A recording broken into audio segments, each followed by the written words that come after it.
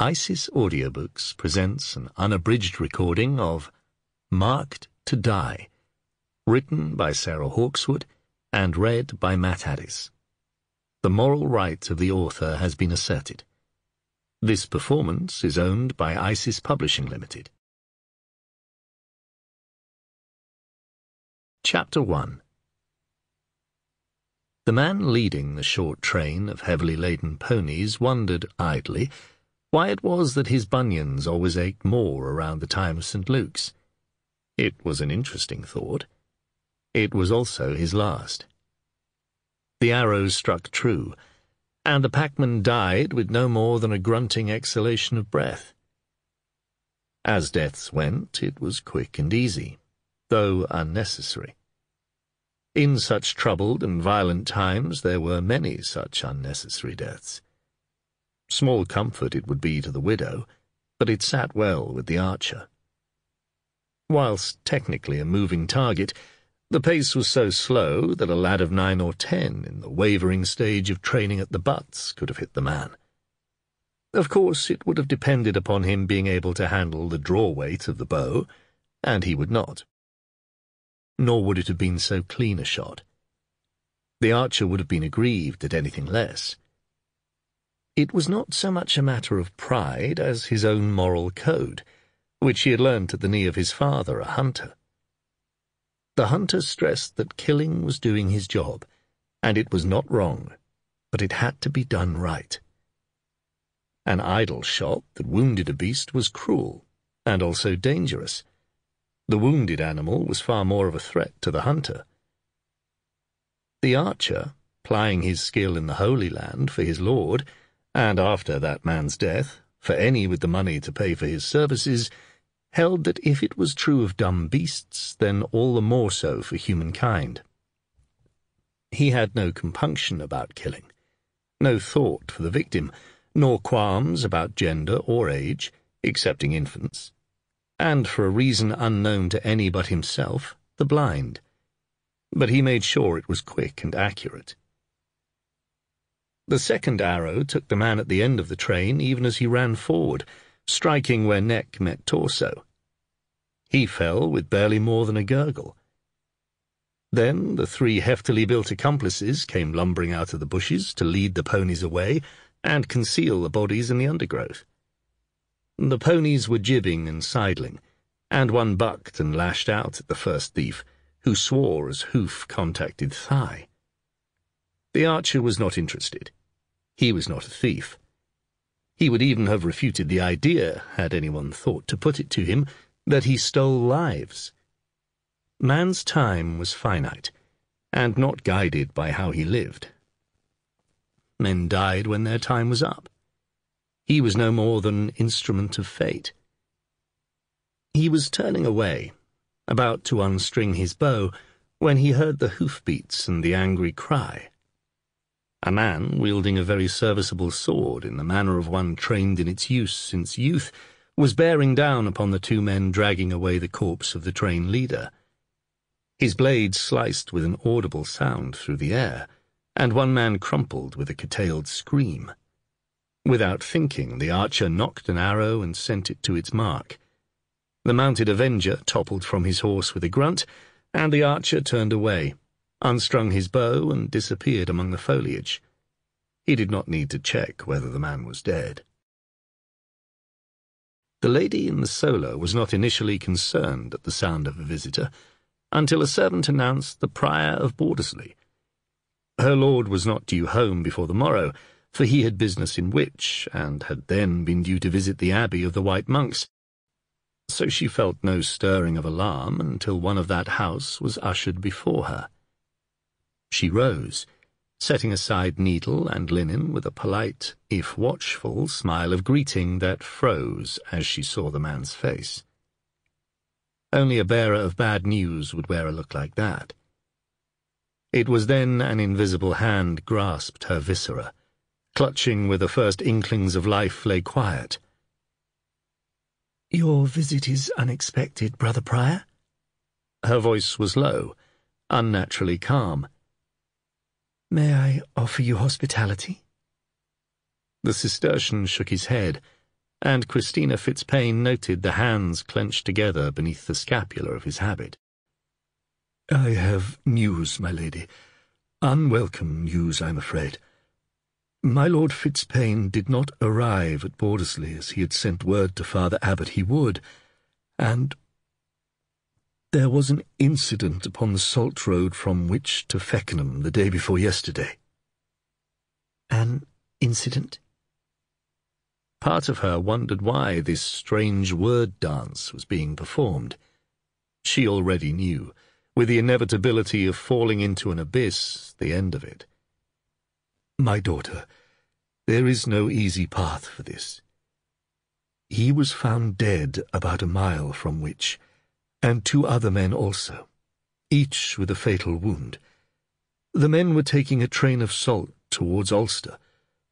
It is thought your lord came across the theft of the salt in progress, and—" "My lord was cudgelled by some peasant thief. It is unbelievable." The denial was almost angry, as if she were trying to convince herself of it and failing. "No, all 3 had fallen to arrows. The bodies were discovered yesterday and taken to Wich, where one of our brothers had been sent upon business of our house. He recognized the body, of course, such a benefactor as the Lord Corbin Fitzpaine has been, and with the Lord's brother, one of our fraternity. He requested that the body return with him to Bordesley, thinking he would be buried in our church, but, forgive him, he forgot you might wish him interred here." Christina's head was spinning with so many jumbled thoughts. How would she contact Robert, Corbin's other brother? Was he even still alive? All she knew was in whose train he rode towards the Holy Land to take service with the Templars. What must she do? She already carried Corbin's child, perhaps his heir. Was it right to call the brother home? How would she see her lord receive justice? Her own feelings did not exist beyond this freezing numbness within her. "My lady, should you sit? You are most pale. It must be a shock indeed, but—" "I'm sorry. No, I need not sit." She tried to be logical. "Yes, he would be glad to lie within the confines of Bordesley, and arrangements shall be made to provide for masses for his soul, of course. Might I return with you to be present for the funeral? I would see him again, once, if that is possible." She paused. "Your journey has taken some hours. You should take a little food before we depart. Please, whilst I make preparations." She went to the door, calling for a servant issuing instructions, working at practical things, avoiding the bottomless pit of darkness that threatened her. And then a thought occurred to her. She turned back to the brother. "What of my lord's horse?"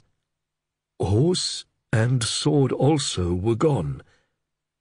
The monk did not think it fair to mention that the body had been found half-stripped. He saw the frown upon the young woman's face, the dark brows almost meeting.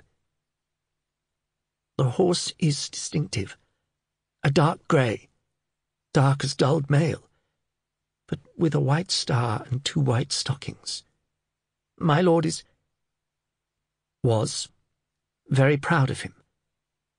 Where the horse is found, and the sword too, will lie the trail to the man whose life is now forfeit." She spoke softly, more to herself than to the monk, but the tone was icy cold and hard as iron, and the prior crossed himself. A little over an hour later, garbed for travel, she led the way down the steps from the upper chamber, and it was then, as the cold October air hit her, that her body let her down and she swayed, tried to steady herself and tumbled the last 6 steps. When she awoke, it was in pain and to the knowledge that there would be no posthumous heir to Corbin Fitzpaine. The archer waited. He preferred to be in position early, and his honed senses told him of the arrival well before the man was in vision. "Stand still, and throw the money into the bushes before you," The man did so, with great care. "Now turn away. There is further work for you." The man spoke as he obeyed. "Half of the sum is in the scrip, half to be delivered afterwards." "Fair enough. When and where?" 2 days hence, on the road through the Lickey Hills, just where the King's Land begins. There will be carts this time, 2 in number, same plan as last time. Should be there a little after noontide, for they are heading for Bordesley." "And I do not have a particular man as my mark?" "You want no survivors?" The archer was matter of fact. "Just as before." "No survivors." "I will be there. And the payment 2 days later, by the dead oak on the track to Inkbarrow, just off the Salt Road." "Yes, agreed." "And you will be there?" The archer wanted that confirmed. "Oh yes, be assured I will." "Well, then good day to you." The man would have echoed the farewell, but was suddenly aware that he was alone. "I'm sorry, my lord. I am merely delivering the message." The messenger shuffled his feet, and wished himself elsewhere. William de Beauchamp, Sheriff of Worcestershire, growled like a bear and looked apoplectic. "Upon the King's highway, and against the brothers of Bordesley, you say?" "And before that, my lord," the messenger delivered the additional bad news in a rush to get it over with, "there was the attack upon the pack train to the monks at Ulster, in which the Lord Corbin Fitzpaine of Cook Hill was also struck down." "What?" If it were possible for the Lord Sheriff to turn an even darker hue, he did so now. "You should have told me this first." The messenger quailed. Watching on the sidelines, Sergeant Catchpoll grimaced. He did not waste any sympathy. William de Beauchamp was not a man to appreciate dithering, and more fool the man who could not see it. The sheriff glanced to the right and caught Catchpoll's expression. The sergeant nodded. He knew where he would be heading. "You say, and before that, worm?" De Beauchamp fixed the messenger with a steely eye. "When was Corbin Fitzpaine killed?" "It would be—" The messenger shifted uncomfortably from one foot to the other. 6 days ago, my lord, though there was no news of the second attack until late yesterday afternoon." "You could come on foot from Wich to Worcester in under 3 hours, even if the place was suddenly lacking in horses," bellowed de Beauchamp. "Why was I not informed of Fitzpaine's death immediately?" "Earl Walkelin's reeve did send a message to the Earl's man in his lord's absence abroad. Perhaps the reeve thought he might—" The messenger's voice trailed off. William de Beauchamp ground his teeth audibly. Robert de Bernay was away from Worcester, but would no doubt find out soon enough and be demanding to know what the sheriff had done about it all. "And did not Fitzpaine's lady think I might be interested?"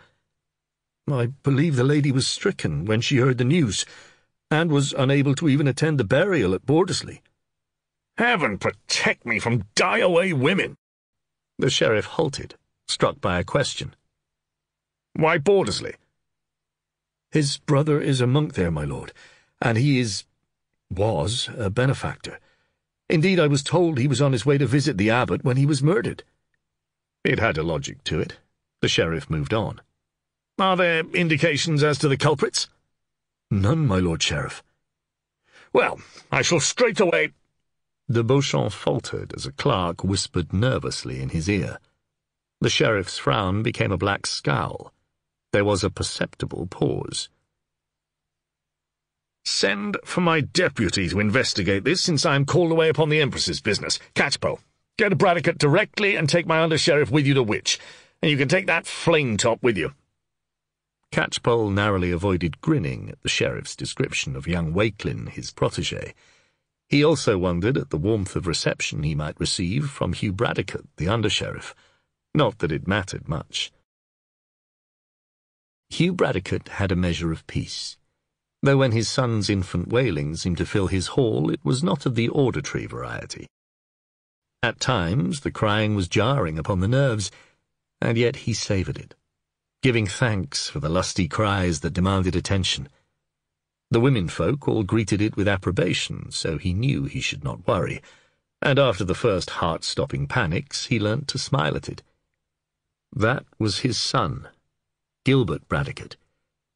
With a twinge he remembered the babe was Ella's son too, all that remained of her. It was odd, he thought, how fast she had faded from his thoughts. Not his memory, but his everyday life. Even alone in their bed he did not think of her. He felt a mixture of relief and guilt, and in the little church prayed for her soul most devoutly. The manor had settled remarkably quickly back into a rhythm, perhaps an easier one without a lady who tended to remember everything at the last minute and in a wild rush. Hugh Bradecote had returned from Worcester for the Michaelmas feast, if not happy, then at least not in the grey nothingness that had at first flooded him and left him barely functioning. He threw himself into the busy autumn tasks upon a manor in preparation for the winter to come, and wanted to achieve as much as possible before he had to return to Worcester upon his feudal duty at All Souls.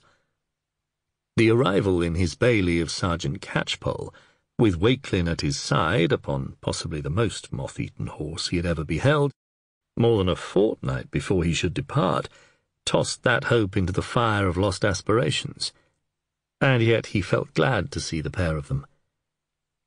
Catchpoll's mount, as if able to mimic its rider's take-it-or-leave-it attitude, ambled in with head low and on a loose rein. Wakelin's horse arrived at a pace as mixed as its coat, which was in the midst of an early winter growth and in shaggy patches. Catchpoll nodded to the under-sheriff and dismounted, swinging his leg over the horse's neck with an ease at odds with his years, unless you heard the muttered oath beneath his breath. Hugh Bradecote did, and pretended not to notice the slight giving of the knees as the sergeant reached the ground. "I take it you are not being social, Sergeant Catchpoll." Bradecote smiled wryly and nodded an acknowledgment to Walkelin. "Not as such, my lord. I leave social calls to mendicant friars and gossipy women. Think of this as more a shrieval request you just can't refuse." The smile was met by the death's-head grin that Bradecote had come to know well. "That is how I think of all requests from my overlord." "Wise, my lord, very wise." Walkelin, understanding now that this must be by way of a near ritual re-establishment of the relationship, silently dismounted and gave his moth-eaten horse a look of loathing. It stared back at him, and he was convinced the feeling was mutual. He made a glancing assessment as he looked round the bailey. Sergeant Catchpoll had been training him to do this over the last weeks, and might well ask him where the pitchfork was leaning, or what he could deduce about the manor from the general environment. He would say, even if he did not know the under-sheriff, that this was a manor run by an attentive steward whose lord liked everything orderly, and no doubt had every barrel of apples and bushel of grain accounted for in the stores. The pitchfork was beside the small door to the right of the stable. The heavens, which had been threatening to open for the full 5 miles of their journey, now gave up any attempt at restraint, and large, heavy drops spattered on the ground and seemed to go straight through the man-at-arms cloak. Bradecote ushered his visitors up the steps and into his hall. The warm wood smoke assailed the nostrils from the central hearth, and Catchpoll went to spread cold and slightly stiff hands before the heat, even though the smoke tendrils caught in his throat and made him cough. From the solar came the sounds of an infant making its presence known. "My son does not ask politely, he demands." Hugh Bradecote grinned, and could not keep the pride out of his voice. Catchpoll would not begrudge it to him. "I hope you intend to teach him to demand in good plain English, my lord." Catchpoll's tone was respectful, but with a teasing edge. "He'll get further in life if he has the English too, like yourself." "Oh, you can be sure he will, since wet nurse and nursemaid understand no other. Most likely it will be a trial teaching him anything else." The yelling reached a new pitch of intensity. He certainly sounds as if he is thriving anyhow, and has learnt not to take no for an answer in any tongue." Catchpoll sounded approving. "The nurse keeps telling me how big he is, and I am trusting her judgment." Bradecote shook his head in mild wonderment. "I never really studied infants before. It's suddenly different when the mite's your own, my lord. I speak as one who had 5, and now—" Catchpoll paused for mental calculation.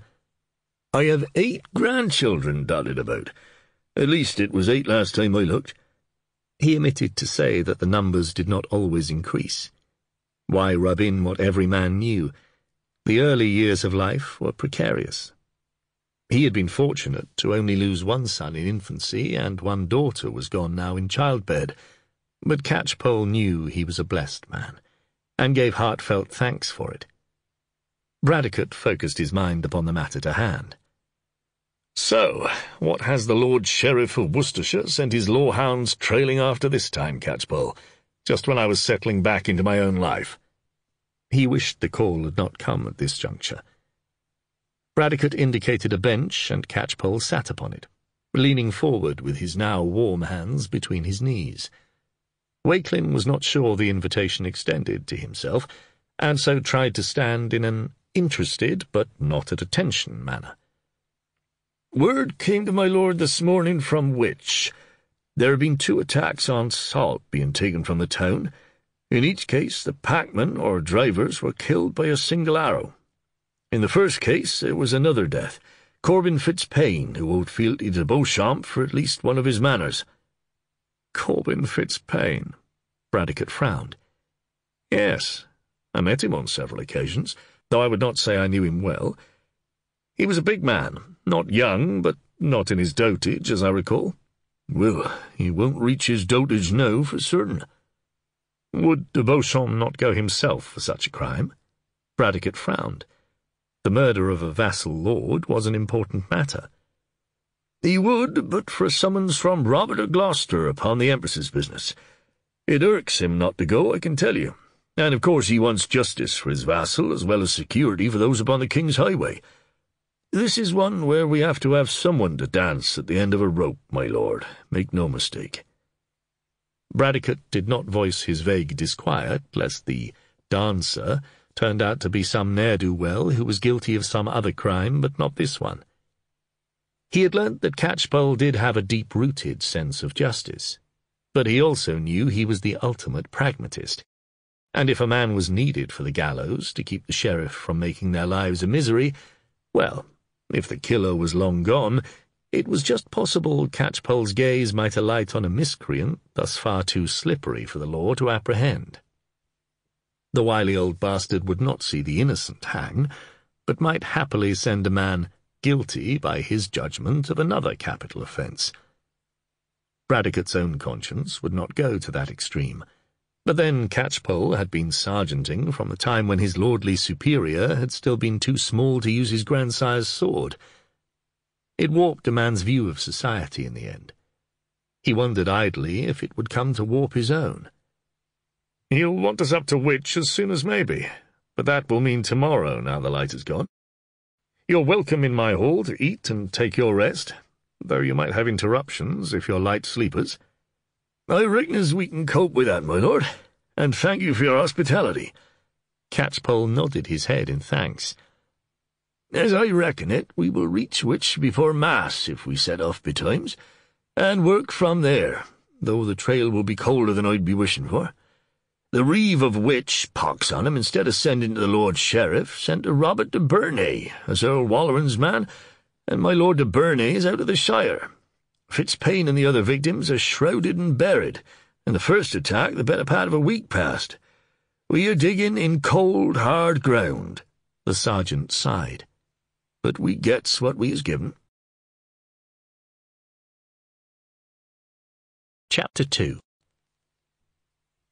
They set off in the first light of an October morning, with a lethargic sun crawling reluctantly between wispy veils of grey cloud. There was little wind to rustle the remaining leaves, brown and gold, crisp and curled of edge, clinging doggedly to grey-barked twigs.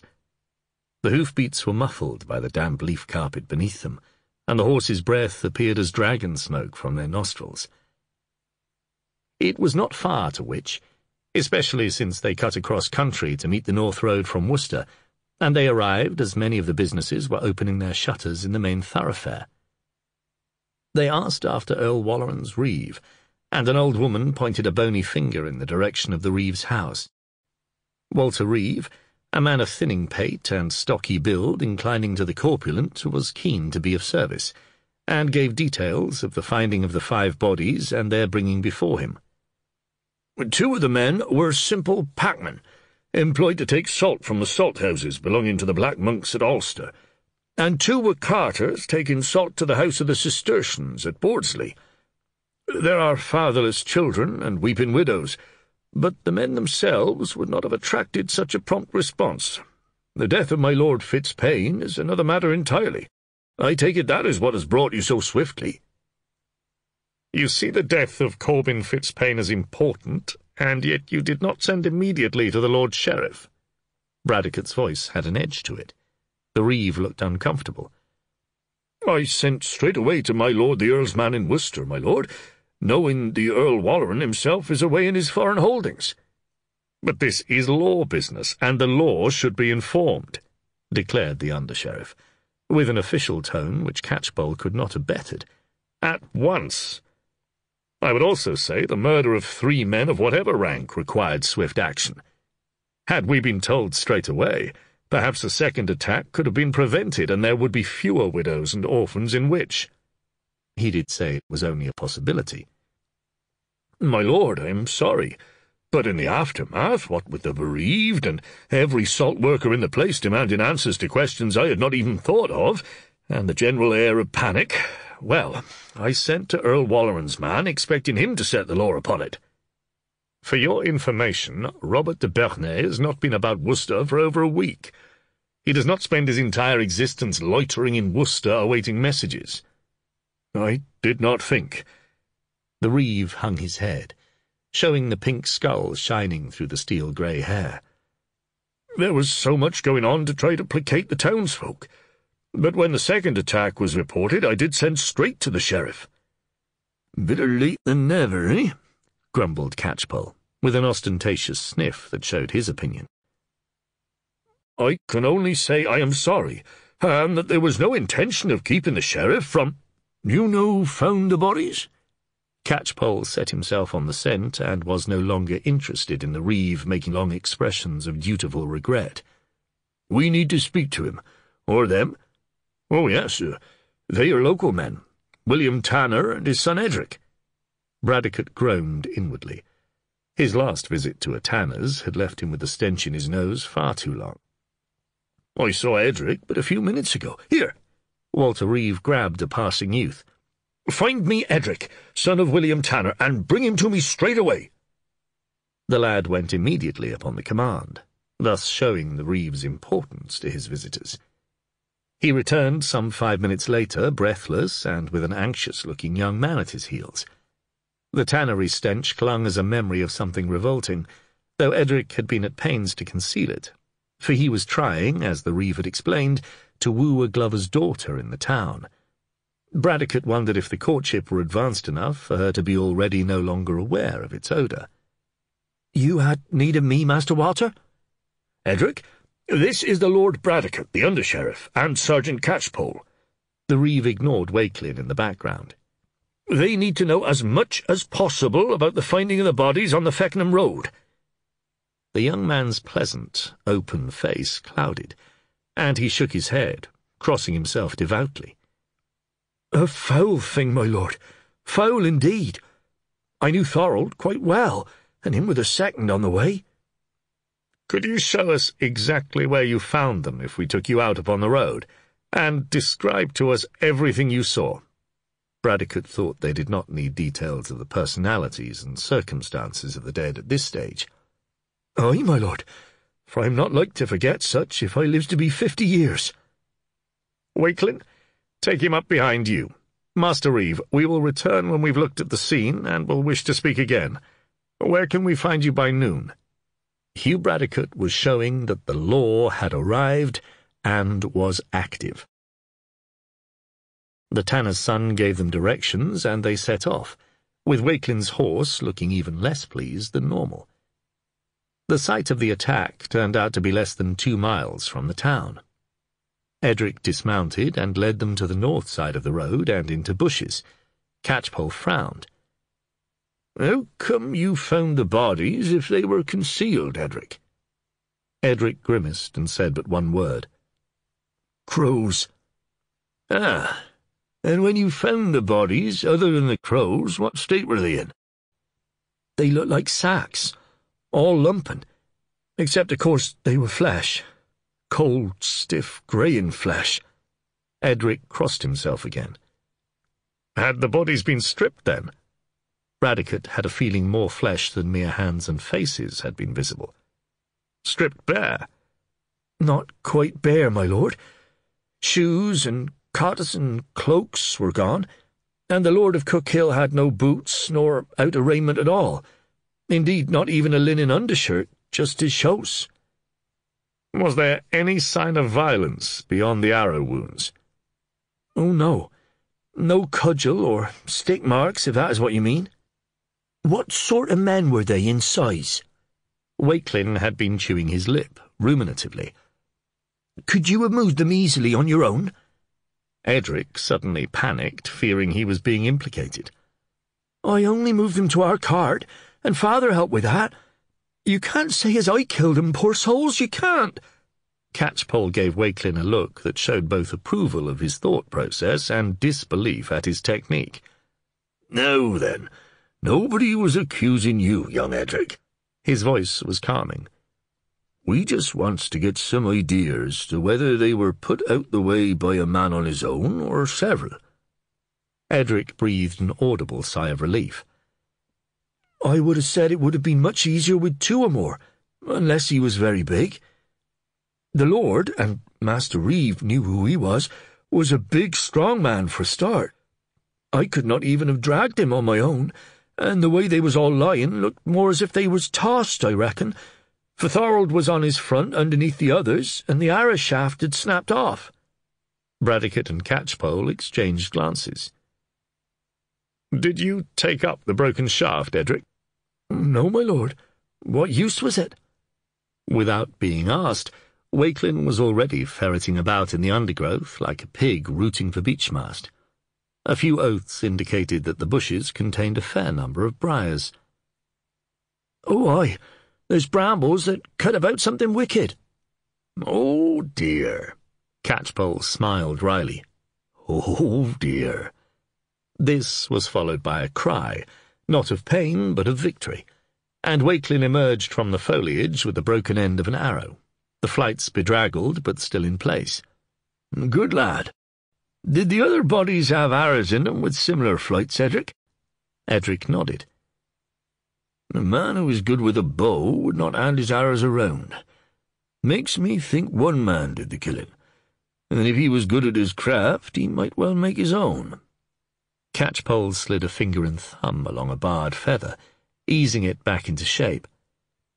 "Can you tell us where the arrows had struck?" "In the body." Edric blinked at them. "Yes, but where, Edric?" asked Bradecote patiently.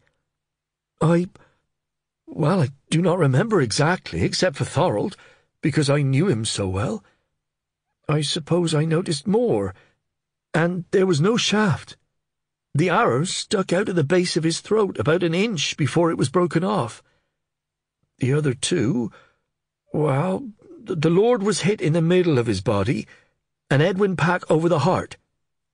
"Lucky shots," murmured Bradecote, frowning. "Not for them, my lord." Edric sounded rather shocked. "Or good ones," Catchpoll muttered, and did one of his thinking faces, at which Edric stared quite openly. "I would dearly like to know where the other victims were struck." "You mean there could be similar wound patterns from the second attack also?" Walkelin nodded, his mind now set upon a course, ploughing a straight furrow. The under-sheriff was thinking on a different tack, wanting confirmation for this one. "Your father, Would he have seen anything more than you did, Edric?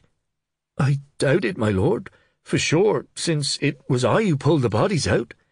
But perhaps— He faltered under the under-sheriff's gaze. I do not know.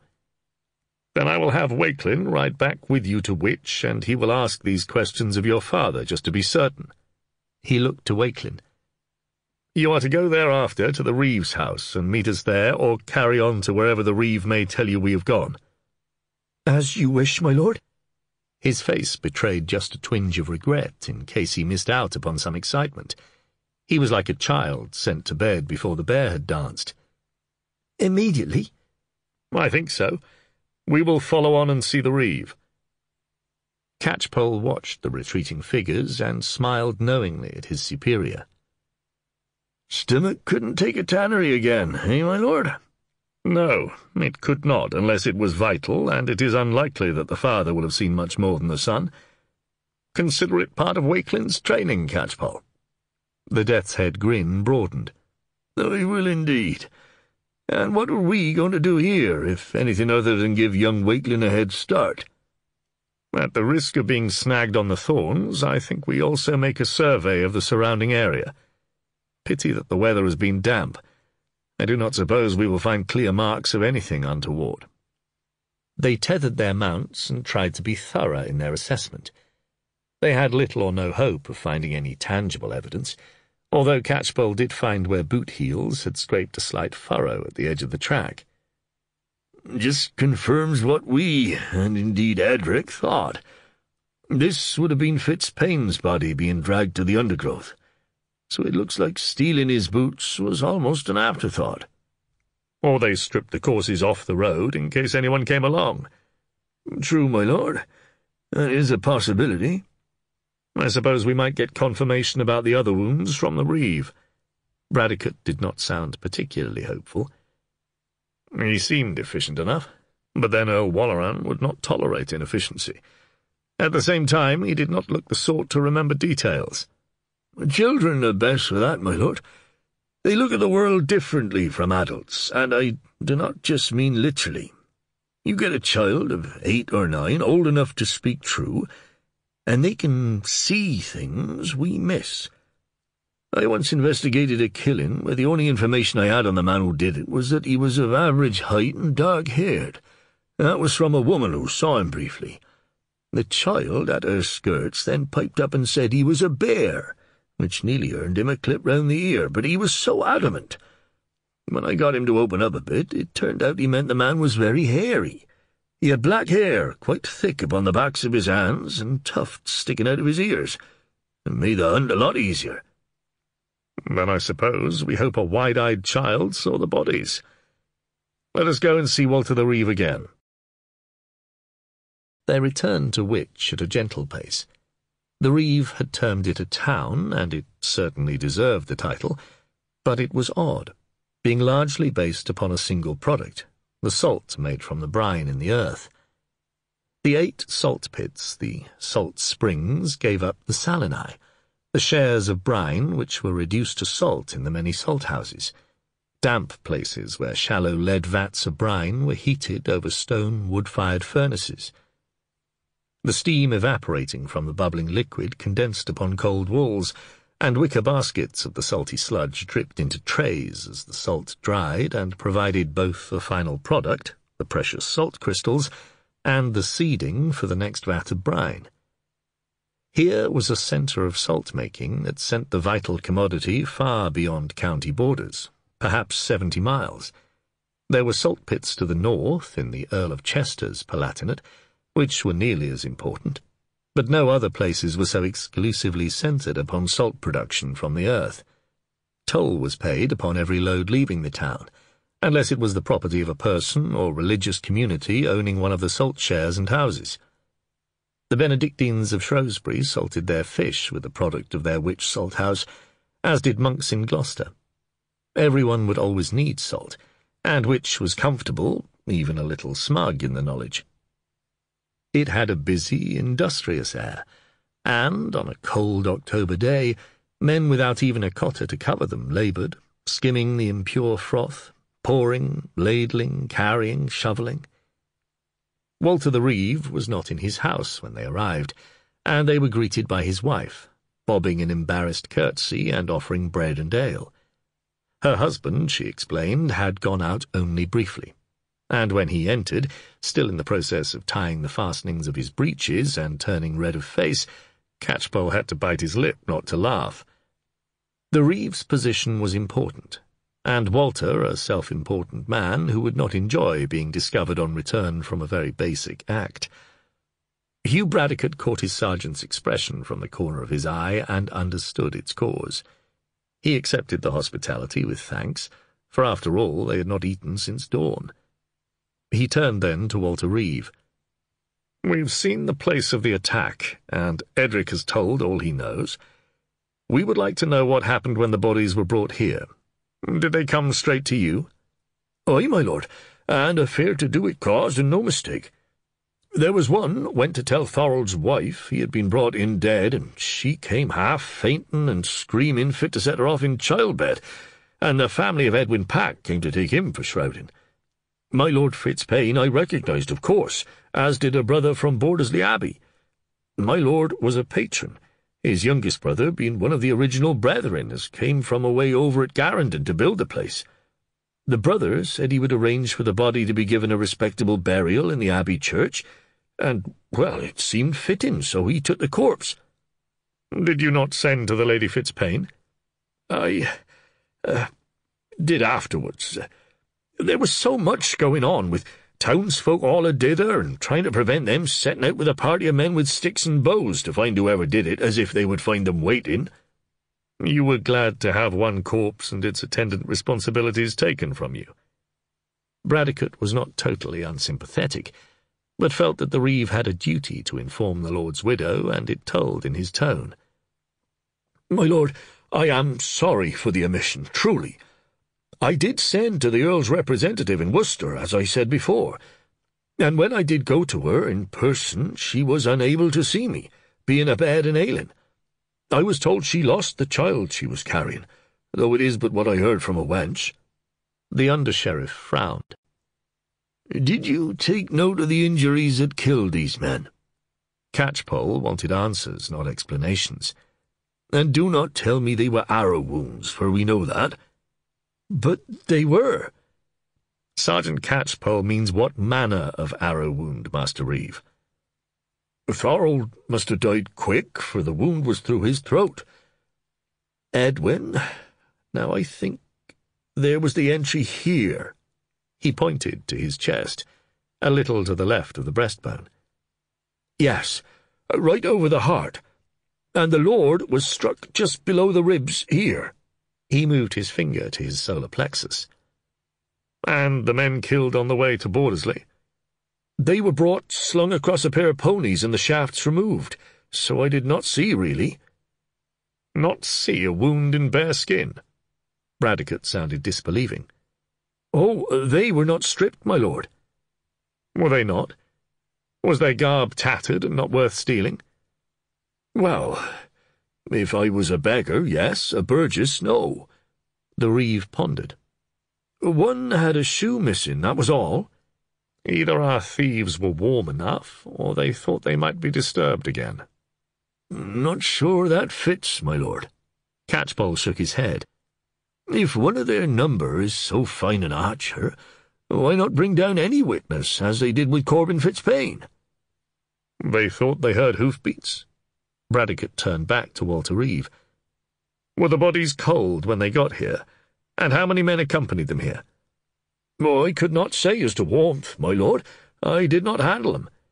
You could ask the brother of Oswin, who took his body for burial, or Father William, who took charge of Anskettle, who had no kin living. And there were 3 men brought them here, travellers from the north. They were directed here from where they found the bodies upon the old road up on the Lickey Hills." "Heading where?" Bradecote pressed further. Catchpoll almost pounced on the words, like a cat by a mouse-hole. "I did not ask. What reason had I to ask?" Catchpoll's look said enough. "Direct us then to the priest and this brother when we've finished eating." The reeve, Thankful that he would be left in peace, almost chivied his wife to refill the tankards of ale accompanying the food, and even pressed ale and a crust upon Walkelin when he appeared, shaking his head silently at Catchpoll in answer to a raised eyebrow. The crust was devoured swiftly. As they left, Catchpoll wondered casually whether Wakelin's mother secretly starved her son. Walkelin grinned. So, there was nothing to be learnt from William Tanner? No, Sergeant, though I did as I have learnt. I asked him the same sort of questions, and he gave the same sort of answers, but not in such a way as I would think he and his son had planned their replies. Good lad. Catchpoll looked almost paternal, and patted Walkelin on the shoulder. We are off now to see the priest who took charge of one of the bodies returned from the Bordsley cart, to see if he recalls the wound, and then on the same task to the other victim's brother. Well, at least a church won't smell foul. I could barely eat afterwards.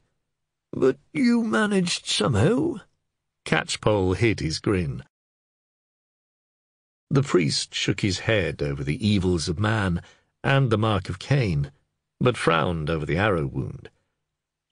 There was not much blood, I can say that, and what there was upon his chest. I did not shroud him. Goodwife Fletcher did that. She cleans the church, and is a godly soul. She knew Anskettle in her youth, I believe. He saw Catchpoll's raised eyebrow and coloured. Not in the biblical sense, no. Her first husband and he worked together in the same salt-house. Shall I call her, my lord? Bradecote nodded, and the priest trotted from his little dwelling to call the widow from her sweeping of the chancel. She returned in his wake, bobbing to the under-sheriff and Catchpoll, and bestowing a motherly, if gap-toothed, smile upon Walkelin. The priest told her what the sheriff's officers needed to know, and her face grew solemn. She crossed herself. Wickedness! Such wickedness! A comely man was Anskettle in his youth, before he took to too much ale, but that was after the flux took his wife, poor man, and her not 19. Never married again, he didn't. But what a way to end, I ask you. Well, we are really asking you, Goodwife Fletcher, about the manner of his end. And from your name you might have a better idea than most about arrows. Bradecote flashed her his best smile, and she simpered and blushed without thinking. But my Godric fletched him, my lord, not killed with him like this man did. The arrow was pulled out, but you could see it had not been a hunting arrow, no barbs. The archer used a bodkin, a man-killer, not for game. I mean, both would do, of course, but the archer carried arrows best suited for taking down a man, not a deer or a pigeon. The wound was a clean hole and to the heart, as I reckon it. She sighed. Leastways it was quick, poor soul. Bradecote thanked her, and the priest also, and they left to find the brother of Oswin, whose name was Azor. Bradecote thoughtfully conducted the interview outside, where mother and sisters were not therefore forced to hear the grim details over again, but it was a short and simple conversation, which corroborated everything they had heard about the skill and intent of the archer. The sheriff's men came away in no doubt that the same man killed all 5 who had been slain. The obvious place to go next was the manor at Cook Hill, and to see the Lady Fitzpaine. They set out along the same road that the ill-fated packman had taken towards Ulster. It was a good road, an old road, straight as so many of those were that the Romans had made long, long ago. They paused again at the sight. All the victims were shot from the front. Pity we could not see if there was an angle, or we might know roughly where the archer concealed himself. And you have to remember, my lord, Catchpoll sniffed, almost as if the memory of the archer's scent might linger, that there were probably several accomplices to help with the bodies and also lead the ponies away. Why, mused Walkelin, half to himself, does a man who could earn a tidy sum with good archery skills, and who has presumably taken down men before, perhaps in battle, take up murder and robbery upon the king's roads? A fair question, that. noted Catchpoll approvingly. Might have committed some other crime and been outlawed for it, but I know of none close by Worcester who were archers by craft. Mind, he could be a stranger to the shire, taking advantage, not being known." Hugh Bradecote stared into the foliage of the bushes, imagining the man who had stood there. If Walkelin is right, and he has seen service, well, a lordless man might turn to crime to eat, and from taking conies and roebuck might be content enough to kill men again if he fell in with thieves.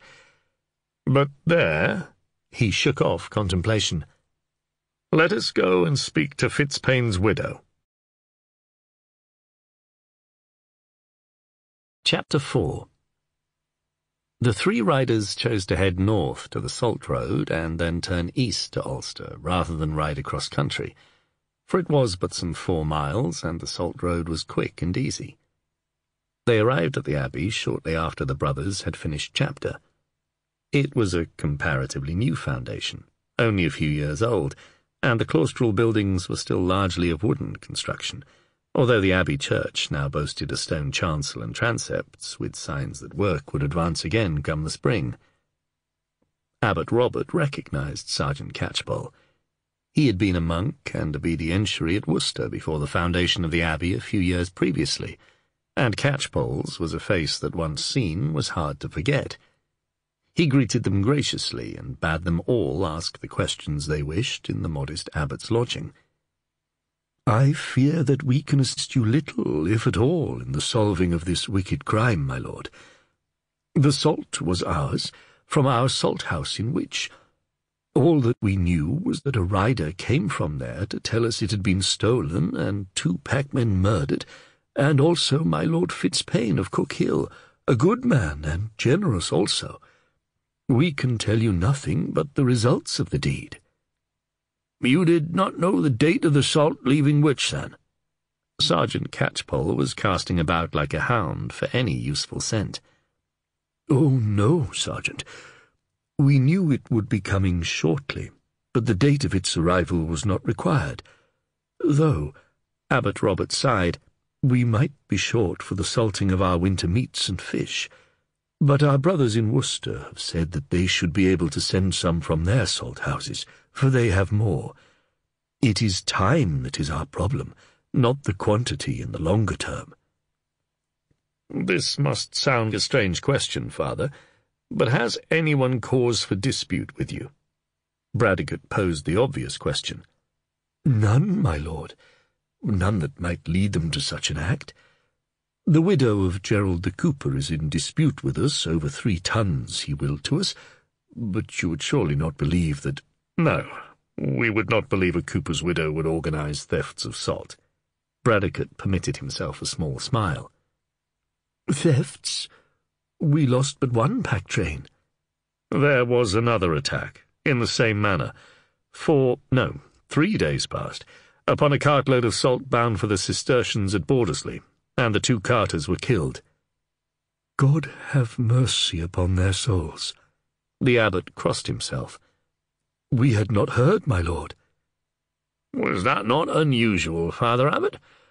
There are not so many miles twixt Wich and here."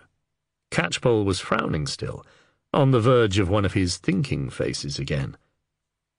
"You would think so, Sergeant, but all our visitors in the guest hall have been travelling towards Wich these last few days, and with so much to be done before the winter sets in, people are busy at home, not travelling. The news would have reached us in time, and all we can do is pray for our brothers in Christ and those killed." Abbot Robert sighed. As one who was in the world, but not of it, he despaired of the wickedness he saw around him. Hugh Bradecote, realizing there was nothing more to be gained from him, made their farewells, and before noon the sheriff's men were heading northeast towards the Cistercian Abbey at Bordesley. The archer rubbed chilled hands together and blew upon them silently. Waiting did not worry him. Waiting was part and parcel of his trade. He tore a hunk off the loaf that he had obtained from an old woman with a heel of hard cheese, in exchange for the hind quarter of a hare he had caught the night before. His needs were simple, and the money that weighed in the scrip he carried meant little beyond the pence it was useful to have for things he could not barter in meat. That the meat was illicitly taken worried him not at all. His attitude to what he might catch in forest and hedgerow was not the same as towards a man's goose or sheep or pig. If he hunted an animal using his own cunning, it was a wild beast. All was fair. Then if he took it, he had the right to it. He had been told to wait beyond Bromsgrove. This time for the cart heading north, he neither knew nor cared where. Only when he heard the slow turning of the wheels did he put his meal away and string his bow, calmly, without any apparent excitement or concern. There were 2 men, taking their pace from the oxen, and they presented no challenge. The first had barely time to exclaim as his companion toppled and followed with a grunting exhalation. The archer turned away and was gone before the 2 thugs employed to take the cart had even taken up the first body. He would meet the thin-faced man who paid him on the road just beyond the eastern end of Alvechurch at dusk. There was plenty of time, but he always liked to be the one waiting. Hugh Bradecote trotted into the enclave at Bordesley with Catchpoll and Walkelin in his wake in the middle of the afternoon, a little after noon. Brother Porter sent a novice to Abbot William and directed a lay brother to show Walkelin to the stables. Bordesley, like Ulster, was a new foundation, yet to show the solidity of stone above ground, excepting for the green sandstone of the abbey church, still scaffolded and with its western end showing a wooden face. The white monks, eschewing grandeur for imposing austerity, were already making money from their flocks and had worked hard upon the marshy Arrow Valley, draining land and diverting the river itself to their needs. There were lay brothers, but every member of the community had had to pull their weight, quite literally, to achieve what they had in so few years. Abbot William met the under-sheriff and sergeant with as much courtesy as Abbot Robert, and with as little thought that he could be of assistance. At Bradecote's interest in Corbin Fitzpayne's interment, he called for Brother Eustace, Corbin's brother, who had sought permission, which was granted, to prepare the body and shroud it. The monk did not look very much as Bradecote remembered the older Fitzpayne, being lanky and with wisps of pale gold hair about his tonsure. "Brother Eustace, the Lord Bradecote wishes to know about your brother's death." "But, Father, I know nothing." "We are interested in what you saw when he was brought here, brother. The position of the wound would help us." Bradecote already had a good idea of that, but it was a starting point. The monk's face paled slightly, but his voice was steady. "The wound was fatal of itself. He had not been beaten that I could see. The arrow projected from just below the breastbone." "You removed the arrow, brother?" "Of course." "What sort of arrow was it?" "Oh, not one a man would choose to hunt game, but a long bodkin, a war arrow. It had struck deep, right into the backbone without even mail to hinder it. I gave thanks that at least my brother did not suffer a long dying. He was a man with faith and did not fear death, but which of us would want to die slowly?" "Indeed. You removed the arrow, and then what?" "I washed and shrouded the body, my lord." "He means, what did you do with the arrow, brother?" Catchpoll tried not to sound peremptory. "Oh, the arrow. I cannot recall. Laid it aside, I suppose." "Might it be where you left it, in the mortuary chapel?" Yes, unless it has been tidied away since." Catchpoll's eyes had lit up. "Well, you take me and show me where, brother." He took the brother by the elbow, and almost propelled him from the chamber. Abbot William permitted himself a half-smile. "Your sergeant is assiduous in his duties, my lord." "He is keen, yes, but that comes from long years in the work." The abbot's face became serious again. "Do you think you will catch whoever did this?" I do not know, but I know we will make every effort. A thought struck Bradecote. Father Abbot, might I also speak with your prior? I believe it was he who took the bad news to the widow, the Lady Fitzpaine. Of course. A small bell was rung, and a novice sent to fetch the prior, who recounted his visit to Cook Hill. The poor lady showed her grief in anger, as some do, promising vengeance upon whoever had killed her lord. She was most bloodthirsty. He sounded slightly shocked, but Bradecote had to repress a smile. Best not tell him she sounded equally bloodthirsty days later. And her fall? Oh, dear, that was terrible. From halfway down the steps she tumbled and was carried unconscious to her chamber, and then she lost the life she was carrying. I did not know, of course, when I told her the bad news, though it had to be faced, whatever her condition. However, I would not have entertained her returning here for the burial, which is what she had planned to do. At this point Catchpoll returned, wreathed in smiles as if he had found a scrip of gold, and with Brother Eustace trailing in his wake. We have it! One arrow, my lord, with the same fletchings as the other, of course. There was muted triumph in his voice. It was not a find that would change their ideas, but it was good corroboration, although Catchpoll would have merely described it as another piece of the pie. Bradecote nodded, and turned back to the abbot. I asked this question of Abbot Robert at Ulster, but I must ask it also of you, Father Abbot. Are there any in dispute with you at this time? The abbot shook his head. None but Hulloin, whose pig drowned in the Arrow, and who blamed us because he said the water flowed the faster after our workings. Bradecote smiled and shook his head, then requested lodgings for the three of them for the night in the guest hall. A barn owl flitted silently along the track, a pale ghost in the gloaming. Reginald, son of Robert, crossed himself. He would not choose to be out alone in the approaching darkness, but this was the assignation to which his lord had sent him, and he was not a man to disobey. The archer was more ghost than living thing, not unlike the owl, and as silent a hunter. Reginald had not seen him since the first meeting in the tavern, and were it not for the fact that every commission were fulfilled and the silver taken, he would not now be certain he had a meeting with a real man at all. His horse, sensing his disquiet, began to fidget nervously. The last dwelling of Alvechurch was well behind him when he heard the disembodied voice call for him to halt. The horse jibbed, and then stood still, ears twitching for danger.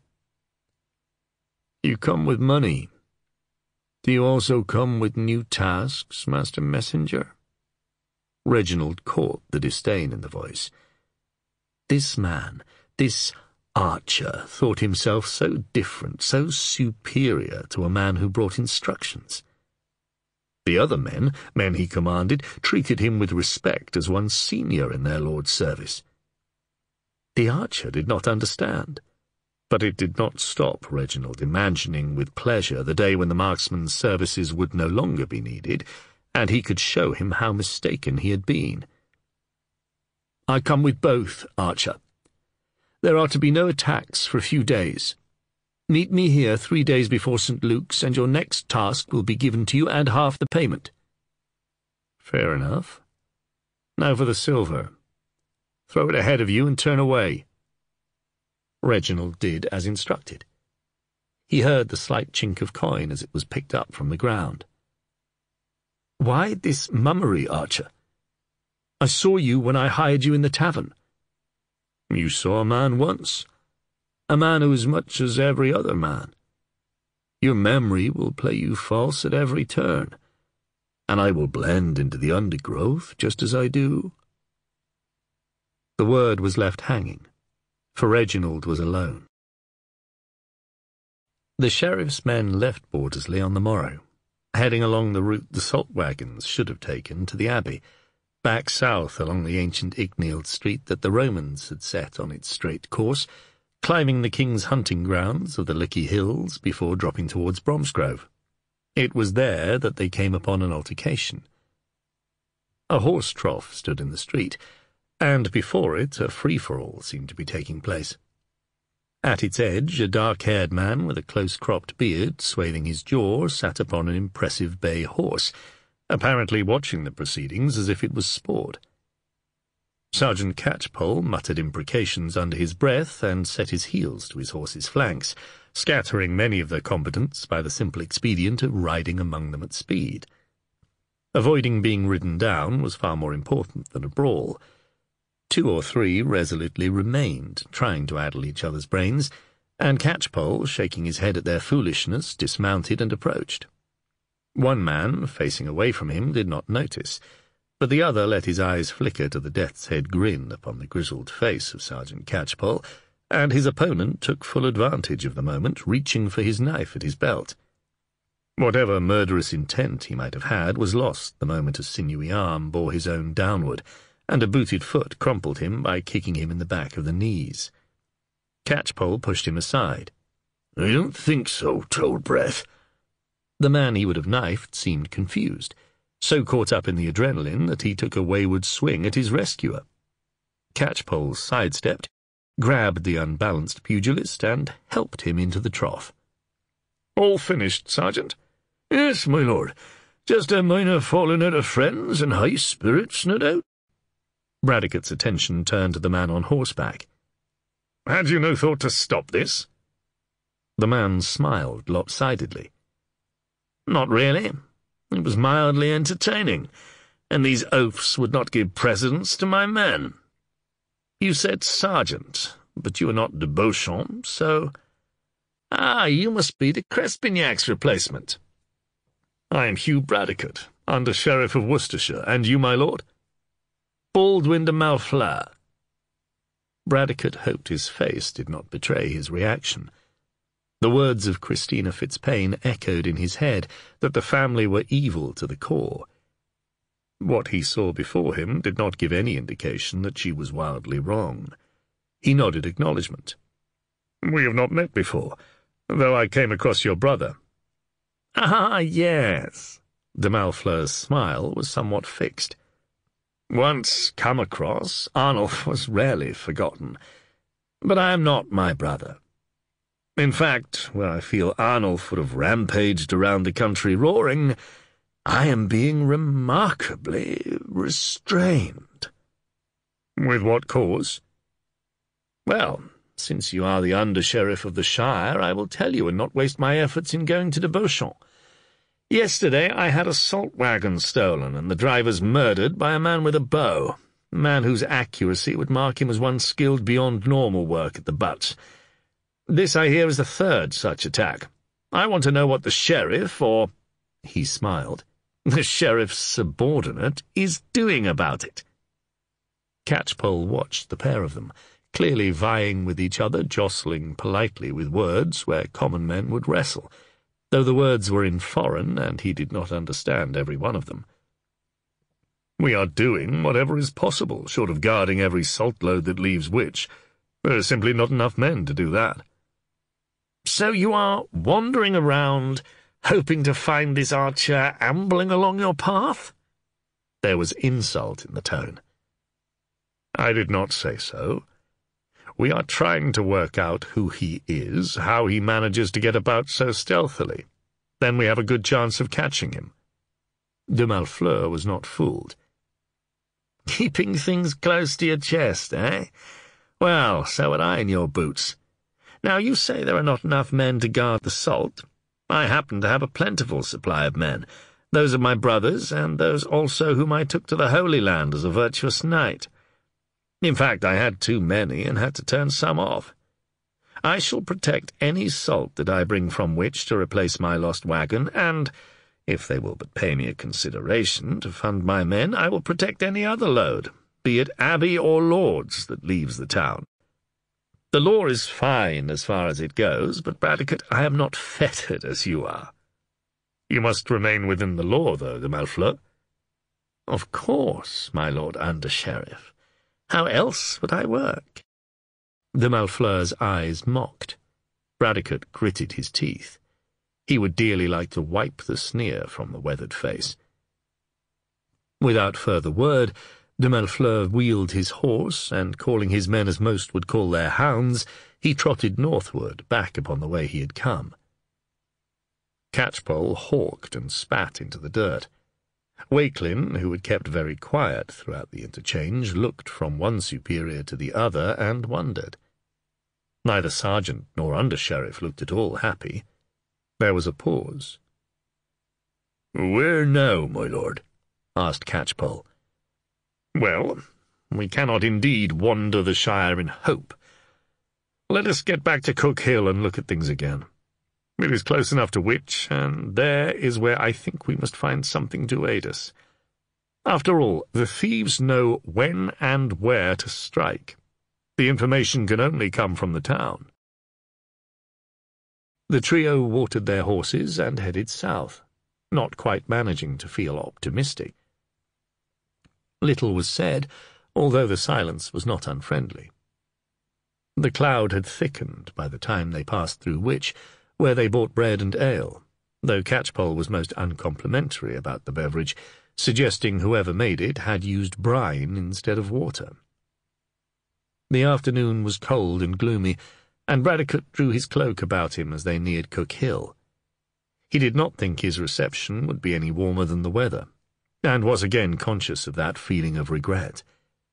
It had been his fault, his clumsiness, and he would have to face her over the evening meal in all her haughty coldness.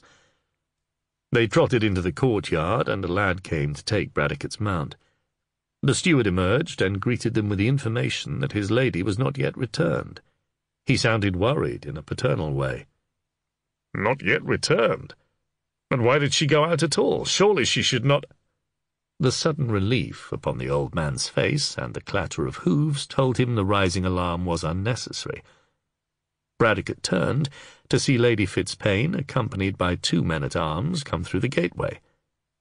Then he frowned, for her face was very white and pinched, ghostly in the fading afternoon light. She brought her horse to a halt, and as she began to dismount a little unsteadily, he was there to lift her down. She would have remonstrated, but her knees buckled as he set her feet to the ground, and his light hold upon her waist tightened. "My lord, I am perfectly able to—" Her voice was thread-like, and Hugh Bradecote had no qualms about asserting his male authority. "No, you are not, foolish woman. What possessed you to take to the saddle, I want to know?"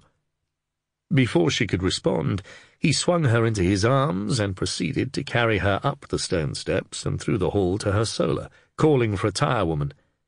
Her mind was full of outrage, but her body was just glad to be passive. In truth, for all that she would remonstrate at his high-handed behaviour, she knew she had undertaken too much too early and for no result. Report had come of a horse that sounded like her lord's being shod at the blacksmith's in Morton, and she had set off on impulse, keen to be doing something positive, but the smith had shaken his head and told her it was a horse he had shod many times before. He could vouch for its ownership. Demoralized and feeling distinctly unwell, she had come home. Her eyes were half closed, but she permitted herself a glance at Bradecote's unsmiling profile. He had a longish nose and a mouth that could look unforgiving, but if he smiled— He drew back a curtain and set her upon the box bed in the corner of the chamber, then commanded the steward, who had followed him, to get candles and to light the brazier, for the lady was clearly cold, and sent a girl to fetch hot wine. Christina Fitzpaine's face remained impassive, but her eyes watched him. "By what right do you take complete control of my hall, my lord?" Her voice was still weak, but there was an edge to it none the less. His reply held anger which surprised her. "By right of still possessing my wits when yours are sadly lacking, lady. What possible cause led you to ride in your condition?" "I do not have to explain my actions to you, my lord under-sheriff, since they do not break the king's laws, and as for my condition, Without warning, and to her own intense annoyance, she choked and burst into tears. Hugh Bradecote stared at her in mute horror. He could do nothing within the bounds of decency. Part of him wanted to hold her, comfort her, and the other wanted her to pull herself together and cease embarrassing him. The arrival of the tirewoman, clucking like a mother hen and almost driving him from the bedside as though shooing pigeons from the peas field, was actually a relief. In the yard, the horses had been taken to the stables, and Walkelin was overseeing them. Sergeant Catchpoll stood, arms folded, leaning against a wall, waiting. Bradecote's face was stormy. "I asked one of the men-at-arms, my lord, about what was going on. He said the lady suddenly called for her horse and had them follow her to the smithy at Morden. She seemed quite agitated, and spoke to the smith for some minutes, but his answers did not please her, for she was silent upon the return journey." To a smithy? But Catchpoll watched the answer to his superior's own question hit him. "Yes, my lord. We had not thought about the Lord Fitzpain's horse. It seems it was quite a distinctive animal, a dark steel grey with white stockings to its off hind and near fore. It seems the Lady Fitzpain has had her men out hunting for information to find out if it has been seen." "And not thinking to help us by telling us of it?" "It seems not, my lord." "Damn the woman!" "Possibly, my lord, but at least we know now. A good animal must have found a home somewhere. Too good not to sell and make money." "But the thief would have to be careful. How many ordinary men would have a fine horse to sell?" "Not many, to be sure. But there are those who would not question it if it was at the right price." Catchpoll chewed his lip ruminatively. "I know a few less fussy sorts would buy a horse on the sly." "You know a very disreputable collection of Worcestershire folk, Catchpoll." The under-sheriff's expression lightened. "I do indeed, my lord." Catchpoll grinned, clearly proud of this fact. "Takes a time to cultivate, but comes in useful." "Well, see what else you can find out about that horse's saddlery, and, yes, whether Fitzpain's sword had any marks to it we could recognize. I doubt the lady will be either in a condition or mood to play hostess, so I expect a very uninteresting evening." They parted, Catchpoll to ale and a pottage with dumplings, and Bradecote to a cheerless repast in a dead man's hall. Chapter 5. Baldwin de Malfleur lounged with his booted feet upon a stool, and a cup of good wine in his hand. He stared into the flames of the brazier, and from a distance it might have been thought that he scowled, but closer scrutiny would have revealed a thin smile. He savoured the wine, and the smile broadened as a thought hit him. "Ah, Arnulf, my oh-so-renowned brother, I may linger in your shadow now, but the day will come when you are just another forgotten harsh lord, and it will be my name that is remembered in this shire, for fate has provided me with an opportunity not to be missed." He laughed. "Just think, a Malfleur famed for his good works, and it will pay my men too. But the jest gets better, brother Arnulf, for by chance a victim of these crimes turns out to be the man who replaced you with the fair Christina. The Christina you described in such fulsome detail when you knew I could not have her. The Christina who told you of that one kiss I stole, so you packed me off to die, as you hoped, in some desert wadi. I wonder if she loved him. I hope she did, for it would make it so much the sweeter." A servant approached diffidently. You never quite knew where you were with Baldwin de Malfleur, especially if the wine had flowed, and it was not just with his tongue that he might lash out. "My lord, the man you sent to Wich has returned. You said you wished to—" Yes, bring him in. I want to know just what is going on among the salt-houses." The man entered, bowing low. "So, What have you discovered for me?" "There is much nervousness, especially among the carters and packmen." "Fool!" de Malfleur snorted. "I did not need to send you there to work that out. When will my salt house have enough to send me another cartload? And are others holding back their salt or risking the flight of an arrow?" "A few are going out, my lord. The monks of Worcester have called upon their tenanted manors for volunteers to provide protection for their pack train, but they alone have enough holdings to do this quickly." "Then my offer of assistance must be made swiftly. Call my scribe. The religious houses can read of what I would do for the church at a modest price. I will send one of my men to the reeve in Wich to pass the information to the salt houses. That will filter quickly enough to those who own them. That will be all. You may go." "Yes, my lord." The man backed out, relieved. The archer, having slept comfortably in a coppice, headed eastwards, crossing the shire border into Warwickshire. He was not so familiar with the country, but had a good sense of direction, and knew roughly where he was heading. The empty days before the next meeting gave him plenty of time for what he wanted to do, what he needed to do. Few people saw him upon his journey, for he stepped aside long before they came into view, and those that did paid scant attention, except for the child who saw the darkly hooded man with the bow, and thereafter woke with nightmares. It was perhaps 20 miles from Bromsgrove to the Priory of St. Leonard's at Wroxall. The bells in the church tower, where the stonework was still new and unweathered, guided him the last mile as they rang for vespers. He arrived as any other traveller, was greeted as such by the sister in charge of the small hall reserved for guests, and bidden eat and then attend Compline. At heart he would have liked to have done what was needed and left without fuss, but only by speech could he convey what must be known. He watched the prioress lead the sisters to their places in the choir.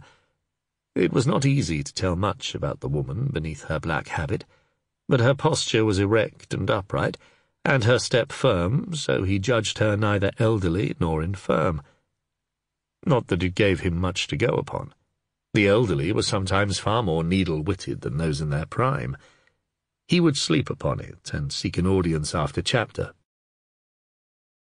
The sister hospitaller was surprised to be asked by the quiet man for an interview with the mother prioress, but saw nothing about him to concern her. He explained the bow, which never left his side. He was, he said, a man-at-arms returned from the Holy Land, and had a request to pass on. He was ushered into the little chamber in which Prioress Erneberger received guests. She sat very upright, her face perfectly serene, and inclined her head at the archer's respectful obeisance. "Sister Felicia tells me you have a message for this house." "A message? No, Reverend Mother. But the fulfillment of a wish, yes. This Priory of St. Leonard's was founded by one Hugh of these parts, yes?" The nun nodded. "Does he live still?" The archer needed to know.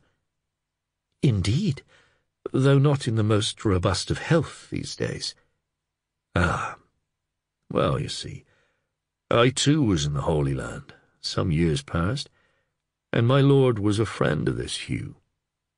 He was grieved at his friend's capture and delighted at his freeing, though in such poor health, but did not see him again. He was killed some 4 years back. My lord was a good man, a fair man. I respected him, and for my skill he respected me. He said as there was no better archer in the Christian armies." The archer chuckled. "Never said how I compared to the Saracen archers with their funny recurved bows, though, God rest him." The nun frowned slightly, puzzled as to where this story was leading. The archer shook his head and continued. "My lord was a godly man, and I know as how his sins are forgiven him for his deeds upon crusade. But he was never sure of it, I think. He trusted me to bring home certain moneys he had. His squire was dead, and he knew I would not steal another's coin. Being a lordless man, I took employment where I could, with whom I could, in the trade to which I was trained. I made my way home slowly, and over the course of time the coin was exchanged until what I have here is English silver. But it is for this house of nuns, as founded by his friend, and for the safety of his soul, for which he would have you pray. So I would have you remember in your prayers my Lord Ivo of Clant, of the Knights Hospitaller. I added a little of my own, Reverend Mother, that you might also pray for the soul of Godwin the Hunter, my father. He took the scrip, weighed with silver, and set it upon the table between them. It made a hefty clunking noise as he let it go. The prioress blinked. She had certainly not been expecting such a gift. Her astonished expression pleased the archer. It would put any awkward questions from her mind. Much good could be done with this, both for the fabric of this house and so that we can provide for those who come to us in direst need. God bless you for your diligence in fulfilling this task, and be assured that we will add both souls to our daily orisons. She did not say that it surprised her that a man of so humble origins, as she judged, would cross Europe and bring home a bag of silver at his lord's bequest, when none might have known, excepting God, for sure, if he used it for his own ends and comfort. The archer bowed his head, as much to hide his reddened cheeks as in acknowledgment of the blessing. Then he rose, made his obeisance, and withdrew. Before he left the enclave, however, he went into the church and prayed for the forgiveness of a lie that he wished had been truth. It was not far to the manor house, but the archer took his time, uncertain as to how he would get to speak with the Lord himself. He could claim to be bringing a message, perhaps, but he thought the nuns had taken falsehood for truth very easily. At the gates he hesitated, took a deep breath, and entered to ask for the Lord Hugh. The man-at-arms raised a sceptical brow, but disappeared within the hall. When he emerged, he was not followed by an ailing man of advancing years, but a young man in his 20s, with all the arrogance of a cock on a dunghill, thought the archer, smiling to himself. He schooled his features into respectful deference as the young man drew close. "You wished for speech with me?" The voice was proud, but the archer had heard enough lordlings in his time to hear that this was a man trying hard to demand respect rather than earn it. "My lord, I requested the chance to speak with the Lord Hugh, who served in the Holy Land." "Well, my father is in poor health, and I run the manor in his stead. I am Richard Noyes. Any business may be discussed with me." "Forgive me, my lord, but it is not manor business. I wish to speak to him of the past. I served with your father in the service of his friend Ivo of Clant, whose archer I was. I would speak of my lord, now dead." The young man's eyes narrowed. He assessed the man before him. He was certainly an archer from physique when one looked carefully.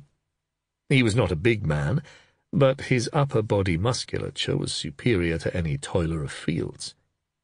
He wondered, and then a slow smile spread across his face. "Archer, you say?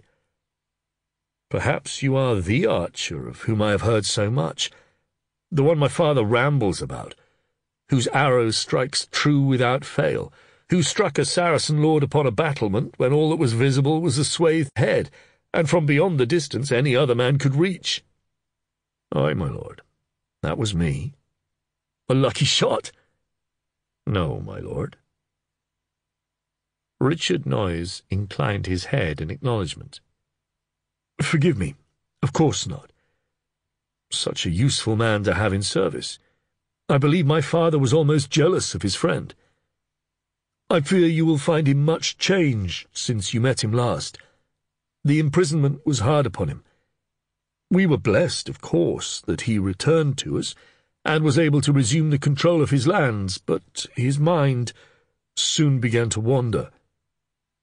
The archer had the feeling that this wandering was just what an ambitious youth who had tasted power might like, and that his regret was far from heartfelt. In fact, there was little of the sire's open honesty and goodwill as he remembered it that he could see in the son. "Yet, if it is possible, my lord, I would wish to try and talk with him." "Very well. My mother is in attendance upon my sister at her confinement, so you will find him alone. He may recall your lord, I do not know." The lordling led the archer to the solar, where a man sat gazing into space. The archer was shocked. The man he remembered was full of life and good humour. This was a husk of humanity, the skin weathered and lined, but sallow, the eyes vague. "Father, I bring you a visitor, a man who knew you in the Holy Land." Richard Noyes spoke slowly and loudly. Perhaps, thought the archer, his father was also deaf. There was no sign of response, and the son came to kneel before his father's chair. It seemed a gesture of respect until he reached out his arms and shook the older man, who blinked as if woken from slumber. The introduction was repeated, and then the lordling got from his knees, brushed them, and turned to the archer as he left. "Say what you're come to say, and then leave him to his nothings." There was no love in the tone, merely boredom. The archer went on his knee before the man who had been his lord's closest friend. "My Lord Hugh, I am Ivo of Clent's archer. Do you recall me? We were in the Holy Land together." The huddled man stared at him uncomprehendingly, and the archer sighed. But then it was as if a candle had been lit within, and he smiled. "Ivo's archer, yes. You took down El Misra upon his own battlements. I saw it done." The voice was dreamy. "You did, my lord." "And Ivo?" "Ivo of Clent died 4 years ago, my lord." "He is dead." "And buried. I saw it done." The archer's expression and tone grew hard. The old lord frowned. "He fell in battle, yes?" "In battle indeed, my lord. But the hand that slew him was not Saracen." The frown deepened. "Trial by combat? It does not sound like the Ivo I knew." "Not trial by combat. The man who killed him was supposed to be fighting by his side, but slew him." "And lives still?" "No, my lord. He died. I would have given my lord justice, but I was wounded and then fevered. When I had my senses, he was gone. Then I heard his ship was lost." "Justice is for the Lord. And justice was done, archer." "Perhaps so, my lord. I have made my way home. I have brought coin to the nuns at Wroxall, for my lord heard you had returned and fulfilled a vow. They will pray for his soul. It is what he would wish." "I will pray for him also, and I think perhaps for you too, archer." There was an understanding. The shell of a man that sat in his hall and did not know where he was saw far too deep into the archer for his comfort. "I thank you for them, my lord. From us both." He took the pale hand, kissed it in submission, and rose. A few minutes later, Richard Noyes returned to the hall. His father sat as before, his hands upon his knees, staring at nothing. "Were you glad to see him again, father?" The old lord turned. "See whom?" The son smiled. "Oh, nobody of import, father, and of no use to you." Hugh Bradecote woke slowly, hearing the sounds of morning labour. A serving girl was carrying a pitcher to the solar in the half-light. He lay still, mustering his thoughts, which were jumbled. He had been dreaming. He could not say for certain what, except that she had been in them, and the she was not the serving wench. He wondered how she did today, and then the memory of her deception, or at best her determination not to aid his investigation, drove any soft thoughts from him. When she appeared a short time later, he looked at her coolly. For her part, she felt unsettled. They had parted yesterday at odds, which she regretted. She had been weak and tearful, which she despised. He had taken control without either right or permission, which angered her. And for all that, she too had dreamt. For the first time in her life, there had been a man in her dreams without it being a nightmare. That of itself had stunned her. She could not say all that had happened, for dreams followed no logic, but he had been there, and his presence had been protective, that much she remembered. "I give you good morning, my lord." She tried to sound cheerful. "Do you, my lady? Is that something you think that you can give without revealing anything of use to the law?" She winced at the cutting tone, and faltered, her cheeks growing pink. "My lord?" "Oh, please, lady, do not come the innocent. I asked you to let me know anything that might assist me to find out who murdered your husband, and you kept from me that his horse was distinctive and likely to be important in our hunting down men who have killed 6 thus far, and will probably kill again." "You are displeased, but—" "Displeased?" Bradecote sounded incredulous. "You think displeasure covers this?" "My lord, I have a duty—" "As have I, and I do not intend to allow you to get in the way. You seek justice for one death. I do so for many, and within the law." She looked away. "I'm sorry." He thought she would dab at her eyes. It was a common female recourse. "And do not think that tears will distract me." At that she spun round. "Tears, my lord. For yesterday I apologize. I was shamed by my weakness." He registered surprise at her words, his eyebrows rising. "I mean it, my lord." It was at this point that Sergeant Catchpoll entered, instantly aware that he had arrived in the middle of an argument. He wondered what made this pair strike sparks from each other. He nodded to the lady, his face inscrutable. "Good morning, my lady. I was wishing to have speech with my Lord Bradecote." "Oh, to be sure I shall not interrupt the law, Sergeant," she threw at him, "but will rather take refuge in my solar, where my presence in mine own home might not offend." With which she flounced from the hall. Bradecote exchanged looks with Catchpoll. "Do not ask me what it is with women, Catchpoll. They are unfathomable." "Well, once you accept the fact, my lord, it is easier to bear. Mind you, that one seems especially unpredictable. Got spirit, if you see what I mean." Well, spirit, yes, but as dangerous as an untamed horse. Catchpoll could not repress the lascivious grin and lewd reply. "Well, a horse is always tamed once it is used to being mounted, my lord." Bradecote laughed, and rubbed his unshaven chin, thus concealing the faint colour to his cheek. Trust Catchpoll to have the earthy answer. "I do not suppose you came to give me the benefit of that gem of advice, you old dog." "No, my lord. We have a little more on just how much effort the lady has been putting into finding that horse, so. She has had men out to Worcester and as far east as Stratford, since before we came. And Fitzpain's sword, well, according to his men, it was just a good, well-balanced weapon, with nothing fancy to it." "The scabbard?" "Nothing was mentioned, which you would expect if it was very ornate, but then some men take things as set, and asking about the sword, well, they might just think of the blade. I can ask again." "No.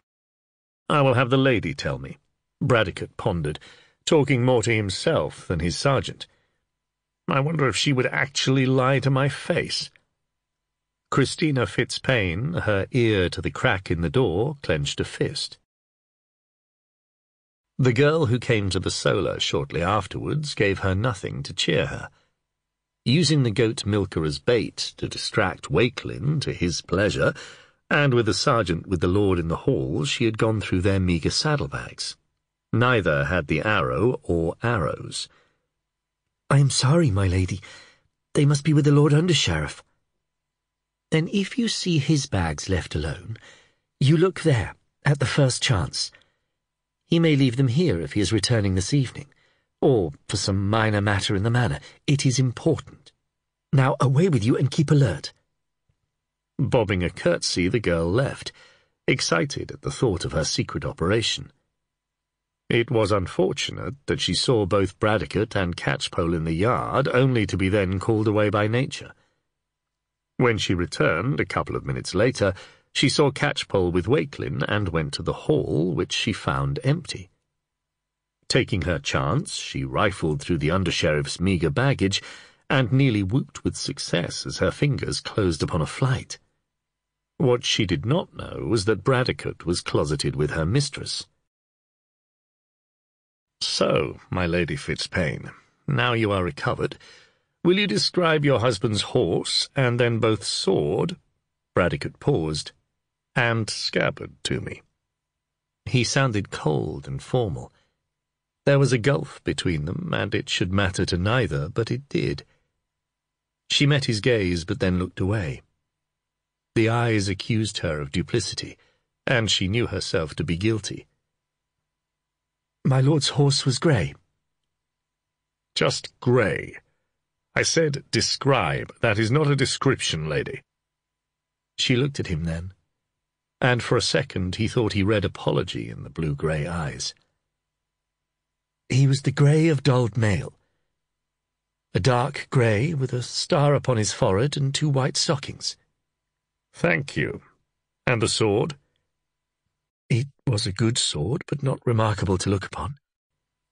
My lord said a sword was not an item of jewellery to flaunt for show, and he was right. It is a thing with which to kill, not to impress." "Indeed. So the sword would not have anything to mark it. What of the scabbard?" "Unadorned. But there was an old wound to it, a slicing of the leather near the hanging, like a scar in the hide. That would be recognizable as very likely his, although another might just have such a mark." She had told him true. It rested more easily with her, and since he probably knew about the horse already, there was no advantage to a lie. As for the scabbard, well, she doubted staring at the sword of every man who wore one would discover it. Her hopes lay with the arrow and seeking the advice of the local Fletchers. The door opened. The maid entered, keen to impart her success. Bradecote had his back to the door, but was sure to turn, and the girl had the fruits of her search in her hand. Christina panicked, and did the only thing she could think of to distract him. She suddenly threw her arms around his neck. "I am sorry I was less than truthful to you." Her mouth touched his. It was a ploy, but as his arm tightened instinctively about her, it ceased to be so. She trembled, her mind flooded by conflicting thoughts. She had never offered herself in such a way, had always tolerated what she could not avoid as her duty, but this had an exhilaration to it, and for all its falsehood it had more honesty than any kiss she had ever experienced. It was a brazen, shameless thing, but she was not the passive victim, and it felt good. Hugh Bradecote did not think at all for a moment. He was taken completely by surprise, and his response was totally natural. She was beautiful. She stirred his desire which had had no outlet for so long. As Ella's pregnancy had progressed, relations had ceased, with her being nervous and he unwilling to upset her in her condition. Then she was no longer there, and he had not thought of a woman in months, until he had seen Corbin Fitzpaine's widow. She was pressed to him, warm and soft and feminine. It was hardly surprising that all the repressed longings surfaced. Then thought, cold and logical, filtered through to his brain. Had he considered her behaviour true, he would have been shocked at its forwardness, but somehow he knew it was not. He swung her round, hearing the door close, but though he knew he should go immediately to see who had tried to enter, her fingers were at the nape of his neck, and she was so yielding it was impossible not to linger for a few precious seconds. He pulled away, reluctantly, and strode to the door, leaving her standing in the middle of the floor, breathing fast and with a look of surprise as great as his upon her face. The hall was empty. Bradecote tried to muster his thoughts. He did not know for whom he was searching, but she had clearly had a reason for him not to turn to the door. Out of the corner of his eye he saw his bags, not quite as he left them. His mouth drew into a hard, thin line. He knew before he checked what must have happened. He felt angry, cheated.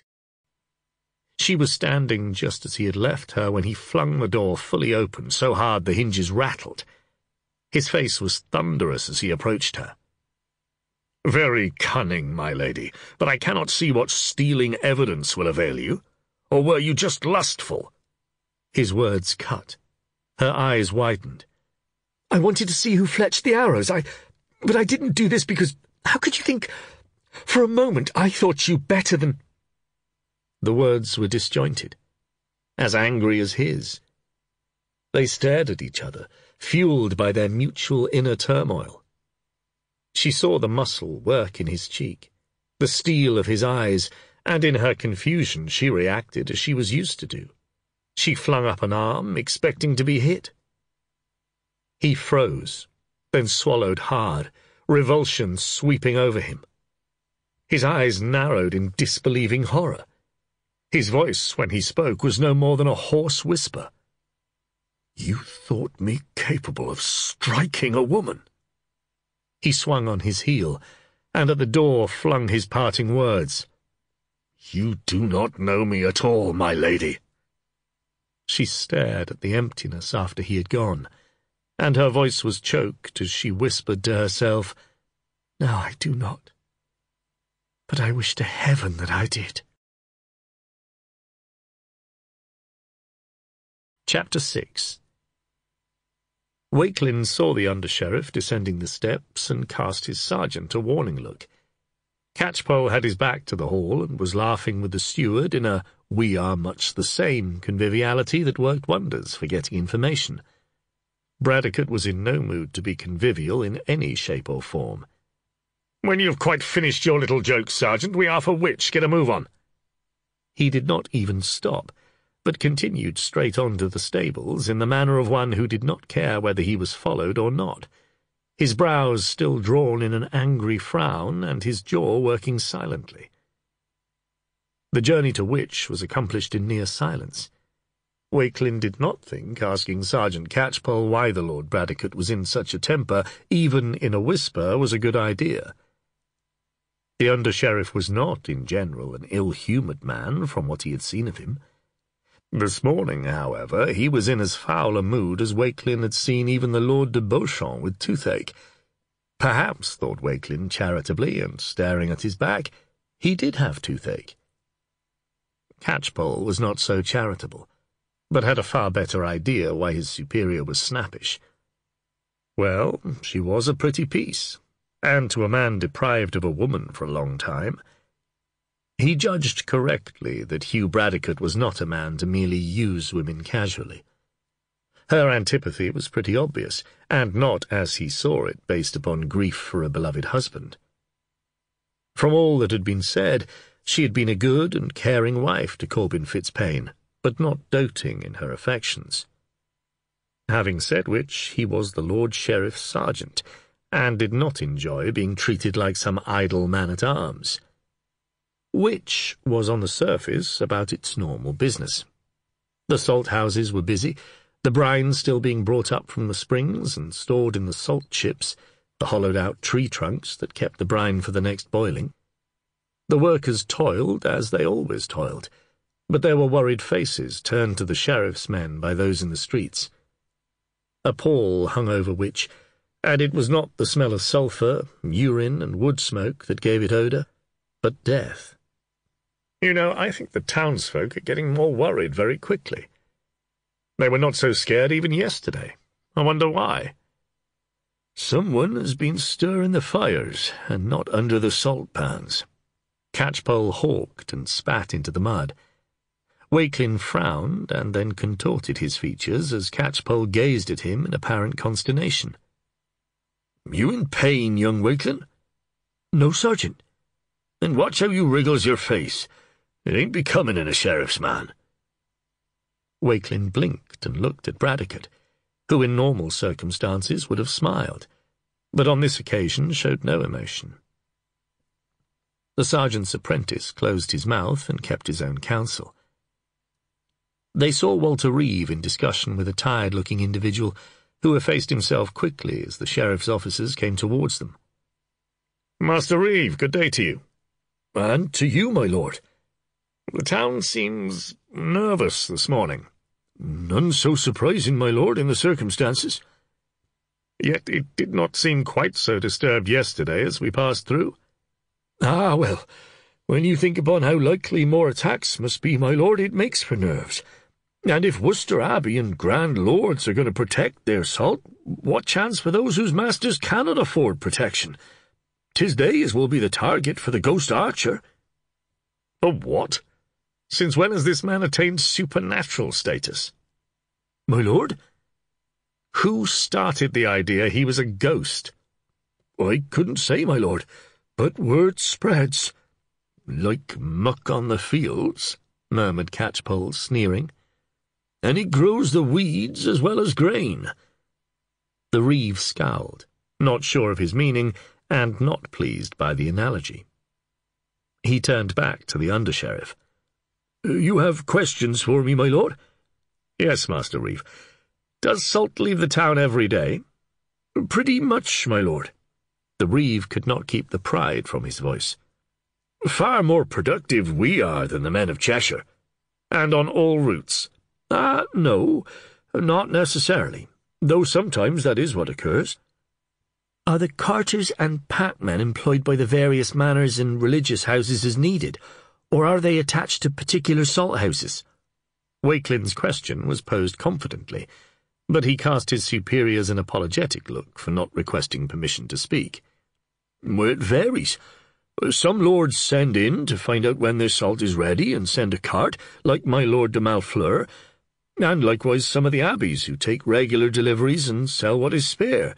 They may retain men, but most hire the men of Wich."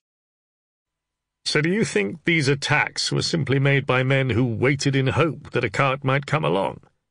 Bradecote pressed home the follow-up. The reeve thought hard, as did Walkelin, who opened his mouth to speak but only emitted a sharp yelp as Sergeant Catchpoll trod on his foot. "Mayhap they did, my lord." He sounded keen to give the answer that the sheriff's men wanted.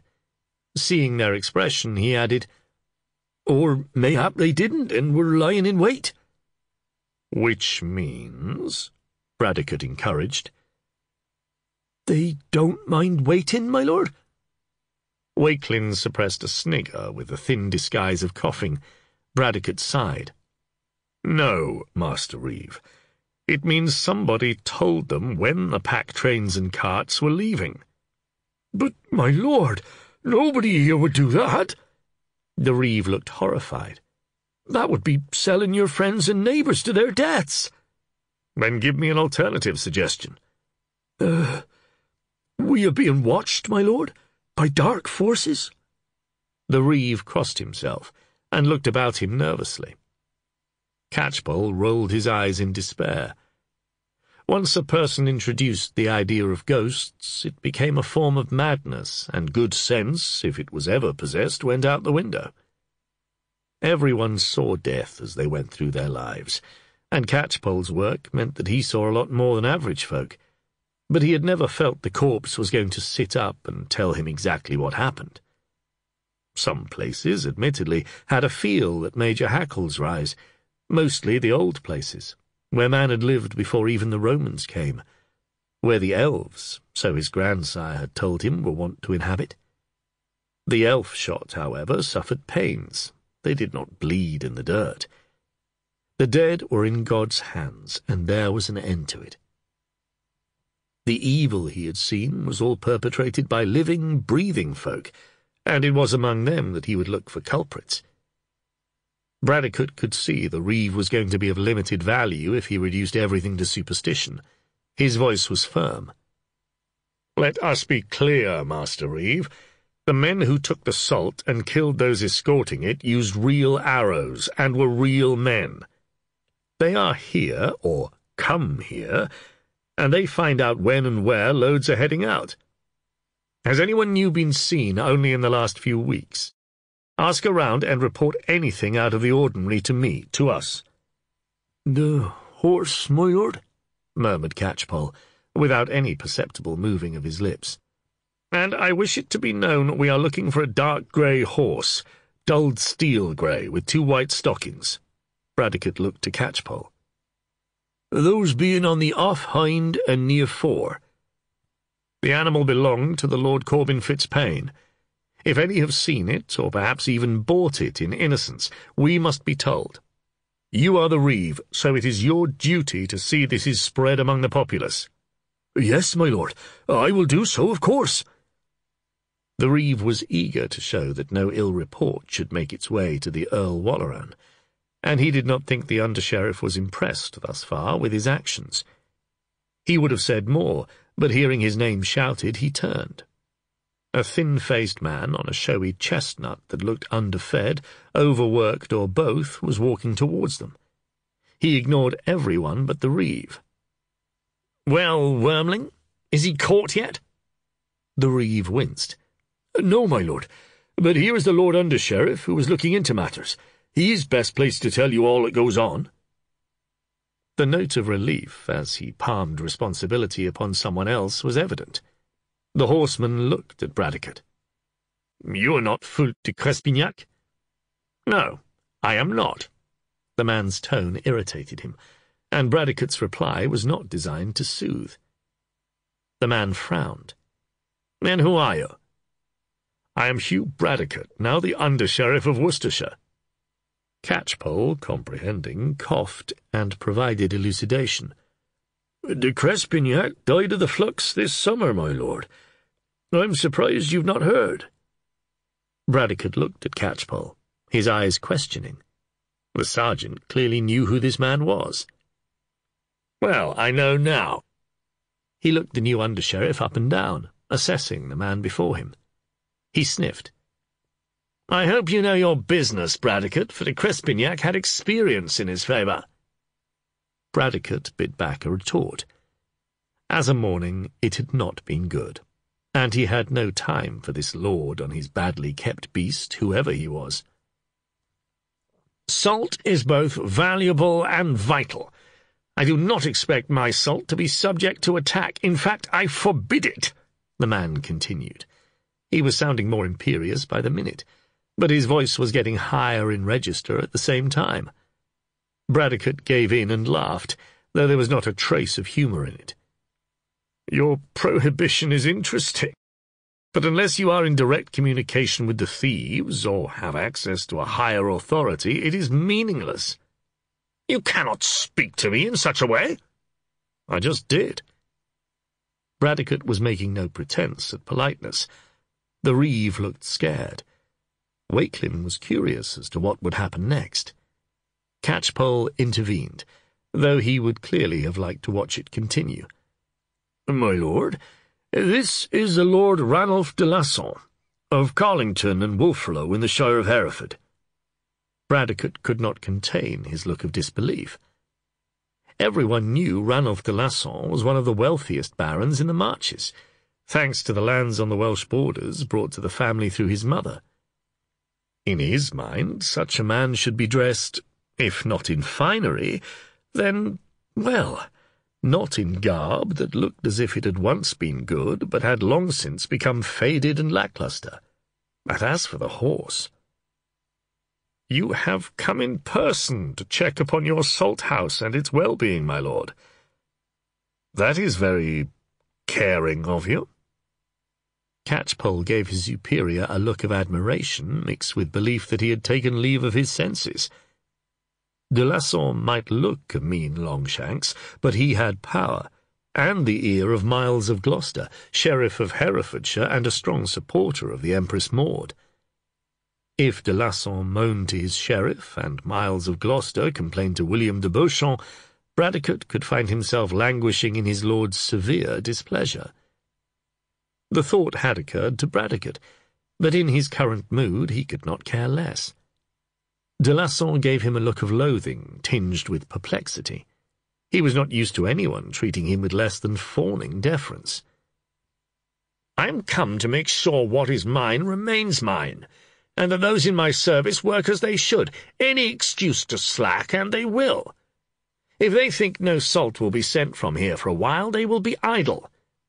My salt is plentiful enough for me to sell the excess to the Welsh in Buelch at a tidy profit. The money buys more sheep, the sheep mean a bigger wool clip, and the wool sells at an even better profit." Bradecote was vaguely shocked. The man thought like a merchant. Of course it was good to have spare silver to purchase things, but this sounded like a man to whom profit meant more than honour. "So do you know the culprits you seek?" Ranulph de Lasson spoke as if to a menial. "As yet, my lord de Lasson, no." "Then," de Lasson sneered, "I suggest you get about your business rather than linger doing nothing here." With which he yanked his horse's head around and trotted away. There was silence. Walkelin studied the muddy earth, since lordly arguments were above him. Catchpoll scratched his ear, and the reeve feigned deep interest in a woman arguing with a man over a chicken, which was dangling by its feet from her hand. Bradecote did not look at the receding figure. He fought his anger, and when his pulse was steady, addressed the reeve. "As I was saying, finding this horse is very important, Master Reeve. If any have seen it within Wich or upon the roads, we will hear of it, or I will be asking why not, and of you personally. Now, direct us to the salt-houses involved thus far, those of Ulster, Bordesley, and Baldwin de Malfleur." The reeve, glad to see a chance of escape, almost fell over himself in an effort to be of help, leading them to the salt-houses belonging to the monks at Bordesley. The workers, bare-armed and sweating, though the world outside was chill, were suspicious of the under-sheriff. Those in authority were bound to find fault and want a better rate of work.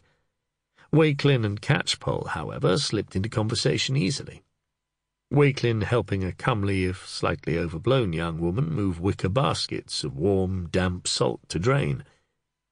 Seeing that his presence was less than helpful, Bradecote withdrew, after a murmured exchange with Catchpoll. Out in the clear air, he took a deep breath. He was tying himself in knots, unsure where to head next, and at the back of his mind was the look of fear on Christina Fitzpayne's face. It made him feel sick to think she thought him capable of violence upon her. At the same time, he knew he should not be thinking of her at all. She was clouding his brain. There was a tavern opposite, out of the wind, and yet not, he hoped, smelling of brine, or indeed tasting of it, as Catchpoll had complained at an alternative alehouse. On this occasion he was spared both.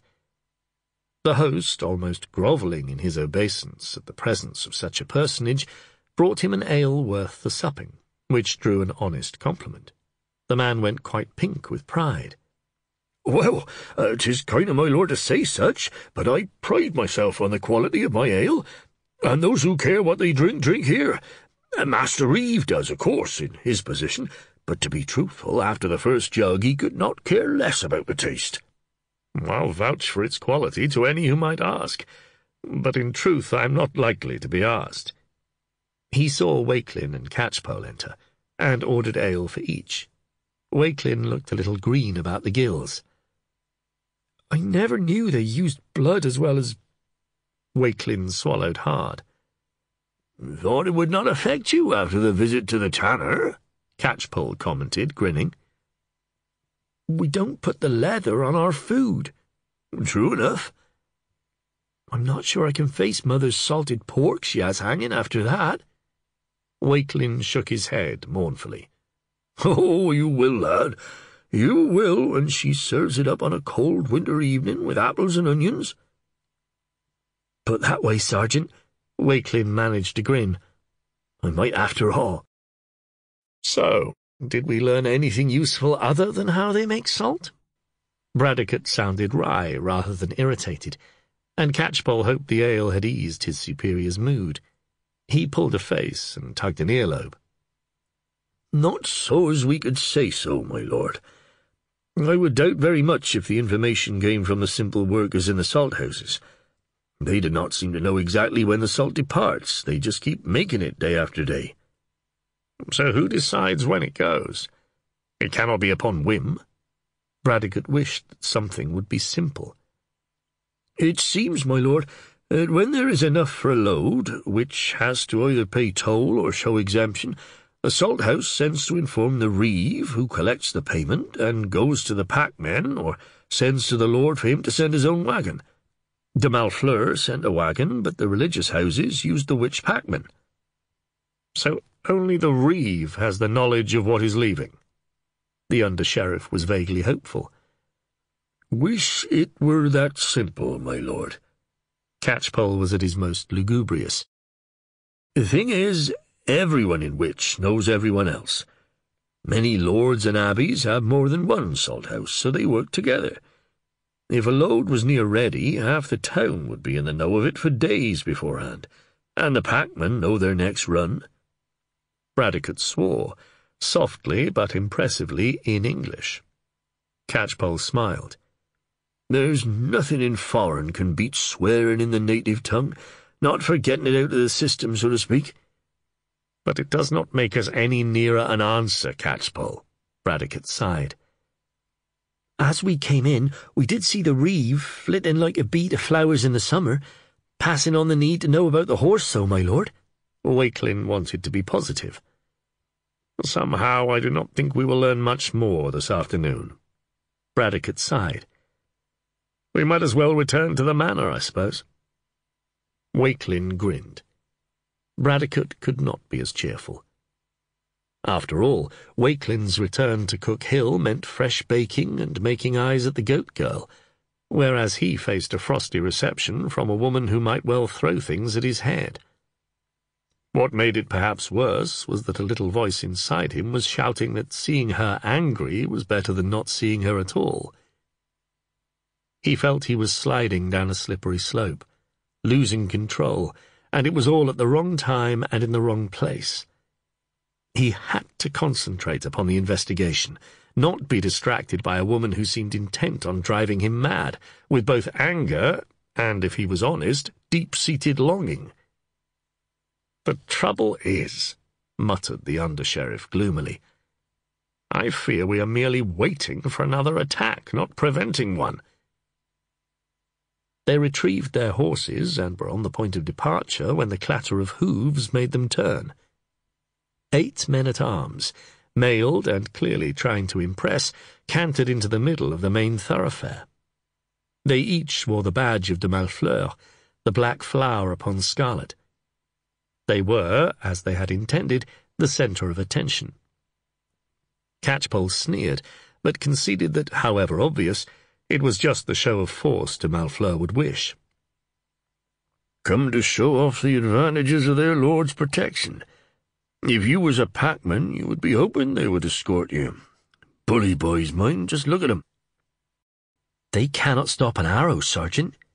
Walkelin sounded pious. "Oh, many a man-at-arms has stopped an arrow, young Walkelin." Catchpoll grinned at his own sally. "But I meant—" "I know what you meant, and you are correct. But even a good archer will not choose to take on trained soldiers when there are easier options. No, those who pay will be safe enough." They trotted off upon the salt road, with hardly anyone watching them, though one who did smiled. Chapter 7. The sun was making sporadic attempts to pierce the cloud, but its sallow rays did not offset the chill of the wind, which still tugged at the remaining leaves, beggar's tatters upon beech, ash, and oak. The occasional rising swirl of rattling leaves would spook one of the horses, but not so as to unseat the rider. They arrived at Cook Hill with several hours of labour still left in the day, and found it busy. Walkelin took the horses to the stables to attend to them, and Bradecote and Catchpoll mounted the steps to the hall. It was only at this point that Bradecote realized that he had not informed the sergeant of the theft of the arrows from his bags. He was not sure how he wished to impart this information, and was still pondering it when they entered the hall and found Lady Fitzpaine entertaining a visitor, whose back was towards them. Bradecote felt uncomfortable, recognizing that he had entered as one with a right to do so, not as a guest. The look she gave him told him what she thought of it, but her voice, which he had expected to be most unfriendly, was distinctly warm, and had an edge of relief to it. "My Lord Bradecote, you are returned." He frowned at her statement of the blindingly obvious. The man who had been sitting with her, engaged in some earnest conversation, turned. He was not known to Bradecote. "My Lord Jocelyn, this is the Lord Under-Sheriff of the Shire, who currently enjoys my hospitality." She invested the term with deeper meaning, and lowered her gaze bashfully for a moment. "Whilst he hunts my husband's murderer, and, Sergeant Catchpoll, his sergeant." Again Bradecote wondered at her manner of speech, and his dark brows drew together. "This, my Lord Under-Sheriff, is my lord's cousin, Jocelyn of Shelsley, come to offer condolences upon my loss, and assistance, since I am but a tragic, weak woman." Even Catchpoll looked astounded at her description of herself, though Bradecote could hear the dripping sarcasm and was almost tempted to laugh. He looked at the man. He was about a dozen years Bradecote's senior, with white hairs in his beard and greying locks, and with a look of sincere concern that Bradecote found quite sickly. The lady's change of attitude was now explained.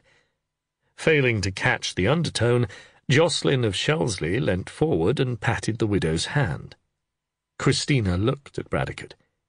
It was a warning, which said if there was so much as a hint of a laugh, he would pay dearly. She smiled at her husband's kinsman, and he was apparently quite impervious to its forced sweetness. Bradecote was quite bemused. The man was either an almighty fool or supremely confident of his own importance. No, in fact, he was probably both. "My lord, I am sure the Lady Fitzpaine is grateful for your kindness in visiting her in her grief. She has—" Bradecote paused for a moment. Managed well. But to know that you are on hand must be very reassuring." "Indeed, she will be able to rely upon me to guide her until Corbyn's brother returns, if indeed he is able to do so." So that was the underlying reason for his concern. The good Jocelyn had hopes of controlling the manor. If Corbyn's heir was dead in the east, and with the youngest brother choosing the cowl over the secular world, Bradecote thought he would find the lady had her own ideas on that. "The Lord of Shelsley is remaining here for the night." Christina Fitzpaine spoke through nearly gritted teeth. "Or longer, dear lady, if needed." Catchpoll noted the lady's knuckles showing white as her fists clenched. She ignored the comment. "So there will be 3 of us to eat tonight, my Lord Bradecote?" She stared at him.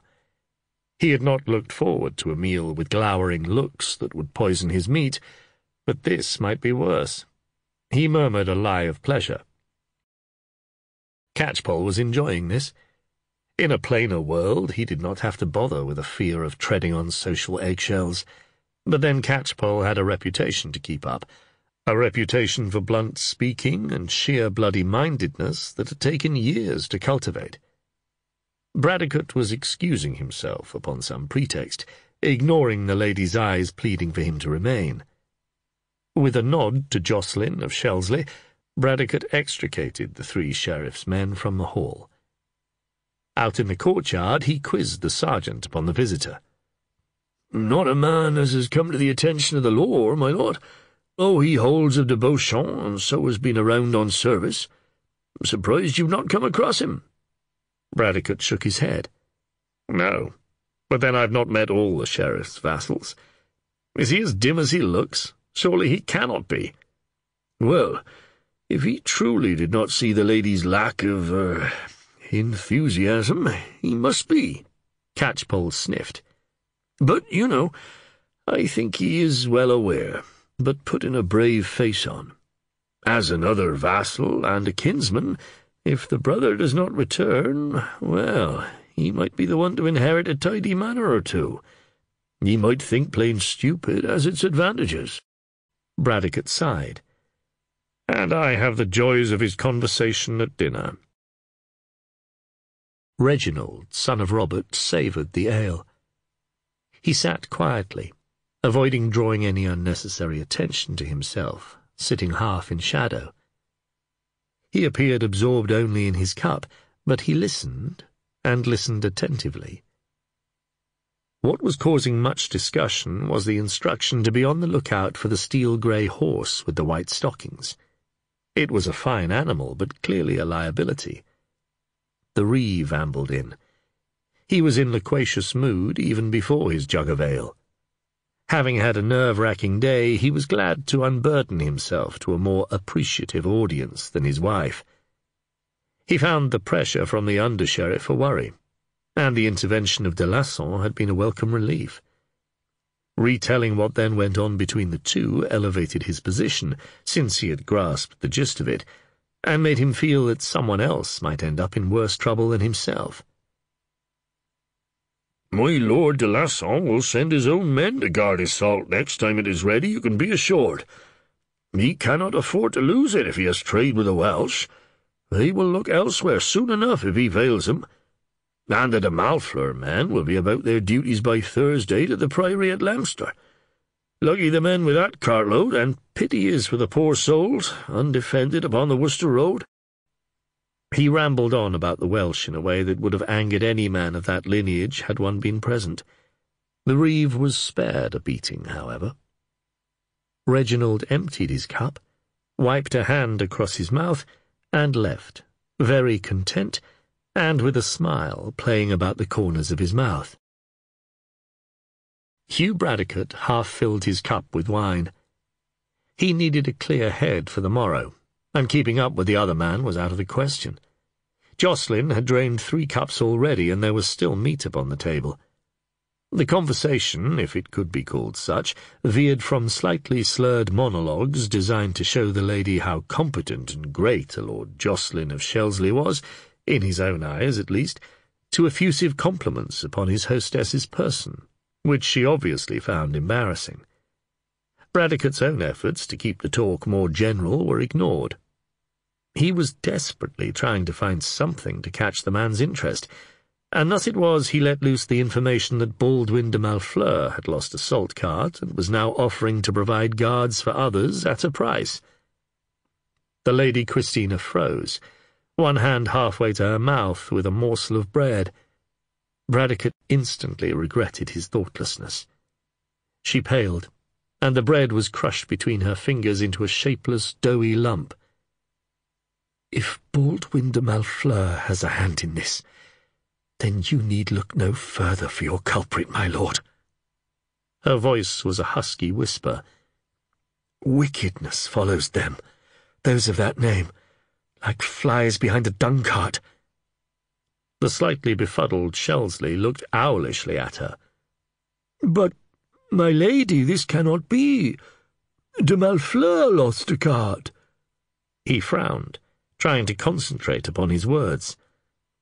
"A man does not steal his own cart. You are letting your own female into thinking take control. After all, none knew Corbin would be upon that road, and there was no reason for de Malfleur to want him dead." Bradecote said nothing. For all the wine he had taken, Jocelyn's words held true upon the latter points, though he would not wish to voice them out loud to the lady. She glowered at Jocelyn. "You know nothing. Nothing, I tell you. You think because a man is a lord, because he went to the holy places, that he is some paragon. And he had no reason to want my lord dead? Well, the fact that he was married to me would be enough." "I hardly think—" "Correct. You hardly think." She turned to Bradecote. "Baldwin would want to hurt me, twist the knife, aye, and heat it red-hot first. Arnulf taunted him with me for spite when Baldwin was young and more hot-headed. My husband was happy to have his brother lust after me, as long as he thought Baldwin would not dare to do anything. Well, he drove him too far, but I would not be caught between the two. I told Arnulf when his little brother stole foul kisses, and Arnulf offered him outre-mer or oblivion. So you see—" "What you say may be true, but—" "You doubt me?" "No, I did not mean that. But, my lady, there is absolutely no way in which your lord could have been killed because of who he was. It was simply where he was." "If it was known from here? My lord had the journey planned some days beforehand." "There have been 2 other attacks since, one upon de Malfleur's wagon itself. No, truly, it cannot be that. Though you never thought to tell me of the connection, did you?" No. But it does not mean that what I say now is less valid." "Not less valid, but there is no logical reason." "So you think me just a weak-headed woman, too?" Bradecote sighed. This was so difficult to explain. "No, please believe me." "Believe you, whilst you do not believe me?" She was flushed, and her voice had an edge, a tinge of panic. There, do not be distressed." Jocelyn smiled, and his voice was patronizing. "I shall protect you from this nasty Baldwin man if you are afraid of him." "Afraid?" Her lip curled in a sneer. "If he came here, I would kill him." She took her eating knife and stabbed it into the tabletop. Her kinsman blinked. "But you are a woman. You need looking after." He leered and belched. There was nothing protective in his tone. Christina's complexion paled and the fire went from her. She looked suddenly vulnerable and distinctly uncomfortable. Bradecote frowned in surprise and then cursed himself for a fool. Of course she was worried. Her experience of men, intemperate men, would make her fearful of having the drunken Jocelyn in her hall while she slept. The mangled bread was discarded, and she picked listlessly at the remains of her meal. Jocelyn of Shelsley grew more voluble, giving his opinions upon a variety of subjects, driving Hugh Bradecote to the point where he could happily strangle the man with his bare hands just to get some peace. The hostess, by contrast, became monosyllabic. At the earliest opportunity she rose to excuse herself, and Bradecote rose also, upon the pretence of going to open the door to the solar. As she passed him, he inclined his head and spoke quietly. "Be easy, my lady. However drunk, he will not disturb your rest, I swear it." She did not look at him, but he heard her whispered thanks, and a stuttering intake of breath, as if she would succumb to tears in private. In fact, the under-sheriff did not have to waken to prevent any assault upon the lady's privacy for 2 reasons. The first was that he barely slept, and that was entirely owing to the second. Jocelyn of Shelsley snored long and loudly in his wine-aided slumber. Bradecote lay wondering, in a detached way, whether the man might even dislodge rafters with his rumbling. At one point he got off his palliasse and went and shook him hard. This produced a grumbling moan and a brief cessation of noise, but it resumed within minutes. Only shortly before dawn did Bradecote achieve a measure of rest, but he was a light sleeper and was awakened in the pale daylight by the sound of his erstwhile noisy tormentor moving around. He opened one eye. Jocelyn was nowhere near the door to the solar, but was pacing up and down, clearly lost in thought. Bradecote lay still and wondered at it. Sergeant Catchpoll, who had spent an enjoyable evening in the manor kitchen and had woken in a good mood, strode into the hall, evincing all the signs of a man ready for anything that life might throw at him. Bradecote groaned, and rubbed his tired eyes and stubbled chin.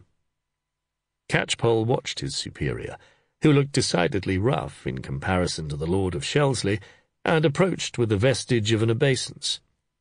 "You shouldn't take so much wine, my lord," he whispered in a fatherly way. "Makes for a thick head on the morrow."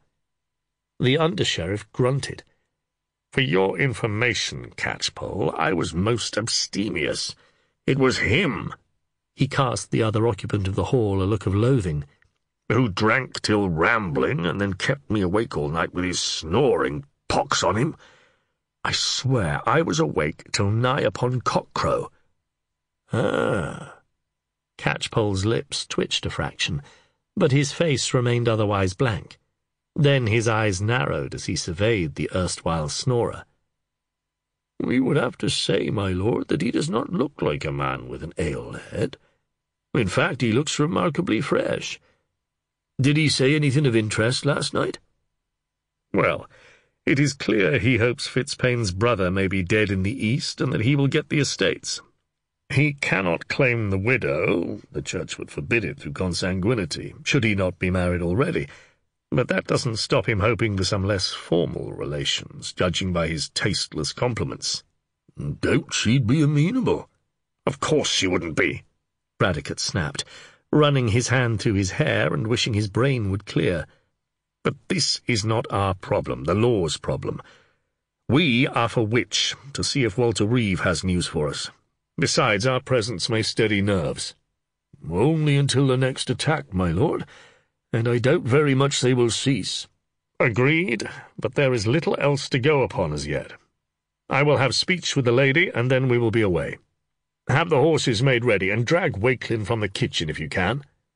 "You will not break your fast, my lord?" "I have not the stomach for it as yet, but see if you can find bread and perhaps cheese that I can take with me." He nodded dismissal, and as Catchpoll departed, turned to find Jocelyn making his wishes known to the steward, who looked most uncomfortable. "I am sorry, my lord, but I am my lady's man. I takes my instruction from her." Bradecote, in passing, murmured, "If you have sense, my lord, you will not treat what is not yet yours as your own," and headed for the yard, to force himself to full wakefulness with a pail of icy water from the well. It was not pleasant, but it certainly worked, and as he shook the water from his ears and eyes, he saw Jocelyn traverse the yard to the kitchen. He went back up into the hall, which was empty, and on to the solar. Out of politeness, he knocked before entering. Christina Fitzpain sat with steepled fingers, her expression thoughtful, though it lightened a little with the under-sheriff's entrance. "I hope you slept well, my lady." "If my sleep was disturbed, my lord, at least it was not by him." She jerked her head in indication of the unwelcome guest in her hall. "And for that I thank you, truly." "We must be in Wich today, but you should not have cause to worry about him, other than he is already trying to run your manor." He raised a hand as she started to get up. "Oh, no, do not disturb yourself. I think it has been made clear by your retainers that you are mistress here, and it is your word they obey. You are well served." "I am, but the man is an insufferable, grasping fool." She spat the words derisively. "Less a fool than appearances may indicate, my lady, so keep your wits about you. But I am here to ask that if you intend to use those arrows you stole, that you will do me the favour of letting me know what results from your questions." She reddened at the term stole, as the memory of that incident flooded back, but nodded. Be sure I will send round every fletcher in the area, my lord, though of course it may be that the man fletches his own arrows. At least we will have tried, and if you are well enough to go in person, you will be spared Jocelyn of Shelsley. She grimaced. He is so thick-skinned he would probably think I wanted him with me as protection. Ugh, horrible. If you find him dead, my lord, you will not need to look for who did the deed, but I will claim it as self-defence, for my sanity, if not my flesh. And no rushing about madly, mind. You are a physician also, my lord? She spoke lightly, without venom. No, lady, but I am, I hope, a man of sense. Take a care to yourself, and I do not command, but entreat. She smiled and curtsied, upon which, and for once in amity, they parted. Chapter 8. Waltheoff, the Fletcher, sat in the best light outside his cottage, a neat pile of ash shafts at his elbow. He worked without rush, but with the ease of years in the craft. He looked up at the sound of hoofbeats and saw a gentleman astride a good bay horse, accompanied by a lady, and 2 men upon less favoured beasts. "You there, Fletcher, I would have speech with you." The man sounded imperious. The lady winced. Poor dame, he thought, wed to such a man, but then memory stirred and he recognized her. Ignoring the loud man, he stood and addressed her. "My lady, it's sorry I am at your loss. The Lord of Cookhill was a good man, God rest him, and will be sorely missed." "Thank you, Master Fletcher." She was especially polite to highlight her disapproval of Jocelyn's manner. "It was a great blow, and the sheriff's men are trying to find out who did the evil deed. I have here the arrow that killed my lord."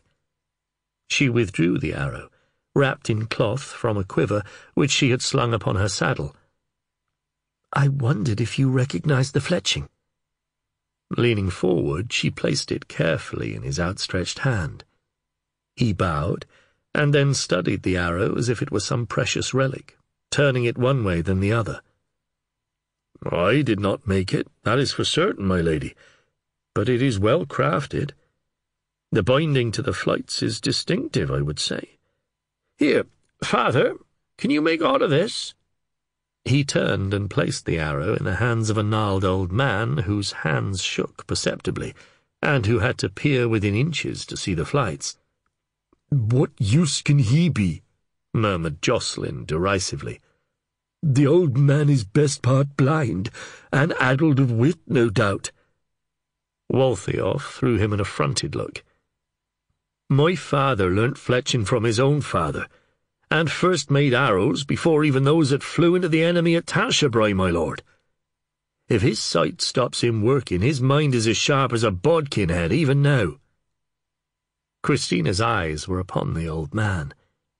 He closed one eye, looked down the alignment of the flights upon the shaft, pressed feather between finger and thumb caressingly, and studied the binding.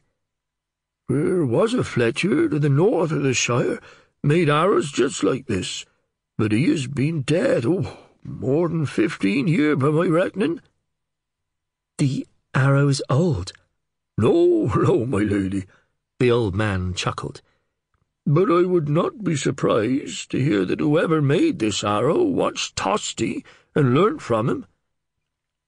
"How can you be so sure?" Jocelyn's disbelief was patent. "You might know your own arrows, I will grant you that, but to know those from so long past—" He snorted and pulled a face which the old man did not see, though his son growled at him, lord or no lord. Christina held up her hand to silence her unwanted companion, but the old man just laughed, a laugh like dry twigs cracking. "A Fletcher is not just some labourer, my lord, to follow the plough. He is a craftsman. We know the arrows of men who fletch in the shire, of course we do. We repair damaged flights, for who would waste a good hunting arrow for the sake of one damaged feather? And so we learn and we remember. Each Fletcher is an individual. No, I would be pretty certain the arrow was made by a man from near Stone, or perhaps over the Shropshire border. We hunt a Fletcher. Jocelyn was sceptical. Hunt, my lord? If fletching is his trade, I doubt he is the killer, especially since that has a bodkin head. If it was a blunt, and you were looking for a man taking a partridge now... Mind, there's archers, the finest archers, who likes to fletch their own. I would guess that is the sort of man you seek. The old man was respectful in tone, but refuted the idea. Thank you. I am indebted, Master Fletcher, and I am sure the Lord Under-Sheriff will be also. Christina smiled, although the old man could not see it. The son took the arrow, wrapped it, and returned it. As she took it from him, she dropped coin in his hand. No, no, my lady, there is no need. Waltheof would have returned the money to her, but she closed his fingers over it. Ah, but there is. We have kept you from your work, and you may have something important enough to find justice for my lord. There is no price upon that to me, Waltheof Fletcher. They left the Fletcher and his father to their business, though as they rode away Jocelyn upbraided Christina for foolish generosity. What need had you to pay for the information? They must have made it all up, seeing you as soft-hearted and simple enough to believe any tale. It is not worth embarrassing yourself with the Under-Sheriff by telling him this weaving of fiction. You think it false, my lord? Of course. You were taken for a fool, my dear. She grimaced at the affectionate epithet. This man made her flesh crawl, as it had crawled in the past. She knew men like Jocelyn far too well. So why did you accompany me today, my lord, upon this pointless enterprise? Because you were so set upon it, and it might take your mind from... Baldwin de Malfleur. Well, yes. Distraction is best, to let your little mind settle. He smiled as he might at a child, but the look in his eyes was not paternal. She was angry. She was disgusted, and deep down not a little afraid. Her hands tensed, and her horse jibbed and sidled at the pressure on the bit.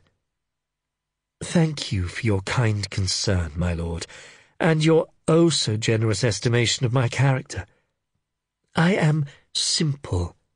I am soft-hearted, and have a little mind, have I? I wonder that I have the strength to organize the provision of food in my hall. Her eyes flashed, and she set her heels to her horse's flanks and was away, her veil streaming behind her, leaving the men to follow in her wake. The sheriff's men took the now familiar road into Wich without any great enthusiasm, and in no expectation of receiving any information of note. However, Walter Reeve proudly divulged that he had had Widow Herdman knocking at his door and reporting a strange man in her yard the night before, and the loss of 2 ducks. He made this sound as if their hunt was thereby at an end. The under-sheriff and sergeant did not look as impressed as he had hoped. You said I should pass on any information, my lord. Surely this— Yes, I did, Master Reeve, but is it likely an archer who can drop a man at will would stoop to stealing ducks when he can keep concealed and hunt his meat in the forests? Bradecote did not sound cheering. Well, it is all that is new for you, my lord. And I thank you for it. Catchpoll, go and find out if this duck thief might be more than just a thief of ducks. Catchpoll took directions to find Widow Herdman, and departed with an even greater degree of scepticism than his superior, and wondered why Walkelin had not been set upon the task. When he confronted her, he scratched his chin. The old dame was vociferous in her claims. Most likely it was a common theft, but it had to be investigated, since she claimed the thief was the ghost archer, and if they ignored her, Who else would come forward with information? "I knows what I knows, and saw what I saw, and my ducks was stole by that ghostly archer everyone's talking about. My ducks was good uns, being fattened for Christmas. The likes of him would not want thin, scraggy ducks like her up the street has." The sergeant groaned inwardly. This was going to be a waste of time. "So what happened, mistress?" "I am trying to tell you.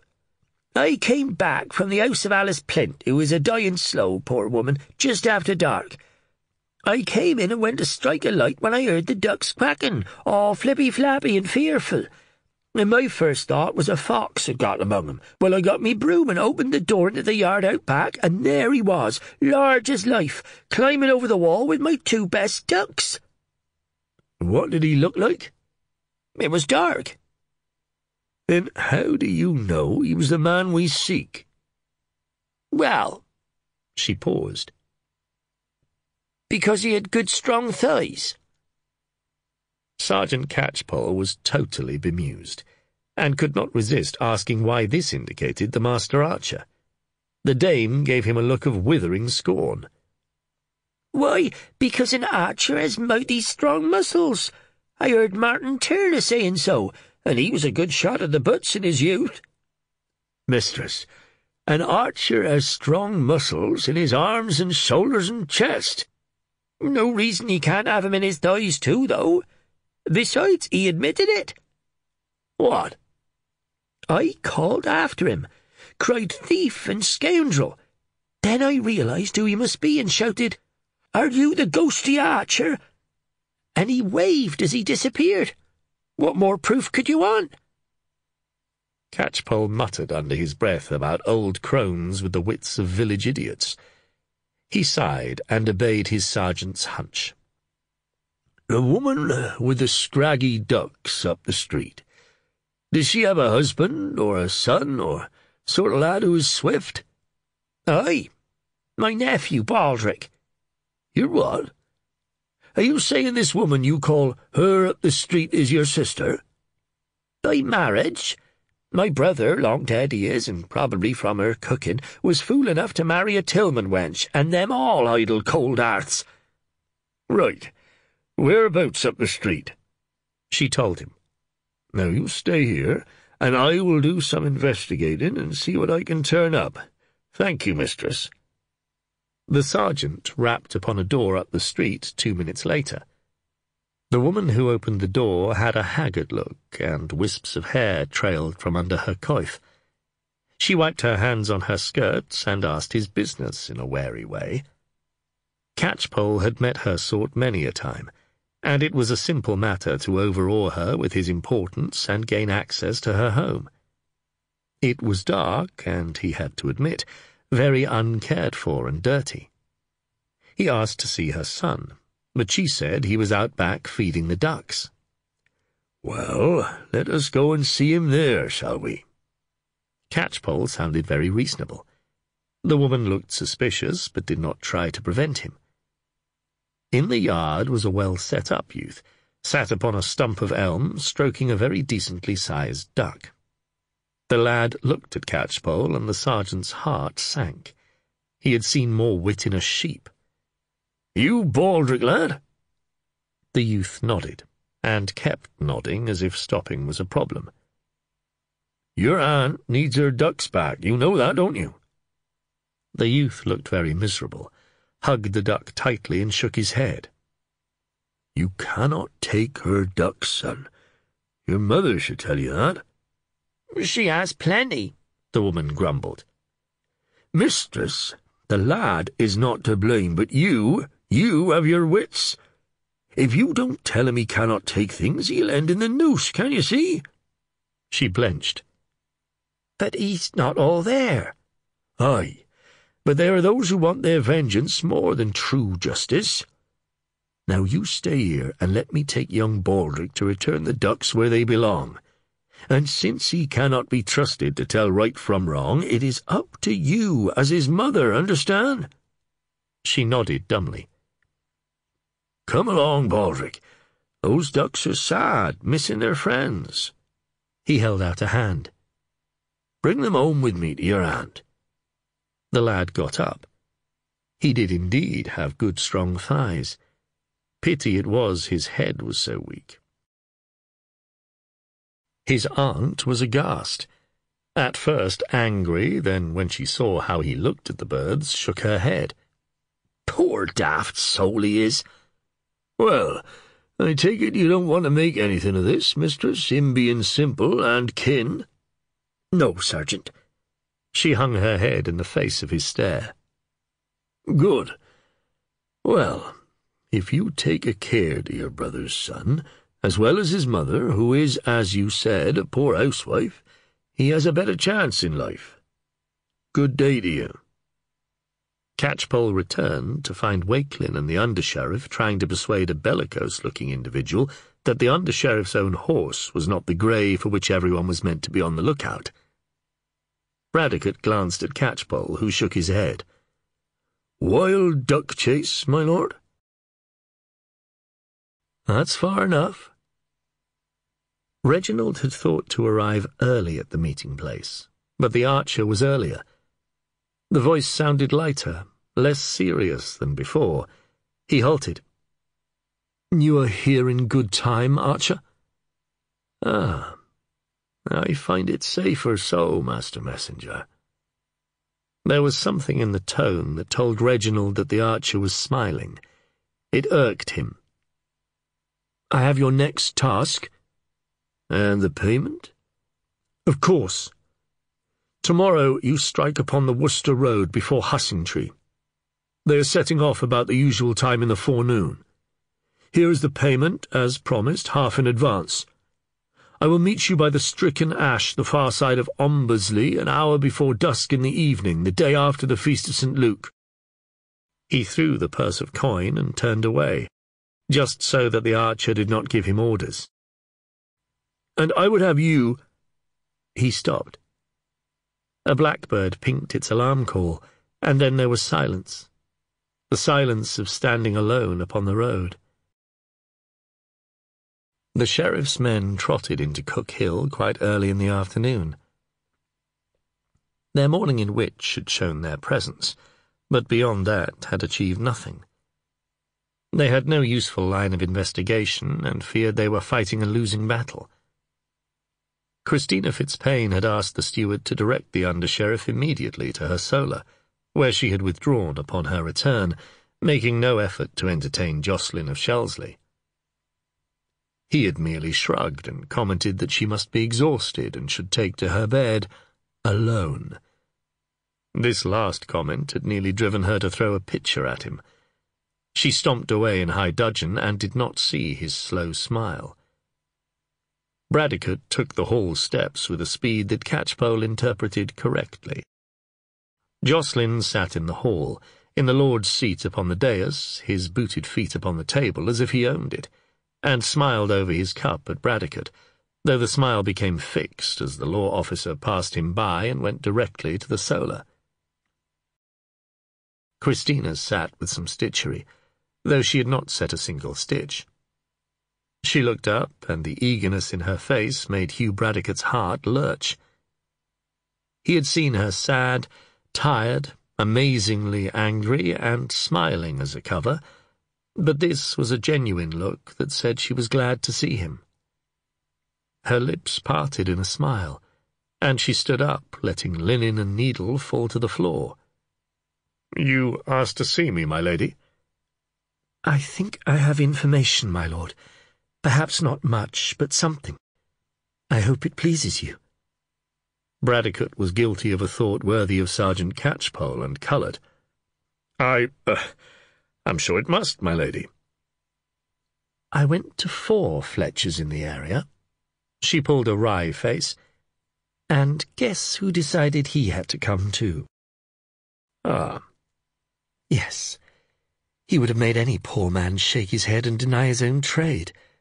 But at the last, the Fletcher's old father, when he inspected the arrow, said the fletching and binding were like those of one Tosti, at Stone up near Kidderminster." "Tosti in Stone, right." No, my lord. I fear it is not as simple. Tosti died years ago, The old Fletcher says, though, that he would swear that whoever fletched the arrow that killed Corbin had learnt to do so with this tosti. If the archer fletches his own, then he must originate from stone or thereabouts. Does this help?" He smiled at her enthusiasm. Even if it did not solve their problems, it was something for them to chase, and might just set them after the right hare. He tried to deny to himself that if it gave her cause to smile at him like that, it was a huge help, even if not in the investigation of crimes. "Well, it is more than we have thus far, my lady. Today I had to persuade a man I was not riding the grey horse we seek. If we know where our man originated, it might be possible to work out his identity. After all, he must have shown promise with the bow in his youth." "I fear you say this merely to make me feel less useless, my Lord Bradecote." "No, it is true enough. But I will not lie and say our path lies clear before us. My lady, I cannot promise you success, only that we will do the best possible. If the attacks ended now, well, I do not rate our chances highly. The more often they take place, the more likely for them to leave a clue, make a simple mistake, and then we will have our archer and the gang." "That means more poor men will die." Her face grew solemn. "It does, and I am sorry for it." "The world is full of such wickedness. Sometimes it seems black." Her voice was sorrowful, and the eyes she raised to his were moist. He was filled with a desire to protect her, comfort her, shield her from the blackness that had haunted her past. There was a foot or so between them. They did not touch, not even by so much as a fingertip, and yet, in that moment, they felt as close as if they had kissed. She blushed. He looked at his feet and cleared his throat. "I should, that is—" His tongue tied itself in knots. Christina found release in the simplest manner. She laughed. It was a soft, pleasant sound, tinged by neither bitterness nor sarcasm. He grinned boyishly, and in that moment she knew, more certainly than she had ever known anything, that here was a man who would never hurt her, a man to whom she could give, and she wanted him. It was a revelation that made her tremble. He frowned slightly, unsure what would happen next. She opened her mouth to speak, and at that moment the door opened, and Jocelyn of Shelsley ambled in, announcing loudly that his poor cousin's widow was not fulfilling her duties as a hostess.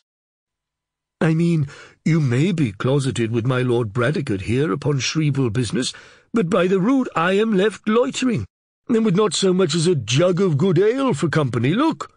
He belched loudly and held up an empty pitcher. "It is not fair, I tell you. I am kindred.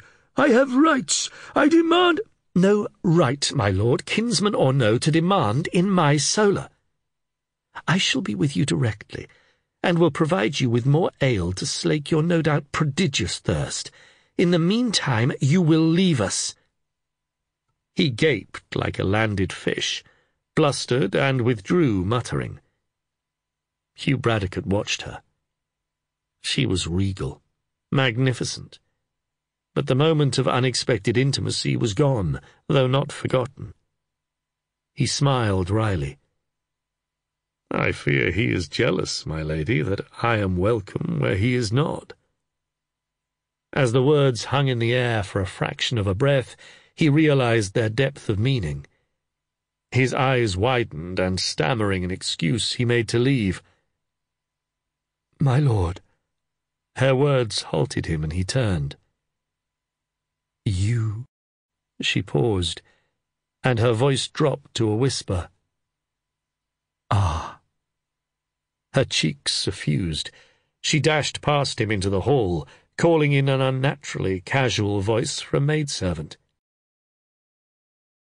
Jocelyn of Shelsley saw the flushed cheeks and pursed his lips, for he held his drink far better than he let show. He had initially assumed the under-sheriff was just entertaining himself, as he was in the presence of a pretty female. He now sensed something more, and had found out that Bradecote was wifeless. It galled him, and he rallied against the laws of affinity that barred him from taking his cousin's comely widow to wife. If Robert Fitzpaine did not return to claim his inheritance, and crusade was a dangerous enterprise, he could make claim to this, the caput of Corbyn's honours. But there was also the outlying land to the south, near Evesham, which would go as the widow's portion. Realistically, he had hoped Christina would ask to take the veil, and give that and her inheritance from de Malfleur to a house of nuns. It seemed less of an insult than another man getting them. Then a worse thought occurred to him. Bradecote was the sheriff's vassal, just as he was. What if the under-sheriff solved the salt thefts and was basking in de Beauchamp's favour? Might a grateful lord not reward him with both the woman and the manors? It was a horrible thought, one which Jocelyn tried to dismiss, but which lingered like a foul taste in the mouth. Thankfully, he saw his way clear to preventing the situation. His face relaxed into a sly smile. It would even be enjoyable. Bradecote emerged a minute or so later, his features schooled into nonchalance, even as his mind raced. He ignored Jocelyn and strode through the hall and out to find Catchpoll. The sergeant was already ingratiating himself with the cook in a manner that Walkelin would have been wise to learn. The sergeant's apprentice relied upon boyish eagerness to gain titbits and second helpings. There was not even the memory of boyishness to Catchpoll, and yet he could be most efficient when he set his mind to it. There were apple dumplings being prepared, which happened to be one of Catchpoll's favourite sweet dishes, and he was angling to make sure he received a generous portion. Bradecote leant against the doorway and watched a master in action. Catchpoll could be brusque, intimidating, downright offensive when he chose, which was most of the time, yet he had the ability to be one of the crowd among his fellows. Here he was, making much of his missing Mistress Catchpoll's cooking, and implying that his life was not his own at the hands of the oppressive nobility. Well, the sheriff certainly ordered him about at will, but he had the same power over the under-sheriff. Bradecote hid a smile and decided to play along with the image. "Sergeant, I want words with you now." The tone was tetchy. Catchpoll turned in genuine surprise. "My lord, Now, not when you choose to stop talking about puddings." At first nonplussed, Catchpoll had caught the glint in his superior's eye, and had to fight the urge to grin. Instead, he adopted a long-suffering demeanour, threw the cook a look which said, "See how I am treated?" and followed Bradecote into the yard. "You are clearly a difficult man to work for, my lord." "Yes, I thought I gave that impression rather well." Bradecote smirked. "But if you do as well out of that charade as you hope, remember to have cook put away some dumplings for us to take with us tomorrow." "Seems a reasonable request, my lord, since you worked for them." And by the by, remember this time it was you who dragged me from my manor." "At the Lord de Beauchamp's command, mind." "True." Bradecote's expression became more serious. "And I think we might have the glimmer of a clue about our archer, thanks to the Lady Fitzpaine." He realized he would now have to reveal the arrows were no longer in his possession. Well, Catchpoll did not need to know precisely how the lady obtained them. "Yes, I let her have the arrow that killed Corbyn Fitzpaine so that she might visit the local Fletchers and see if any recognized it. She is known to some, and they would not hold back from assisting the widow." "Is that so, my lord?" Catchpoll's scepticism was clear. Yes, and it has proved a potentially useful exercise. She found a Fletcher whose father recognized the manner of fletching and binding as one used years back by a Fletcher up in the north of the shire, close by the Shropshire border. His view was that the man who made the arrow learnt the craft from the Fletcher Tosti, alas now dead. Catchpoll pulled his ear ruminatively. Well, it helps and doesn't. If we go to where the Fletcher worked, there may be others who recall a young archer who learnt from him. I'm assuming we are not thinking a Fletcher by trade is doing this. I agree, though knowing the name of our man is only a start. It is more than we have so far, so I want us to set off at dawn tomorrow. Warn Walkelin that he will miss his breaking of fast. Yes, my lord. The death's head grin appeared.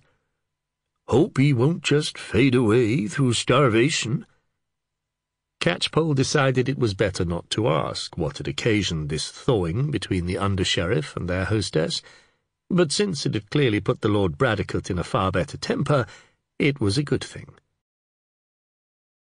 Jocelyn of Shelsley seemed in a buoyant mood over the evening meal, his earlier faux pas a thing of the past. It was noticeable that he gave little scope for Bradecote to engage the lady of the manor in conversation, but it did spare her his condescension. She was, however, the subject of effusive compliments, which made her squirm and blush, and cast Bradecote fleeting looks of embarrassed anguish. The Lord of Shelsley was a bore, but if listening to him protected the lady, Bradecote was happy to stand bluff. I was wondering if I might accompany you to the Wich in the morning.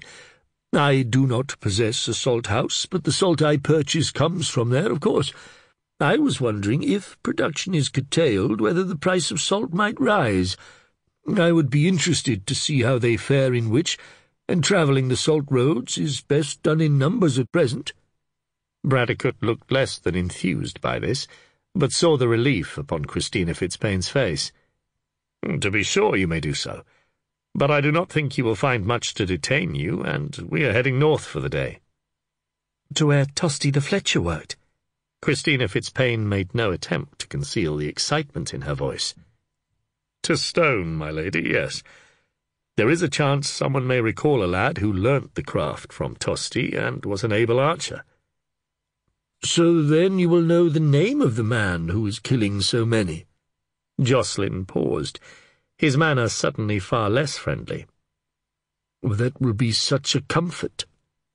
Bradecote flashed him a look of irritation. No comfort, but from such beginnings are endings found. And how many lives have been ended thus far, my Lord Under-Sheriff? That stung, as he knew it would. Must be nigh on a dozen by now. Christina Fitzpain stood abruptly. That, my lord, is in poor taste when you sup in the hall of one of the victims. And nor would it show my hospitality to let you insult a man who is here not by kinship, but at my invitation. You will withdraw those words, or you will leave my hall. You would not cast me out into the darkness now, would you? Find out, my lord, if your courage permits. You are overwrought. I humbly apologize, of course, both to you and to the estimable Lord Bradecote. I spoke unthinkingly. Bradecote considered the last comment far from the mark, but nodded an acceptance. Christina could not but do the same, though it rankled. At least he would be away for the following day. The atmosphere remained cool, however, and shortly afterwards Christina withdrew to the solar. Jocelyn watched Bradecote's eyes follow her to the door, and considered it an evening well spent. Chapter 9. Jocelyn was less pleased at being shaken when the dawn was only just breaking as a thread of pale light upon the eastern horizon. In truth, Bradecote could have waited a little longer, but rousing the snorer early seemed justifiable revenge, and gave him at least a moment's pleasure. "Time to rise, my lord, for we have a long day before us, and depart upon full light." Jocelyn of Shelsley made a groaning noise indicative of how much he regretted that statement, and Bradecote grinned in the semi-darkness and listened to the low grumbling that ensued with a depth of pleasure out of all proportion to the deed. It was only as they were about to depart that Christina came to the top of the steps, her shoulders wrapped in a fur to keep out the chill, for the morning was distinctly cold. Their breaths hung upon the air as if the ghosts of words, and if Bradecote and Christina exchanged but formal phrases, he knew she was watching as he led the party out of the gate. Catchpoll watched Jocelyn of Shelsley's back, and was grateful that he could do so. Listening to him would have driven him to some very impolite language. There were, he thought, certain advantages to not being of the lordly class, and not having to seem to listen to such a windbag was one of them. That Bradecote had not turned upon the man and threatened to ram his teeth down his throat if he did not use them to bite his tongue showed remarkable restraint in his considered opinion. He was fairly sure the man meant to goad by prattling on in such a way, and wondered whether the lack of animosity between the under-sheriff and the widow had anything to do with it. The Lord of Shelsley was the sort of dog-in-a-manger type who would resent another man having what he could not, and if he sensed Bradecote forming a tenderness, then he would be keen to make things difficult. Of course, this day to stone is a wild-goose chase, though it will pander to the lady's wish to seem to be doing something. And you have no better use for the day, I assume. Bradecote did not reply, which was taken as confirmation, but his jaw was set, and the older man smiled to himself. Then perhaps you might as well lay claim to be doing something. I would be very surprised if the old Fletcher could tell arrowhead from goosequill, so poor were his eyes. Did the lady not tell you he had to peer within inches of the thing to see it? Oh, well, the horses will enjoy the exercise.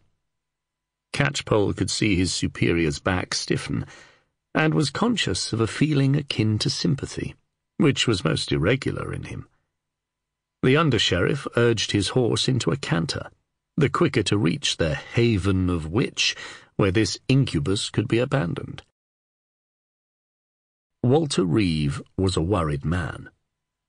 Several lords had beaten a path to his door over the last few days, eager to blame him personally for something over which he saw he had absolutely no control. There were mutterings about collusion, hints of sending baleful reports to the Earl Walleran. He was beset by the law and the landed, all telling him he was not doing enough when there was nothing he could do. He watched the packmen load their beasts to head south to Worcester. They had the look of the condemned about them, in contrast to the carter and his ox-leader basking in the security of Baldwin de Malfleur's men-at-arms.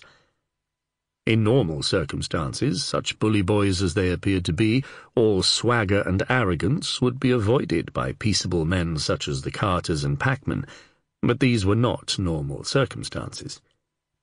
Already one had caused trouble by taking liberties with a wench in front of her swain, and drawn steel to ensure his inactivity. It did not bode well. A small crowd gathered. Women wept. He had seen more jollity at a hanging. The carters departed towards Leominster, with their ostentatious guard. The packmen left with every sign of reluctance, and the salt workers returned to their labours heavy-hearted. The sheriff's officers and Jocelyn of Shelsley arrived almost as the packmen departed. A few resentful glances met them, but they could not escort every salt load out of the town, or pick out certain ones, seeming to show favouritism. Walter Reeve began his self-exculpation before they had even halted their horses. "I have no news, my lord, but unless it is brought to me, what can I achieve? I am at a loss. I do everything within my power, but in this I am helpless." He spread his hands. "Hopeless, more like," muttered Walkelin under his breath. "But I shall expect you to send word to me if you do hear anything at all, Master Reeve. We are heading north to Stone, but we'll pass through Wich this afternoon. In the meantime, we leave my Lord Jocelyn here, who wishes to pass the day in Wich." Before the Reeve could say anything, Bradecote had wheeled his horse, and the much-relieved trio were cantering out of the town on the northern road. Jocelyn of Shelsley looked down at the worried reeve and smiled, which somehow worried the man even more. "How you kept from cutting out his tongue, I do not know, my lord," chortled Catchpoll, now riding abreast with Bradecote. "About as welcome as a dose of pox, he is, if that is what you like of an evening." "Oh, he varies between garrulous ale-sot, which, as you first noticed, Sergeant, is more act than reality, and seemingly solicitous guest, who has the tongue of a snake and the poisoned fang to match. The Lady Fitzpaine finds him disturbing, and, if I were a woman, I think I would be of her mind also. He has more faces than a pair of dice, and they keep changing to keep you from the man beneath." "Your natural schemer, my lord, and not usually one who risks his own neck if he can send others to do so for him." "Very true, very true. Let us dismiss him from our minds for a few hours at least, and concentrate on the identity of our archer." The archer's fingers were cold. He blew upon them and rubbed them together. A roebuck, grazing by the side of the track, was alerted to the slight sound. It raised its head, ears twitching, and prepared for flight. The archer smiled. "You are fortunate, my friend, for today I have other targets," he whispered with a smile. The soft words were enough to send the animal darting into the nearest thicket. The archer sighed. Venison stew would have been good in this autumnal weather. He settled back into silence and waited. The men who were to steal the salt arrived with as little stealth as rampaging boar, and halted at his whistle. They concealed themselves in the undergrowth after a fashion, but the archer grimaced. True concealment was as he used, so that a man might pass within 2 handspans and not know anyone was there. The packmen were nervous. It was a woodland road, and they knew they were vulnerable. They were trying to get the laden ponies to trot, as if the slight increase in speed would give them protection. The archer took his first arrow, caressed the flights with a loving finger, and nocked it. He took aim, calmly, focused entirely upon the path of its flight to the target. He loosed and heard the arrow singing in its freedom before thudding home. Only as he reached for the second arrow did he become aware of the traveller coming from the opposite direction, a stout staff in his hand. The archer took down the second packman and nocked a third arrow, but as he took aim he eased the tension. The stick was being swept before the man's path, ensuring he did not trip over root or stone. The man had halted and now cried out, "Who is there? God's grace be upon any who take pity on a blind man." The thieves leapt out of the bushes, one brandishing a staff and clearly intent upon striking the sightless man. "Hold there!" The archer's words flew as urgently as his arrows. "If you so much as aim a blow, I'll drop you where you stand. Be about your business and go." "But—" "Where you stand." The blind man, confused and frightened, stood stock still. The cudgel-bearer drew back, and turned upon the calling of his name by one of his companions to help cast the bodies into cover. With much noise they led the ponies away. The blind man still stood, listening, unsure. A robin sang upon a bough as if what had just passed was unimportant. The archer stepped from his cover. "Be at ease, friend. I mean you no harm." The man turned to the sound. "What has happened?" "Nothing that need concern you. Be on your way and pray for the souls of the dear departed." He reached out and took the man's hand, pressing silver coins into the palm. "God go with you." The man's fingers closed upon the largesse, and he smiled bemusedly. "And with you, friend." Unlike Reginald, he heard the archer depart. The sheriff's men reached Stone before noontide. It was a small village, and they made their way to the manor hall out of courtesy. Giles Legris was absent, But his lady, nervous but attentive, offered them hospitality and any assistance they might require. She looked too young to have known the old Fletcher, and this indeed proved to be the case. But the manor steward was an old retainer, and he both recalled the man and could name those who had had dealings with him and still lived. "We are trying to find out if any recall a lad who learnt the fletching craft from old Tosty." Catchpoll spoke with a degree of nonchalance. "His apprentices?" No, probably not. Bradecote did not want to be taken down that path too early. More like a young man who was good with a bow and wanted to fletch his own arrows. The steward frowned, his thick grey brows forming a solid bar across his forehead. "Well, that would be more difficult, my lord, if they wasn't with him all the time. There are always the young men who go after pigeon with their blunts, and some are quite able. Well, young Edwin, now he is a very good shot. You need to think back." Catchpoll saw the steward drifting from the point. "Perhaps even 20 years. Let me see now." The old man pursed his lips. "There was Thorold. He was good, but he died 3 years back, coughing blood. And Elwood, though he was not from here, a good lad, came to live with an aunt after his father died. But he went away years back, off to the Holy Land with the Lord of Clent, and I would wager man like master died there. He has not been in the village these 17, maybe 18 years, and his aunt is long dead now, poor woman. Dunstan is still here, mind, though he's a wheelwright nowadays, and with little time to knock an arrow. Would you like to speak to him about Tosty?" Bradecote assented, in no small measure just to avoid further rambles. The steward went off purposefully, if slowly, and returned some 10 minutes later with a broad, well-muscled man with a deep bass voice. He made a stiff obeisance to the lady, and upon introduction to Bradecote. "You wish to speak to me about Tosty Fletcher, my lord?" "Yes. Does this look like one of his arrows?" Bradecote nodded to Walkelin, who withdrew the arrow from its wrapping. "We know it is newer, but is it his style?" "Bless me, yes.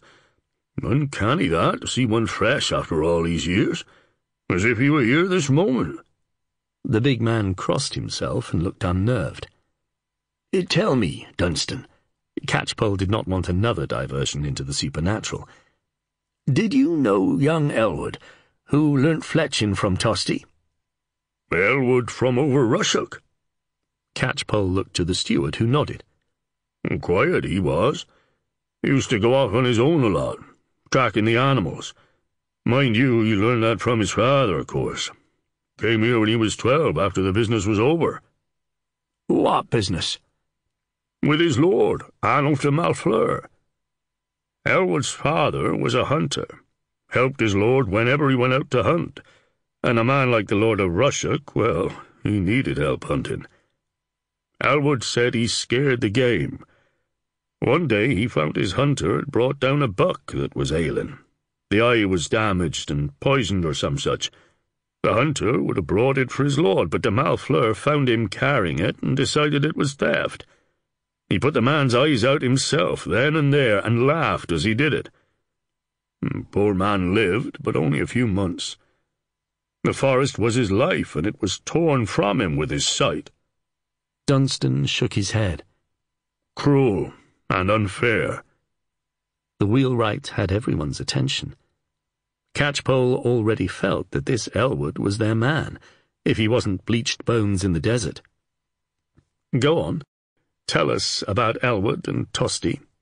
Bradecote sounded eager. "Not that much to tell, my lord. He was a good archer, I will say that, even when a stripling, but he was odd.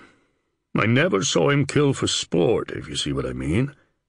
As lads, we would have a try at all sorts, fox, pigeon to eat, even fish in a stream.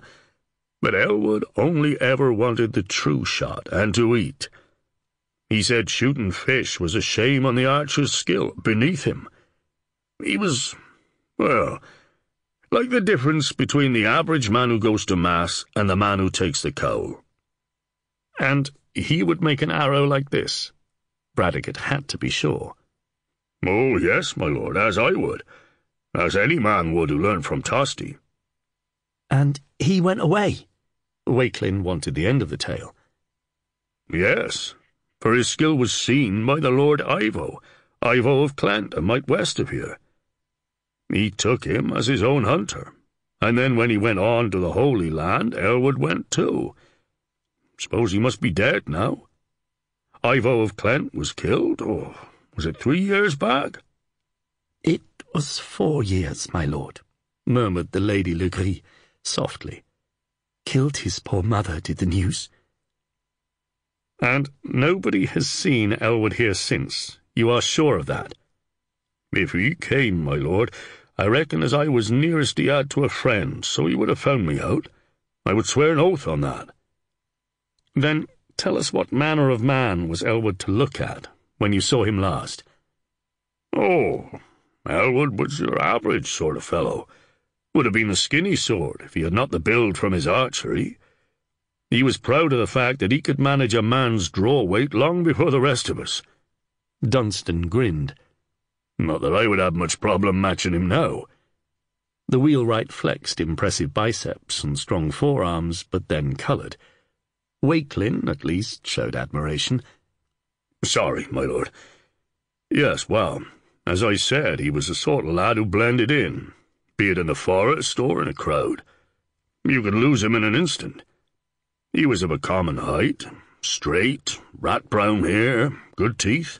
I will say that, very even. When he smiled, which wasn't often, he had a smile that maids would, well, not stay maids long for. Did he use that? Catchpoll wondered if the archer might be in comfortable lodgings with some woman. Was he popular with the wenches? Elwood?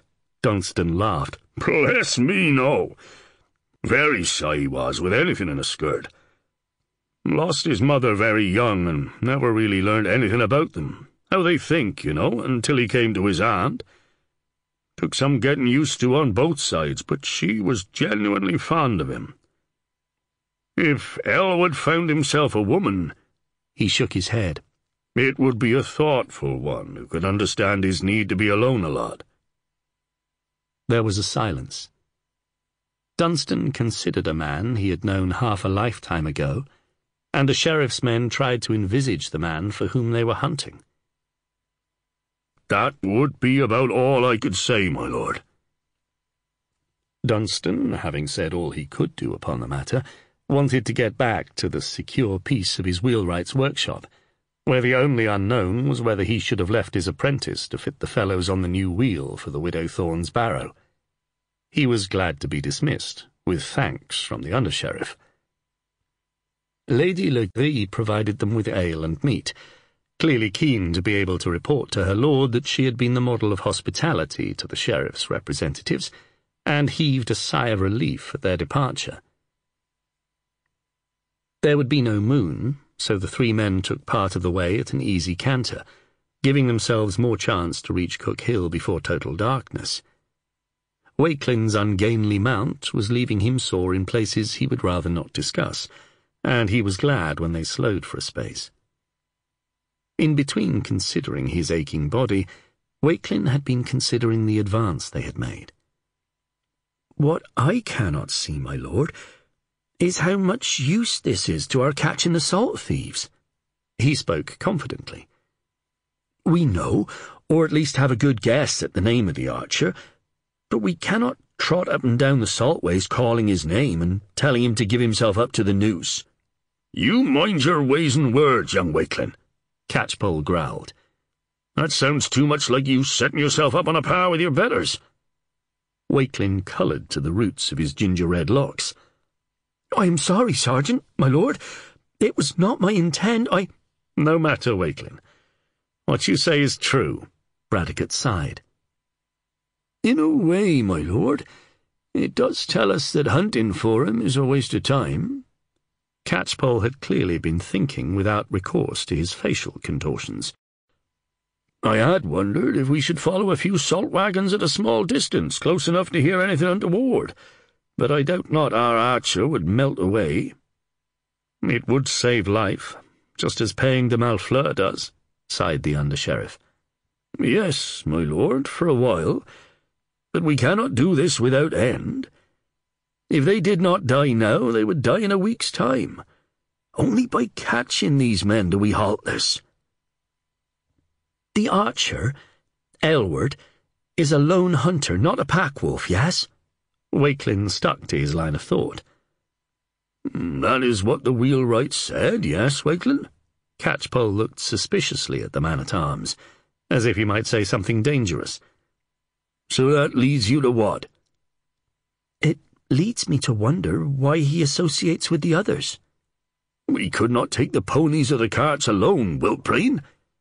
Ah, but why take them at all, Sergeant? Walkelin ignored the insult. I said it earlier and say it again. This man has a skill for which lords pay. Why take to this life if he is not already outside the law? And even if that is the case, why not kill wealthy travellers encountered upon the road? Rob them of coin and possessions? He only attacks the salt trade. So where is all this salt going, and why? Catchpoll smiled slowly. It was the sort of smile that could mean many things.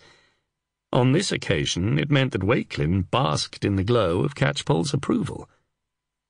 I knew I was right picking you for the craft, despite the air. He watched his protégé grow pink, the hair clashing with the colour of his cheeks. You think clear, not in a rush, but clear. Now you just learn to think mean. Meaner than the people you're after, and you will do well. He paused. In a few years. Bradecote was only listening with half an ear. What Walkelin had said was true. There seemed no sense to stealing the salt. Indeed, where were they putting it? They had stolen from the bodies, but with the exception of Corbin Fitzpaine, they were men not worth stealing from, so why them? He voiced his thoughts. Why does it seem such a tangle? My lord? None of it makes any sense. We know the man who is probably responsible for the deaths, but he has no motive. We have the salt, which is important because only the salt trade is attacked, but there is no gain in stealing it. The attacks are premeditated, but the only people who know when the salt leaves are the people most vulnerable, and now the most scared. Everything we know counters what we know, and none of it fits together. Well, that can be the way of it, my lord, sometimes. We have to look at it from another way, and also hope our culprits make a mistake, Catchpoll said sagely. Preferably before the death toll depopulates Wich. Bradecote bit his lip at Catchpoll's words. So, if we look at it from a different point, what do the thefts and the killings achieve? Fear? And perhaps wealth, Walkelin added, if the salt is sold elsewhere. But most of the people who use the witch salt would not need more, and the supply has not ceased, lad. Catchpoll was sceptical. Ah, but what if the salt was going where it did not usually go, Sergeant, where we would not follow it? Wakelin's eyes grew bright. Wales. Remember, the Lord de Lasson sells salt in Wales. And word has not reached us of a sudden salt shortage there, so... Catchpoll did not like the idea. Ah, but if he offered it more cheaply, there are places that would buy from him. After all, he would not be thought a criminal. Walkelin has a point, Catchpoll. Yes, I know you do not like it, and nor do I. For without good reason, we would have to go and hand this over to the Sheriff of Hereford, who is on good terms with the man, and will call down curses upon our heads for a start.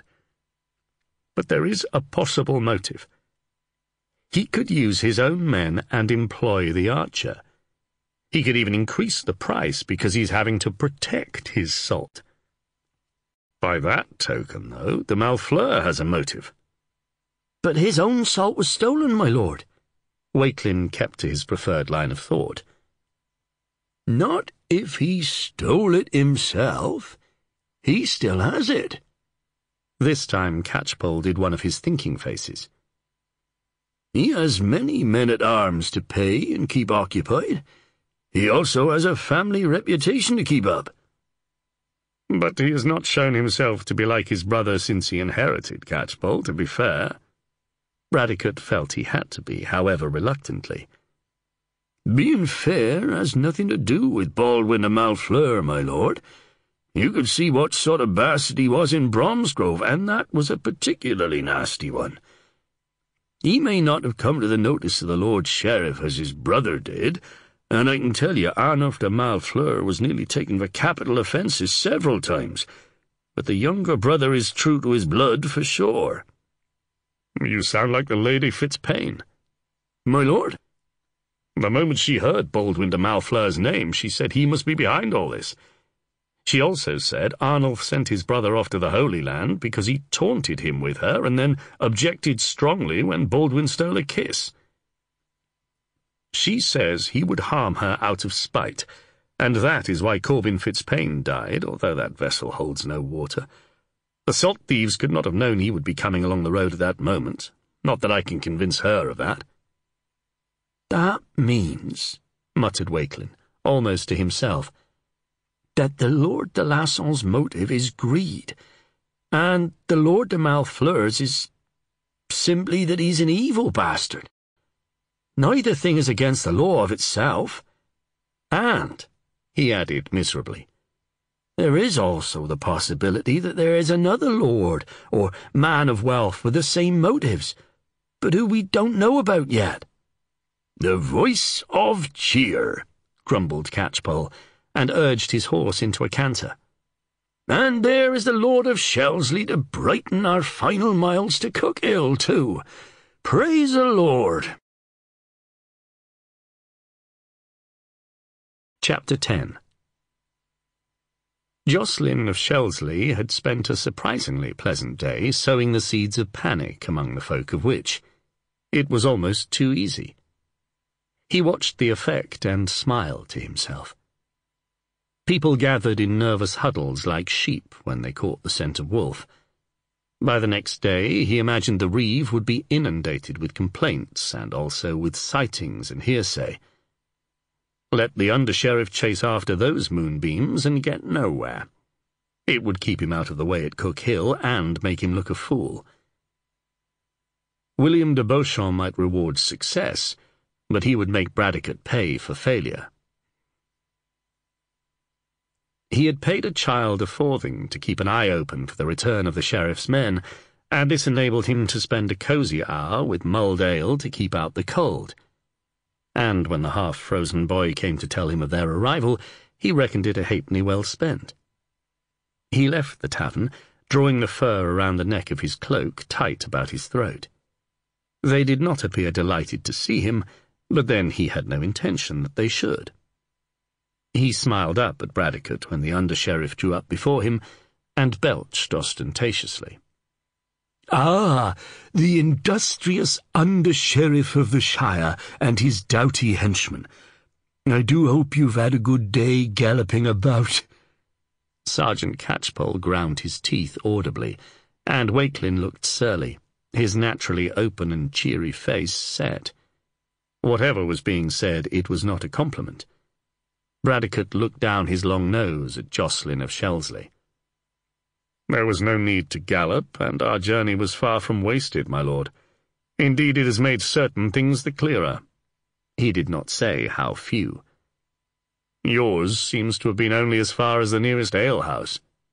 His look was disdainful. Walkelin, catching alehouse and the tone, could not quite conceal his snigger, and a flash of anger crossed Jocelyn's slightly chubby cheeks.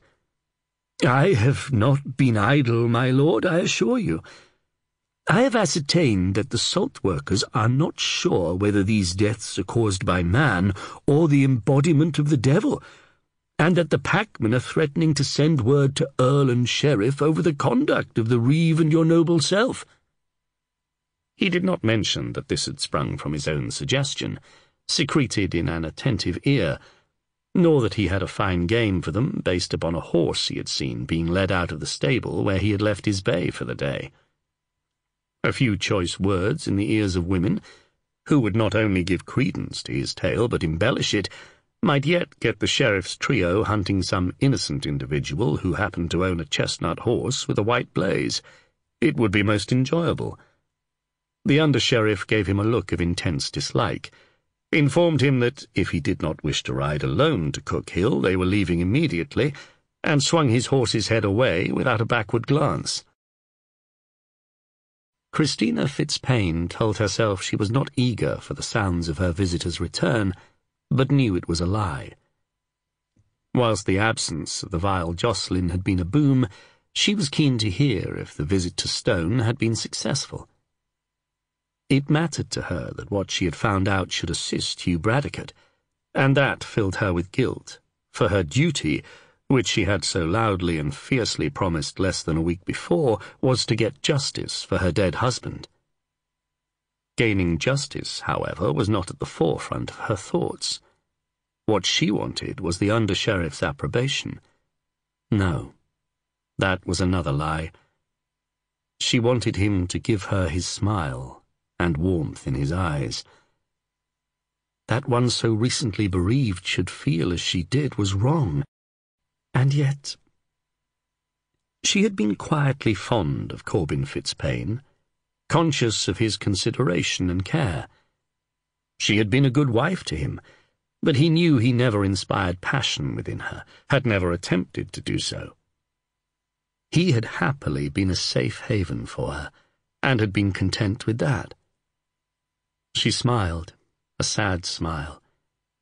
She thought perhaps Corbin would not be displeased if she found the things she had never expected to discover, attraction, longing, even that mysterious thing, love.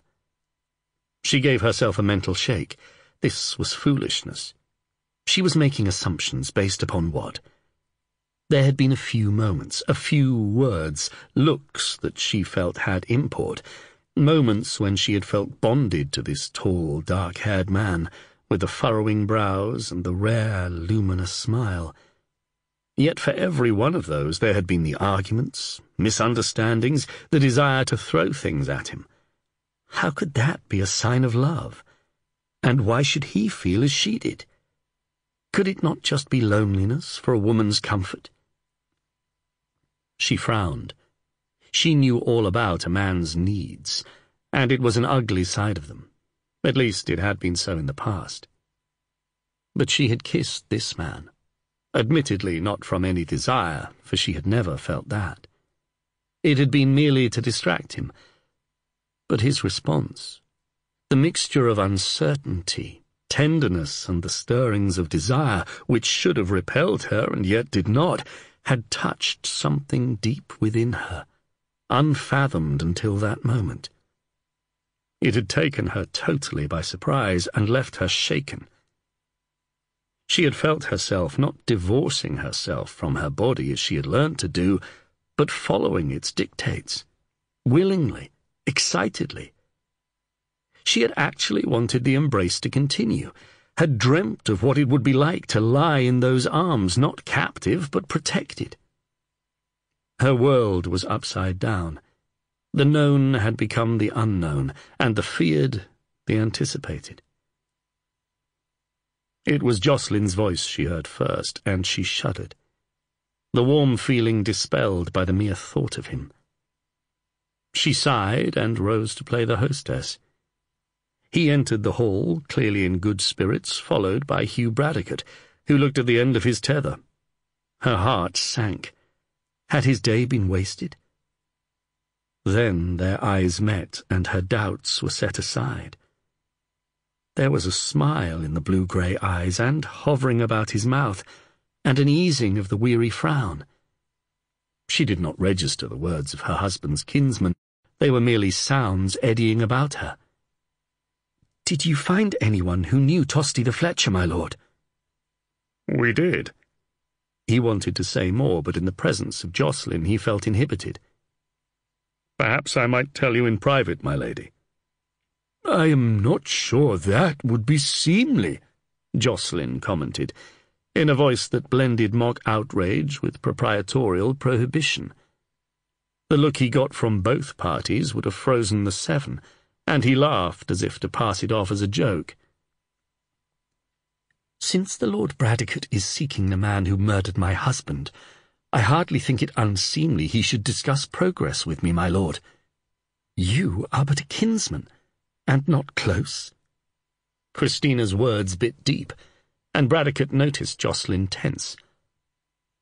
"I shall go, therefore, and ensure my horse has been taken care of to my satisfaction, my lady," announced Jocelyn, trying to keep the tatters of his pride about him, and with a stiff bow he left. She turned a face filled with triumph to Bradecote. He smiled, but his voice was serious. "For all his oafishness, my lady, I think you were right to be concerned about your husband's cousin. The more I see, the less I like or trust. I would advise you to be cautious and alone with him as little as possible." She tried to look arch, but her trepidation shone through. "And this from the man who stands boldly alone before me?" "You have nothing to fear from me, my lady." She dropped her gaze and coloured. "That I know, my Lord Bradecote." She looked up shyly. I am safe with you." Her face clouded. "I'm sorry." "Sorry that you trust me." "Sorry that I seemed not to at first. I was angry, am angry still at what has befallen, and I have not had cause to trust." Her voice faded to nothing, and unconsciously he reached out a hand and touched hers. She jumped and half pulled back, but looked apologetic. "I am sorry," he whispered, mortified. "No, it is I who am sorry, my lord. I am confused. Please sit and tell me about Tosti, as we are meant to be discussing that, not my failings." She gestured to the lord's seat, but he shook his head, requested that she took it, and sat instead upon a bench. "Your failings?" He frowned. "No, not failings, my lady. I understand it cannot be easy for you." "Easy?" She laughed, but it was bitter. "No, never easy, my lord." He wanted to say that he wanted to make things easier for her, but even in his head it sounded trite. Part of him wondered if, with such a past, she would ever be able to lay the spectres of her life and be happy. And then he imagined her cradling Gilbert in her arms, his little baby fingers plucking at her veil, his eyes focused upon her face. She would be smiling and without care, and would love Gilbert not just because the motherless infant would draw out her maternal feelings, but because he was his son. It was but a figment of his imagination, but it made his throat tighten. "Tosti, my lord?" She noted the faraway look in his eyes. "We were to speak of Tosti." Yes, indeed, of Tosti."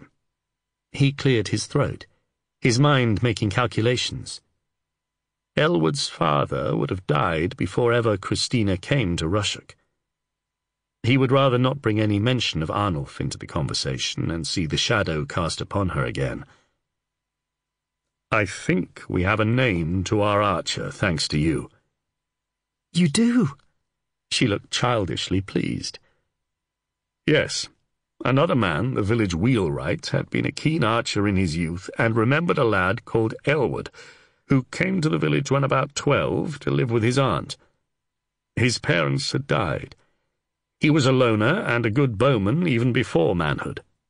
He went away in the employ of a neighbouring lord, and thence to the Holy Land with him. He has not been seen since in Stone, and might indeed be dead, but the wheelwright recognised the arrow as of Tosti's style, so I and Sergeant Catchpoll also think we seek Elwood the archer." She pondered, her fine dark brows furrowed. "You have a name? And yet, does this advance you much, my lord?" He smiled ruefully. "That, my lady, is what we have discussed most of the way back from Stone, at least until Wich, when the Lord of Shelsley took over all conversation. I have to admit that in a direct way it does not. But the more one knows about the man you hunt, the more likely you are to find him." "Do you think the lord he went to is the man behind the thefts?" "No, for he died in the Holy Land some 4 years past. But a lordless man with archery skill might be used by others. He would have a reputation if he is as good as his shots have been thus far." He suddenly realized that good might offend. "I meant not good, but accurate." "I understood it that way, my lord, never fear." She sighed. "So it was but a small step forward for so many miles on horseback."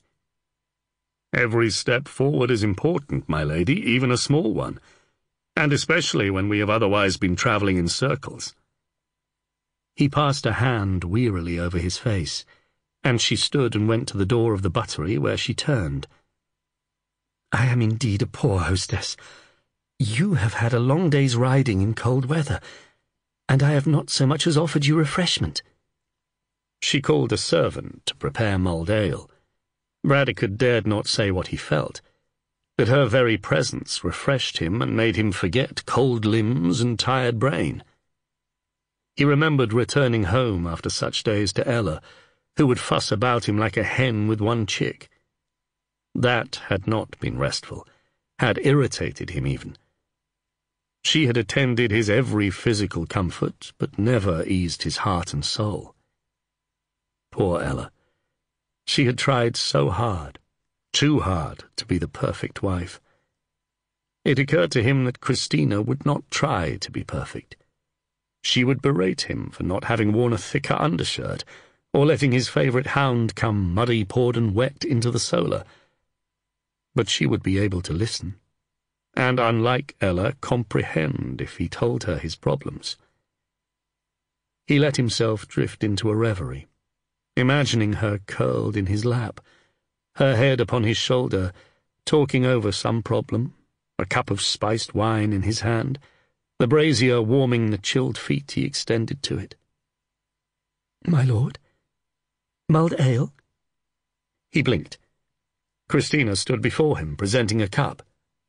I'm sorry. I think I must have... Fallen into a doze? Yes, my lord. It is no matter, except that we are about to be joined by Corbyn's so unwelcome cousin." Jocelyn, whose nose for ale was clearly exceptional, ambled in, smiled in a reptilian way, and said how grateful he was that Christina had remembered her duties. The lady stiffened, and the look she cast Bradecote told him she would love to fling the pitcher of hot ale at the man's head. But she turned and spoke in as false a tone as her guest, requesting that he take a seat and let her serve him. The smile became a lascivious grin, and her flesh crawled. The atmosphere had chilled as if the east wind blew through the hall, and drove the warm tendrils of half-sleep from Hugh Bradecote. He sighed and gave himself up to acting as a buffer for the rest of the evening. Jocelyn of Shelsley had no doubt he was a most unwelcome third at dinner. His hostess and the under-sheriff were trying so hard not to gaze at each other it was almost droll, as long as his plan to keep Bradecote from de Beauchamp's favour worked. The atmosphere had a tension as taut as the bowstring of the murderous archer, he thought, and smiled to himself. The previous evening he had been keen to keep them from talking, but this time he attempted to raise personal topics to embarrass them. Mocking the sheriff's man's lack of success angered the lady, and discommoded Bradecote, especially when phrased in such a way as could be taken as a veiled derision of his manhood. He also delighted in making fulsome compliments about his hostess, and asking Bradecote to agree with him, since to do so made both blush, and to deny them would seem rude and churlish. Hugh Bradecote squirmed like a worm on a fishhook. His Adam's apple bobbed up and down, and he appeared acutely uncomfortable. 3 times he ran a finger round the neck of his undershirt as if it strangled him. Our under-sheriff appears to find his garments ill-fitting. Perhaps he lacks thread for his needle, and a dame to thread it. She could make him comfortable again. Or is the needle no longer sharp enough for pricking? Bradecote's grasp about his wine-cup became rigid. Christina had reddened cheeks and a bosom, which, since he ogled it quite openly, Jocelyn could watch rise and fall far more than normal. He let the vulpine smile lengthen. Bradecote was the honourable type who would wait to be invited, but he had no such scruples. He had plans for that bosom, and even if the under-sheriff eventually got to wed and bed the pretty widow, well, the church might prevent the wedding part, but he had every intention of having bedded her first. Admittedly, Bradecote would not know, for the lady would not tell him in her shame, but he foresaw untold pleasure in revealing subtle hints should they ever meet again. In the warmer and more convivial atmosphere of the manor kitchen, Catchpoll put his aching feet upon a stool, savoured the smells of a good barley stew, and appeared to be asleep. In reality, he was moving all the small pieces of knowledge about in his brain, trying to make connections that must exist but which eluded him. If he had but one piece more, he was sure things would begin to fall into place. Walkelin entered, a bit pink and failing to contain a grin of satisfaction. Half an hour spent in the company of the goat-milking maid in a warm stable had done much to improve his mood. He was far from being a ladies' man, and was in fact rather shy, but whispering sweet nothings and a little fumbling dalliance with a comely girl who was only too willing to oblige as long as he did not go too far, and had actually gone further than he would have dared, left him with a sense of contentment. "Sergeant, I've been thinking." Catchpoll did not so much as open an eye, but the grin that spread across his face was so lecherous that the dame slicing onions blushed as if he had caught her bending and goosed her. "Not sure what you've been thinking is suitable for company, lad, if you've been where I'll vouch you have." "Sergeant!" Walkelin turned beetroot. "I never—" Catchpoll opened one eye slowly. "Been further in your edification, has she? Country girls are a bit more forward, or so I found at your age." He winked at the onion slicer, who looked affronted but then giggled rather girlishly. Walkelin did not know where to look, so studied the floor. "Come on, then, out with it." "What?" Wakelin's mind was still in the stable, and he blushed fierily. "Your thought, Wolbrain. What thought was it brought you to disturb my deep study of the evidence?" "I thought you were in deep study of the back of your eyelids, actually, Sergeant." Walkelin grinned and ducked as, with lightning speed, Catchpoll reached for an onion and lobbed it at his head. The onion slicer gave them a look that suggested men never grew up.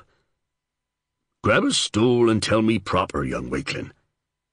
Walkelin did as ordered, and drew a deep breath.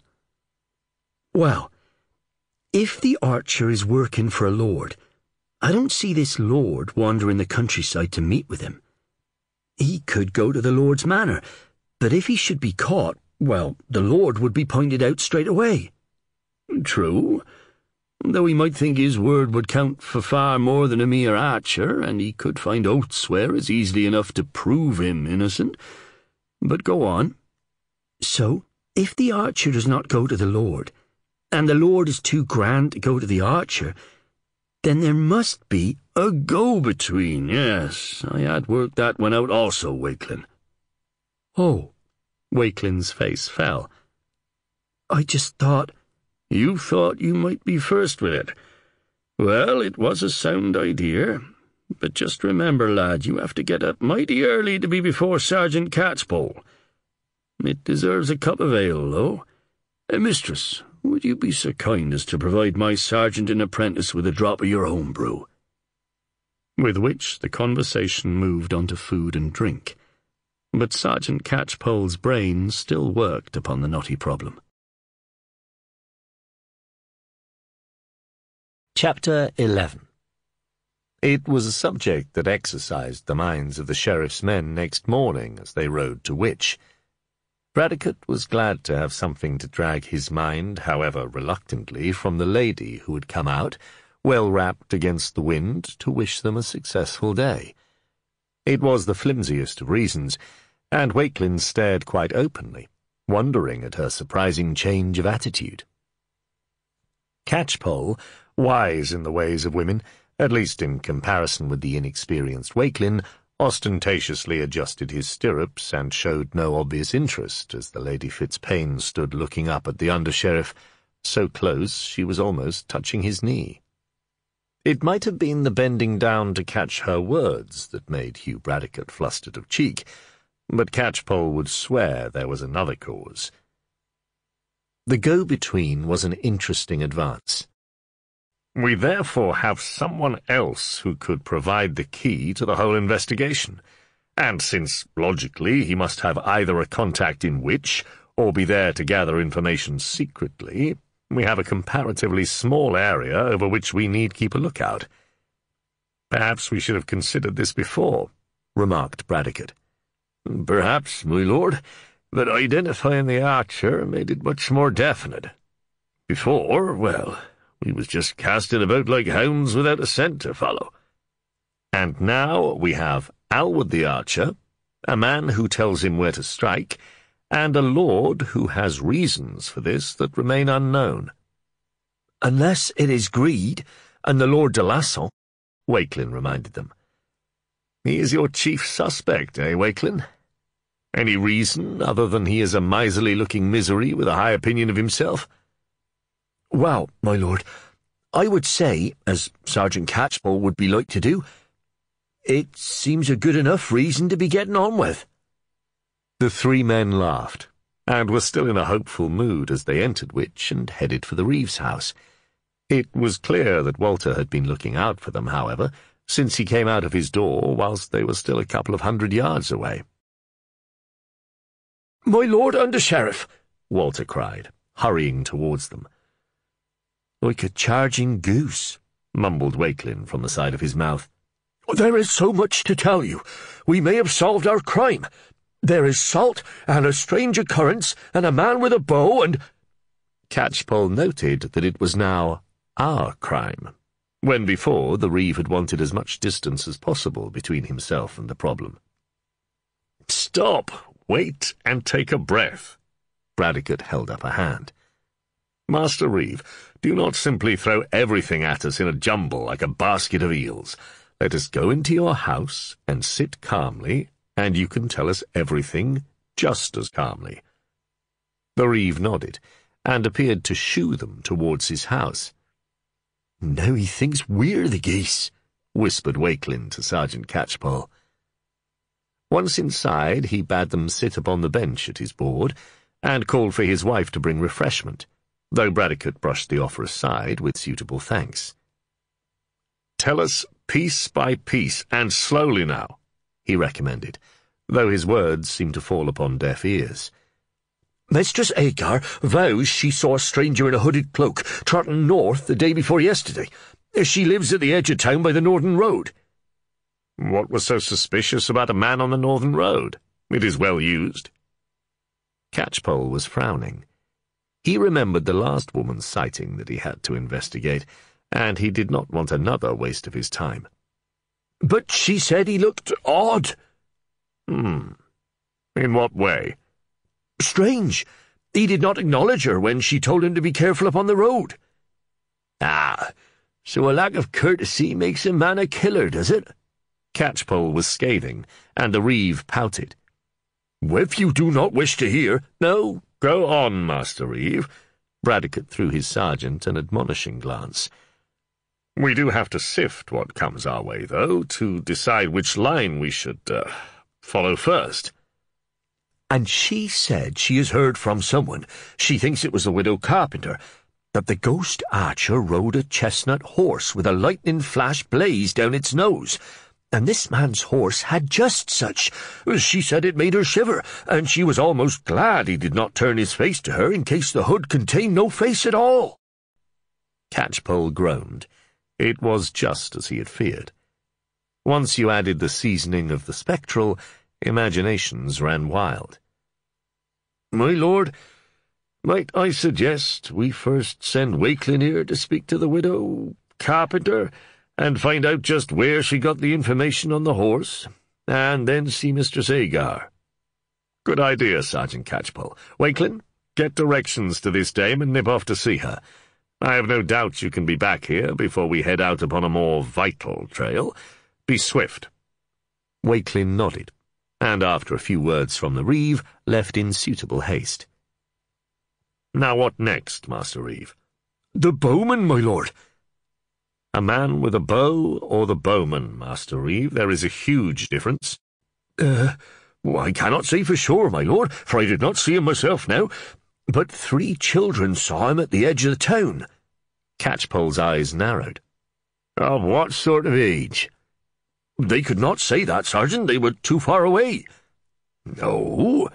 Catchpoll kept his patience under control. "I meant the age of the witnesses." I'm sorry, I thought you meant— "Yes, Master Reeve, we understand what you thought." Bradecote was as impatient as Catchpoll, and hid it less well. "Now just tell us." "The lad was about 12, yes, for he is old enough for the tithing come next Whitsuntide. The other 2, his brothers, are younger. They must be, as I reckon it, 8 and 6, for there was a sister in between, though she died last Lammastide of a fever." "What exactly did they see, these lads?" "As they told me, they saw a man right at the edge of town, sort of creeping about, furtive-like, and he had what looked like an unstrung bow in his hand. They saw him bend it to string, look about him, and then he saw them. He turned and raised the bow as if to fire at them, and they ran." "We need to speak to these boys." "I thought you would, my lord, and they live barely a stone's throw. Or should that be an arrow's flight?" He suddenly sounded quite jocular. "From this house. I sent the wife to fetch them after you needed no sustenance." As if on cue, Mistress Reeve returned, a little flustered, fearing she was tardy, but having had to wait whilst the boy's mother made 'em respectable, to go in front of the embodiment of the law. "Here they are. Right, boys. You tell the Lord Under-Sheriff here what you saw, and no lies, or he'll have your tongues out," the reeve declared, with relish. The youngest child's eyes widened in horror. The eldest tried to look brave, but failed. Bradecote pursed his lips and shook his head at the reeve. He then looked at the 3 boys and smiled, he hoped, encouragingly. "You sit upon that bench, and perhaps Mistress Reeve might find you a honey cake."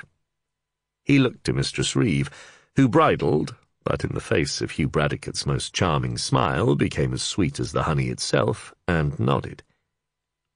The eldest lad looked suspicious, but the younger 2 relaxed. After all, why should a man who offered honey cakes then want to cut out your tongue?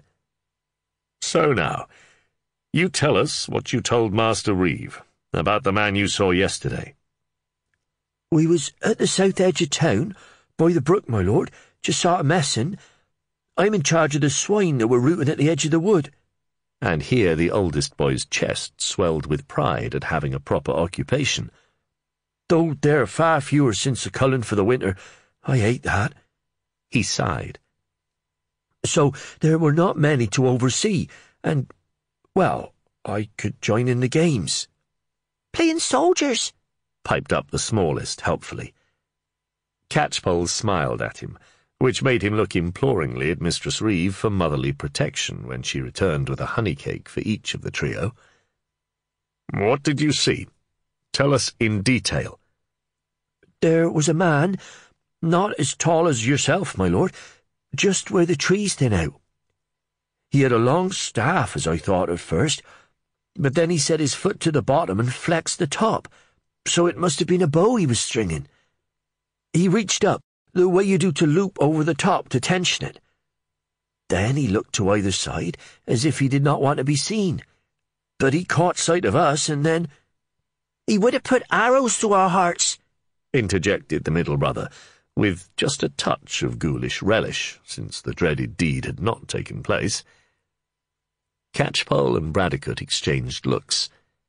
Something was not quite right, though the boys clearly spoke the truth. He raised the bow, aiming straight at us, so we ran, my lord. I feared he would have taken a pig, but when I went back, they was all there. He was old, for an archer. The youngest, fortified by a honey cake and Mistress Reeve's presence, spoke up. You couldn't tell, chided his eldest brother, and looked to Bradecote. He was cloaked and hooded, my lord. But I saw the beard, I'm sure of it, complained the little boy, in the whine of one who is frequently ignored. And it was greyed, so he was old. The eldest brother would have spoken again, but Bradecote held up a finger to silence him. Describe him as you saw him. I'm listening. There was a moment's hesitation, and then the little boy screwed up his face in concentration and shut his eyes. It was a face worthy of Catchpoll. He was old, not young and thin. His cloak did not hang down straight from his shoulders, but went out. The little hands illustrated a ball shape. And I saw a whitish beard, I did, honest. His confidence suddenly drained. Don't cut my tongue out. No. More like I shall give you a silver halfpenny if you just tell me what sort of whitish beard. Was it long? Is that how you saw it? The child shook his head. I could just see under his hood. I am littlest. There was a logic to it, Bradecote admitted. Thank you, he said. You have been more use to us than soldiers, you know. The boys were obviously impressed by this statement, and even more by the silver halfpenny that was given to them upon dismissal. Once they had gone, however, the sheriff's men shook their heads. "I'd swear that was not our man," murmured Catchpoll. "Those boys spoke true enough, what they saw, but it is all wrong." We cannot even be sure they saw a bow. None mentioned a quiver and arrows, and what would the archer be doing, stringing his bow there? In fact, Bradecote paused as an idea formed in his brain, and then continued slowly. You know, it all seems a bit of mummery. A hooded and cloaked man creeping about at a distance where he might just be seen, and our man apparently a stickler for a good shot, and a hunter's son brought up to stealth. They do not go together. But a man keen to lay a false scent and watch us chase our tails, that is another thing entirely. This bowman was portly rather than lithe, and bearded. Remember how the Lord of Shelsey was so smug and mocking yesterday? Aye, he was. And that would fit. No doubt he thought of the chestnut horse, too. Why else come to spend the day in Wich when he would rather be sniffing about the Lady Fitzpaine and think of Cookhill as his? Bradecote did not like the thought of Jocelyn sniffing about Christina Fitzpaine, but did not let it show upon his face. Walter Reeve was only just catching up. You mean this is of no use to you, my lord? No, Master Reeve. It just shows there are those who would rather see us fail than succeed. Might Jocelyn of Shelsley even be? No, it does not hang together. Catchpoll was thinking out loud. The death of Corbin Fitzpaine could not be covered up so elaborately, not with all these attacks, and besides, who would have known he would be upon the road at that hour? Could it be coincidence? Bradecote was alongside Catchpoll in thought. Could he have planned the attacks, and then Corbin been a bonus? What motive, my lord? He has one now, but— Bradecote's brow furrowed. I do not see why he should want mischief, Catchpoll. Catchpoll pulled a face. This was neither time nor place to explain, and it was a delicate matter. Catchpoll disliked delicate matters. He skirted round as best he could with half the truth. My lord, Cookhill is held of the Lord Sheriff. If Fitchpain's brother is dead and dust, then instead of handing it to the uninspiring Lord of Shelsley, a sheriff grateful for the successful end of this might be of a mind to hand it to the man who proved his worth. You mean Jocelyn of Shelsley thinks that I— It is logical, my lord.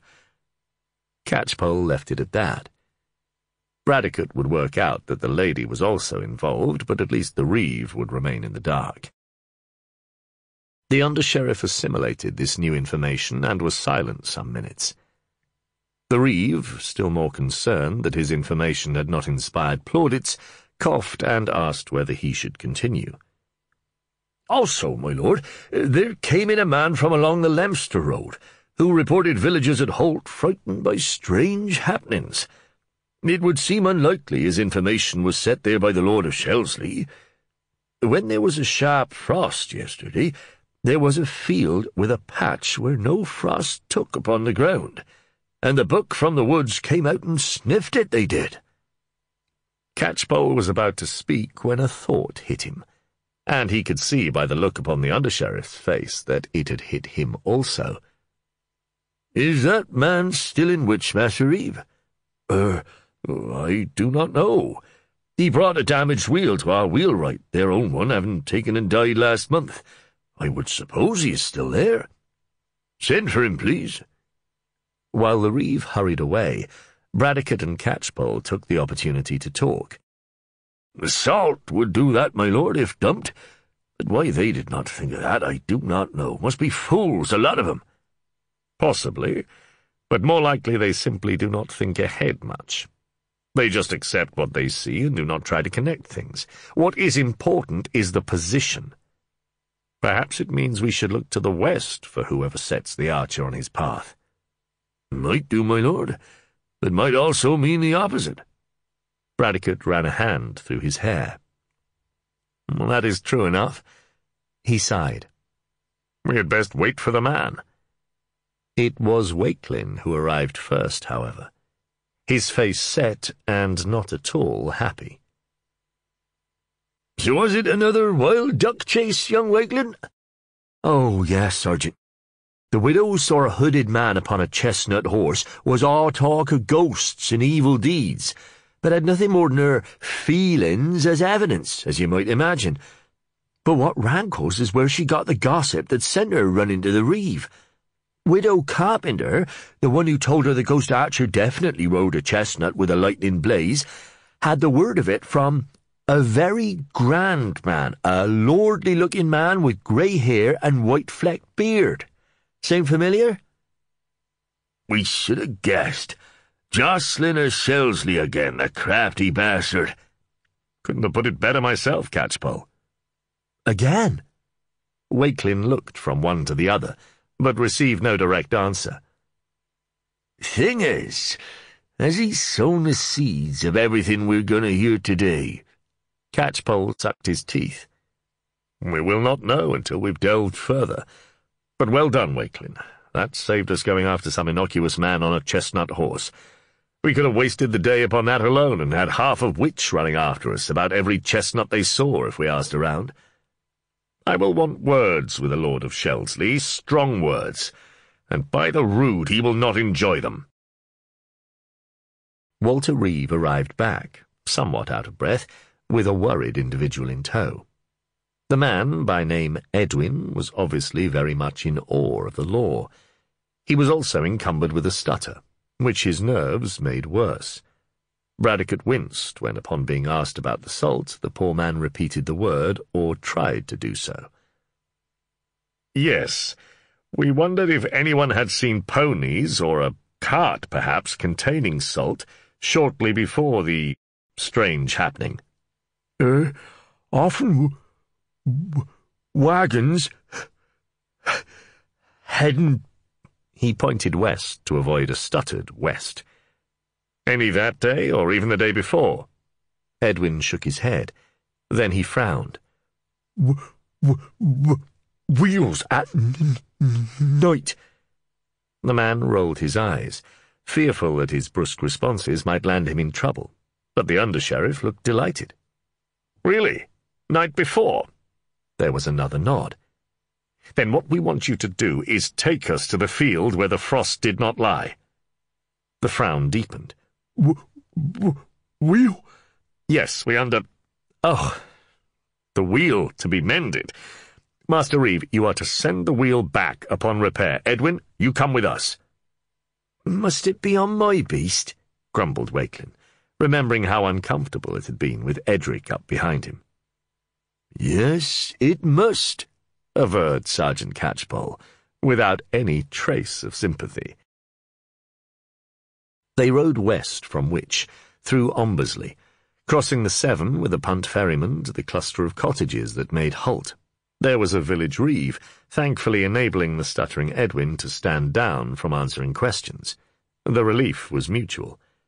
Wilfrid was a sensible man, who, when the consternation of his fellows was revealed to him, shook his head and tut-tutted. "I never understands why so many folk cannot see the real when there is a chance for unreal. I could have spared you the journey to see this miracle, since it was none. I tried telling him, but who would listen to sense when there is talk of elves and evil spirits?"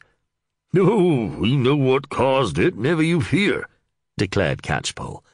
"But we would be mighty interested in seeing where it happened, and hearing from anyone who heard or saw a cat the other night, when cats should not be abroad." Now, there's a thing, for I did hear a cat. But right about then our William burnt his hand, and there was such a to-do as took my mind from it. Mind you, if anyone was being crafty and illegal, they were not quiet about it, since others seemed to have heard. Odd, most odd. Now, you come along with me, and I will show you the place where someone must have spilled salt."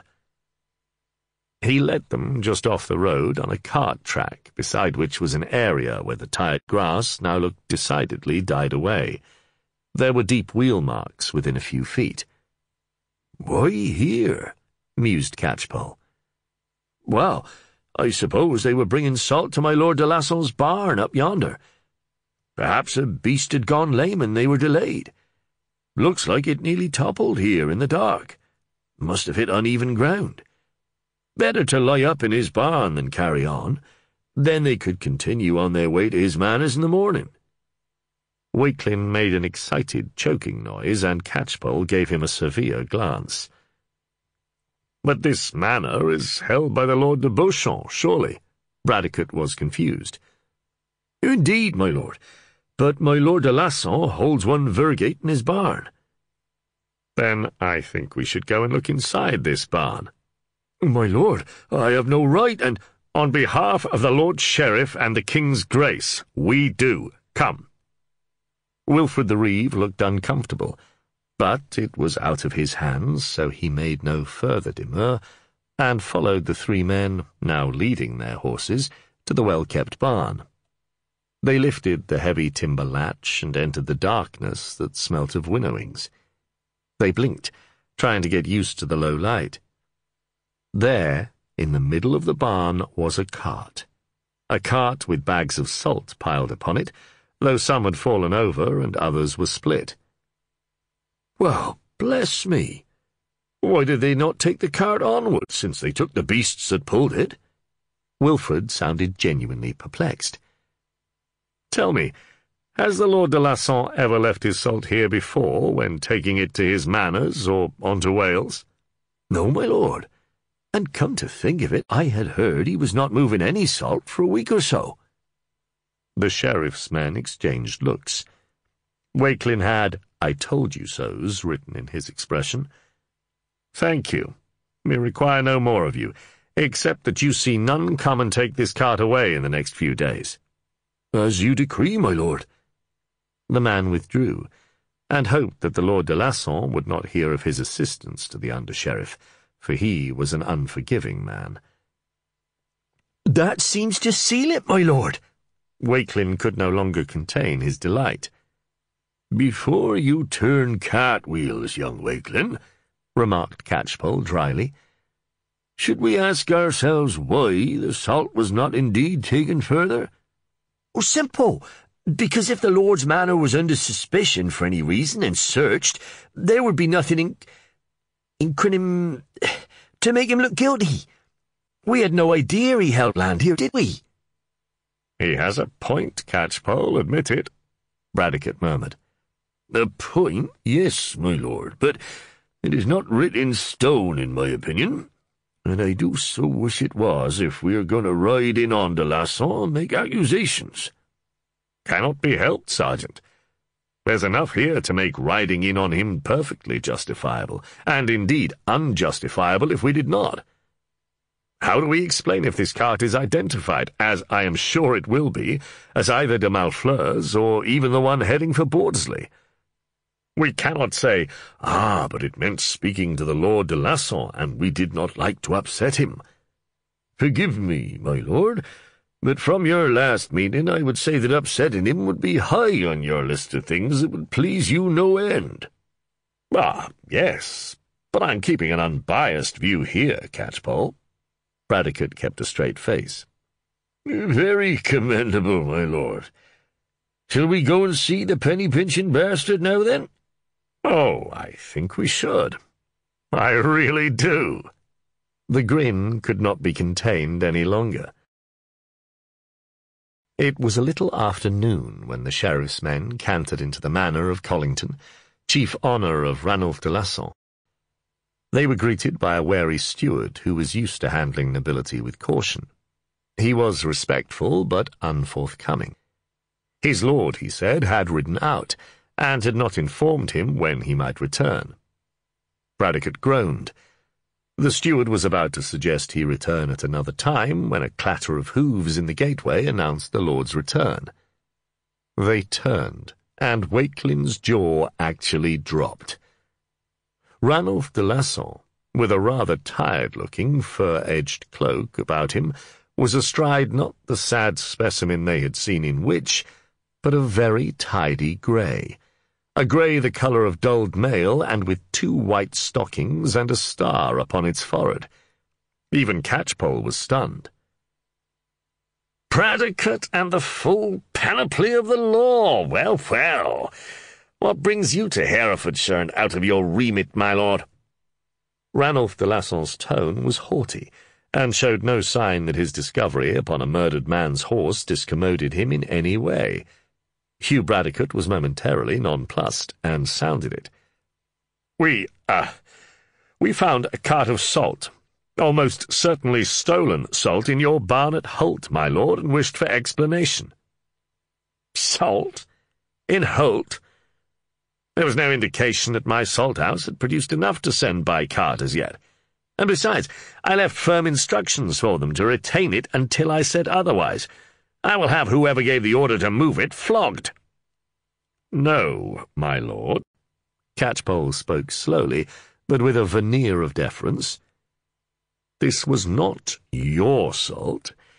It is most likely to be that of the Lord de Malfleur. He thought this a crafty move, for telling de Lasson it might belong to the Cistercians of Bordesley would not worry him. Telling him it might be de Malfleur's would. It did. The lord of the manor blinked and grew pale.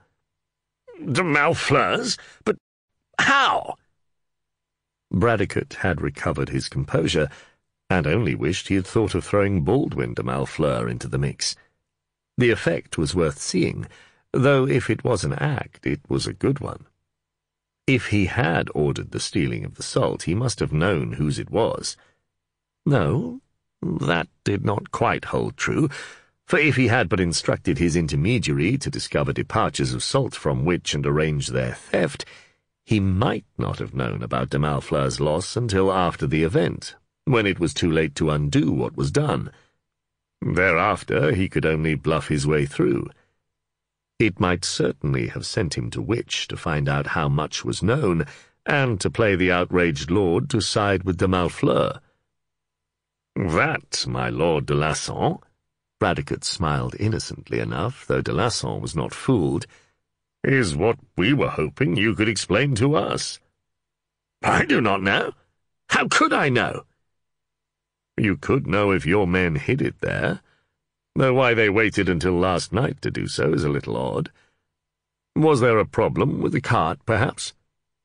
"You are accusing me, of these crimes! How dare you!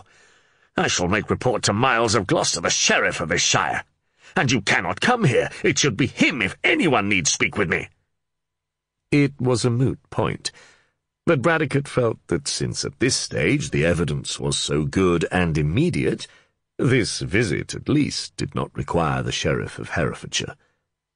"Accusing you? No, not yet.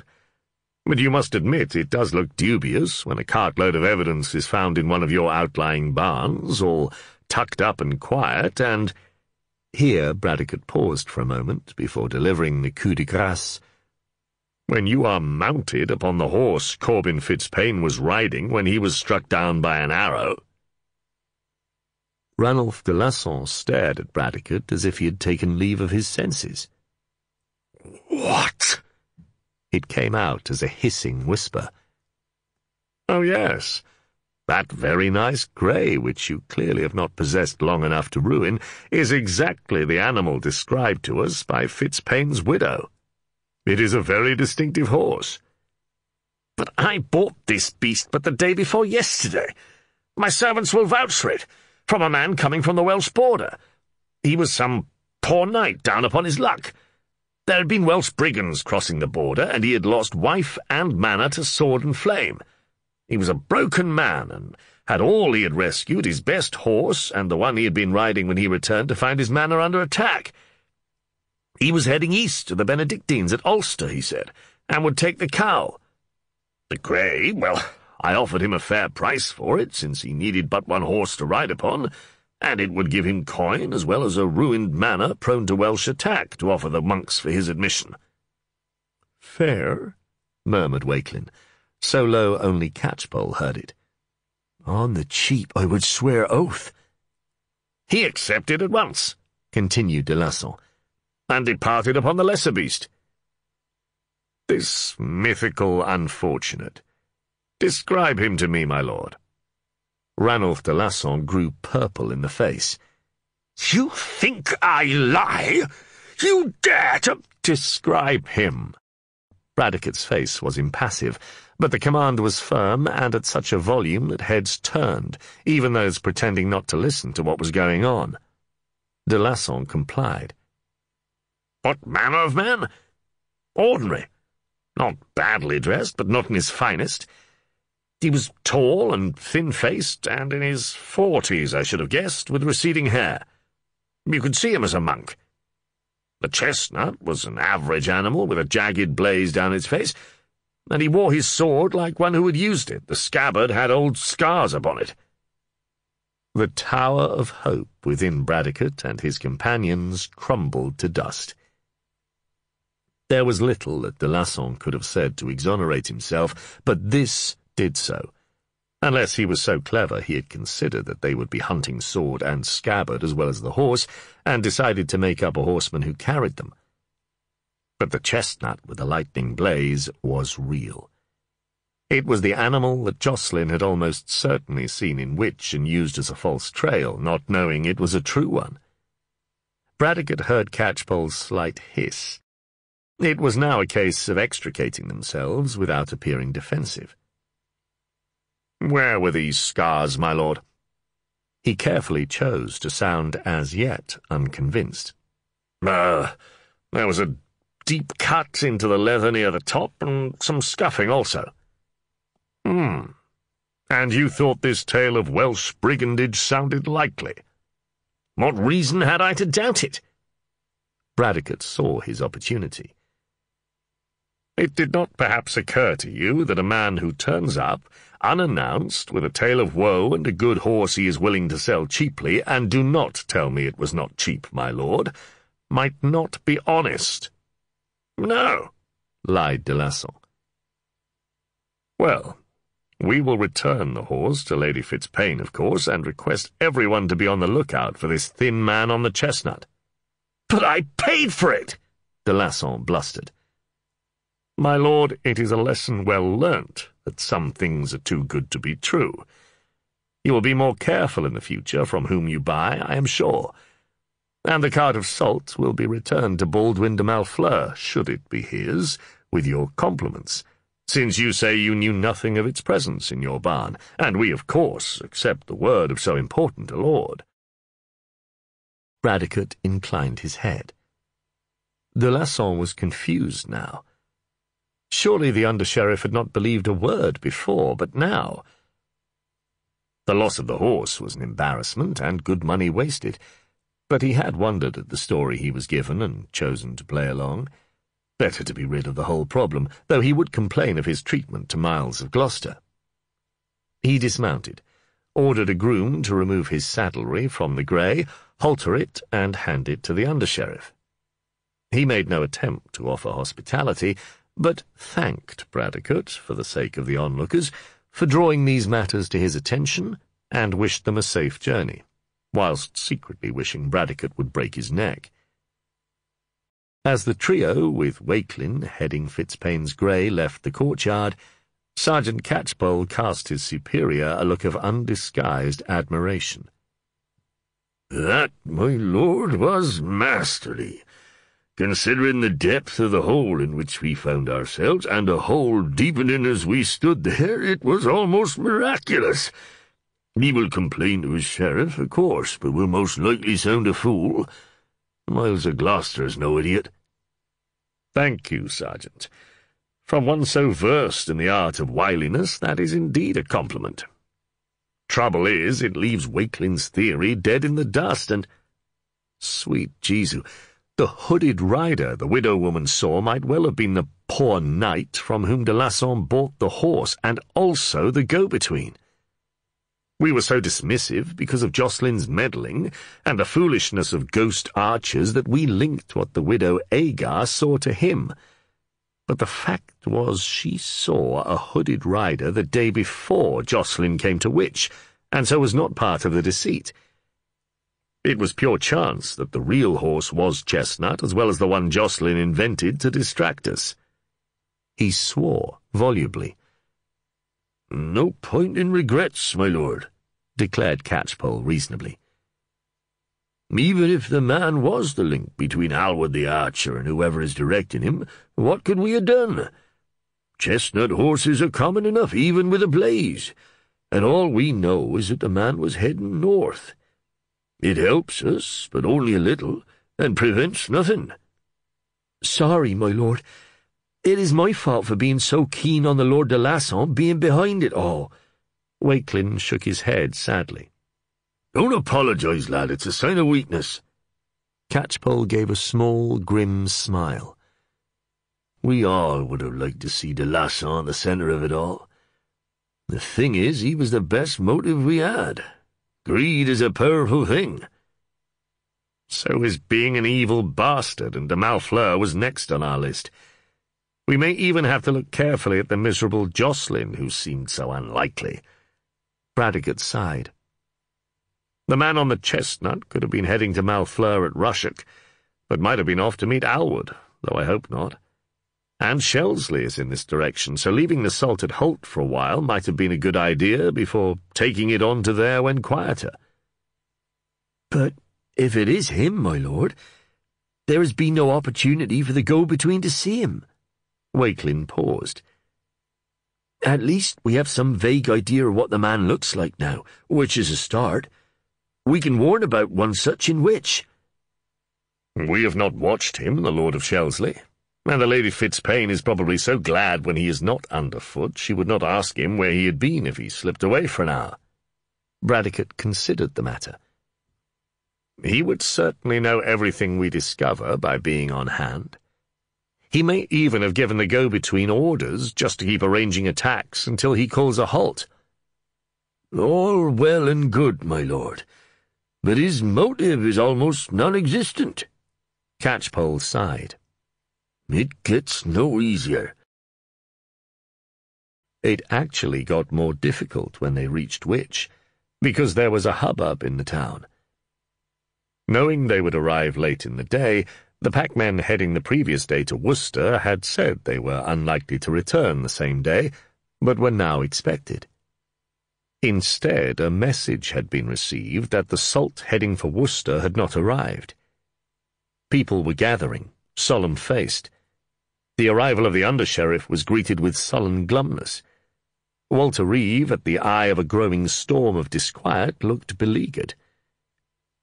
There was not enough daylight left for a search party to have any chance of being thorough, and so it was arranged that the sheriff's men would take men out early the next day.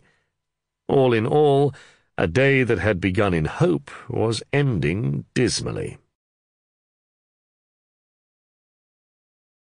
Chapter 12. Christina had avoided her lingering guest for much of the day. When she had commented that his own manners must need his attention, he had waved a hand airily and declared he had men he could trust to oversee the everyday matters, and that her need was far more important. There was something in the way he said it, accompanying a most unsettling leer, that made her feel sick. She had thereafter contrived to have either the steward or a servant present all afternoon, but had developed a headache and finally retired to her chamber, lay upon the box bed, pulled a sheepskin over her feet, and closed her eyes.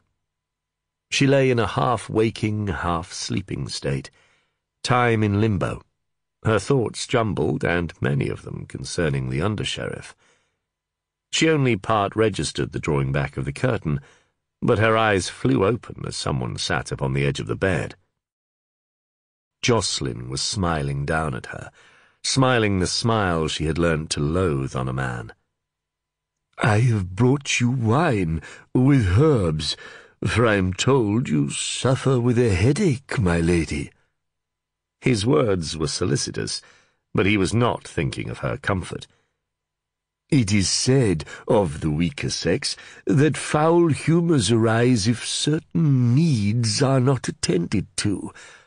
One dare not imagine how the cloistered manage, but I can offer you comfort, my lady." He set the wine upon a stool by the bed, as she lay frozen by an old but familiar dread. She wondered hopelessly why she'd be so beset. He leant forward, his breath heavy with stale drink. As his smile became a grin, he spread his fingers and clasped her breast. She took a sharp intake of breath, which made him laugh, but suddenly it broke the evil spell. This was not something she had to put up with out of duty. He had no right. No man had the right any more. Indeed, it was an assault. Her right hand slid under the pillow, and withdrew a small but serviceable knife, which she had decided to place there the first night Jocelyn had got drunk. With her eyes upon his face, she stabbed down hard through the back of the violating hand, so hard she felt it prick her bosom as it came out through the palm. She let go with a gasp. Jocelyn emitted a scream of pain, staring at the haft, then drew it out with his left hand as the blood flowed freely and the grip changed and tightened. She saw the pain written upon his face, but more so the blind anger. He raised the knife. He was going to kill her. She could see it, and there was nothing she could do. She just stared, waiting for the icy bite of the steel. But then Jocelyn turned, unthinkingly, to the sound of a shout, and the next thing he knew he had been sent sprawling and the knife clattering across the floor. Hugh Bradecote had a face so grim Christina thought he might kill Jocelyn then and there with his bare hands. He saw the blood upon her gown, and his eyes narrowed. "Did he try to kill you as you slept?" There was incredulity in his voice, for it made no sense. "Not as I slept, but he was about to do so when you—" There was an angry, growling noise from the floor. "The bitch put a knife through my hand, look!" Jocelyn got up unsteadily, moving his aching jaw and trying to staunch the blood running down his arm as he held up the injured limb. He sounded affronted. How dare she have resisted him? "And why, my lord?" Bradecote's voice was soft but chill. "Did she feel the need to do that?" "I brought her wine for her headache." Indeed. And she repaid this act of charity with violence, did she? How strange. My lord, he thought to— Christina interrupted. He silenced her with a raised finger, still gazing at Jocelyn of Shelsley. Tell me why, my lord? There was menace in the tone, and Jocelyn faltered. It was but light-hearted. After all, she is no blushing maid, and what would a little pleasure matter to one such as her? Christina made a strangled noise in her throat. I see. So you would say that a widow is fair game?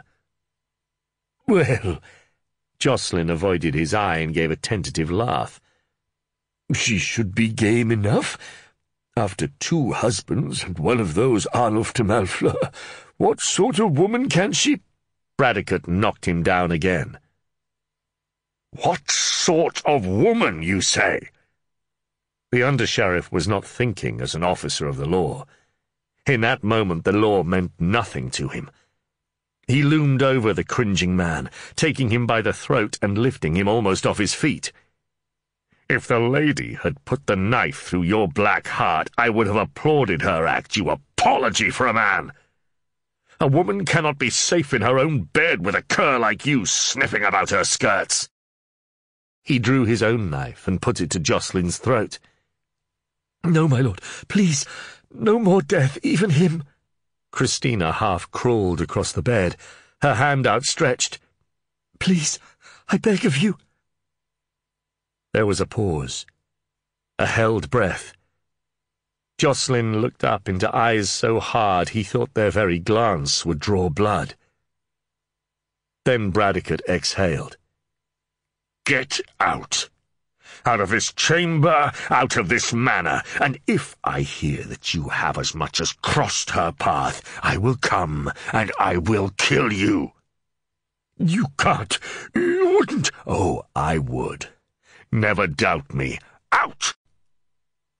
With which he dragged Jocelyn to the solar door, through the hall, and actually launched him, half falling, down the steps. Walkelin! He yelled. Make sure the Lord of Shelsley leaves immediately.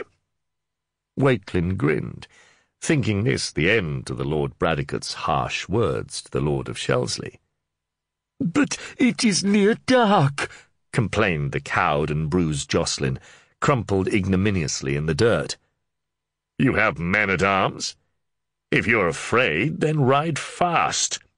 Bradecote looked down at the man in total contempt. And if you are fortunate, you may find hospitality with the monks at Ulster, which is nearest, and has no women to tempt you. Bradecote turned upon his heel, and was about to go back into the hall, but stopped suddenly. There was still the matter of Jocelyn's attempt to set them upon false trails, and he was not entirely removed from their list of suspects. Shelsley, one thing more. The man looked at him with fear now, as well as loathing. You can be sure that I shall report your conduct in Wich, as well as here, to the Lord de Beauchamp. My conduct in Wich? Do not play the innocent, snarled Bradecote.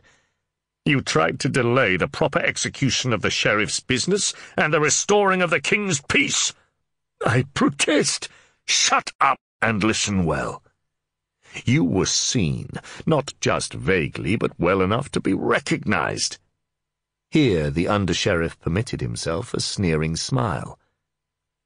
We had the description of an old man with a white-flecked beard and portly, pretending to string a bow, the same man who described a chestnut horse in good detail.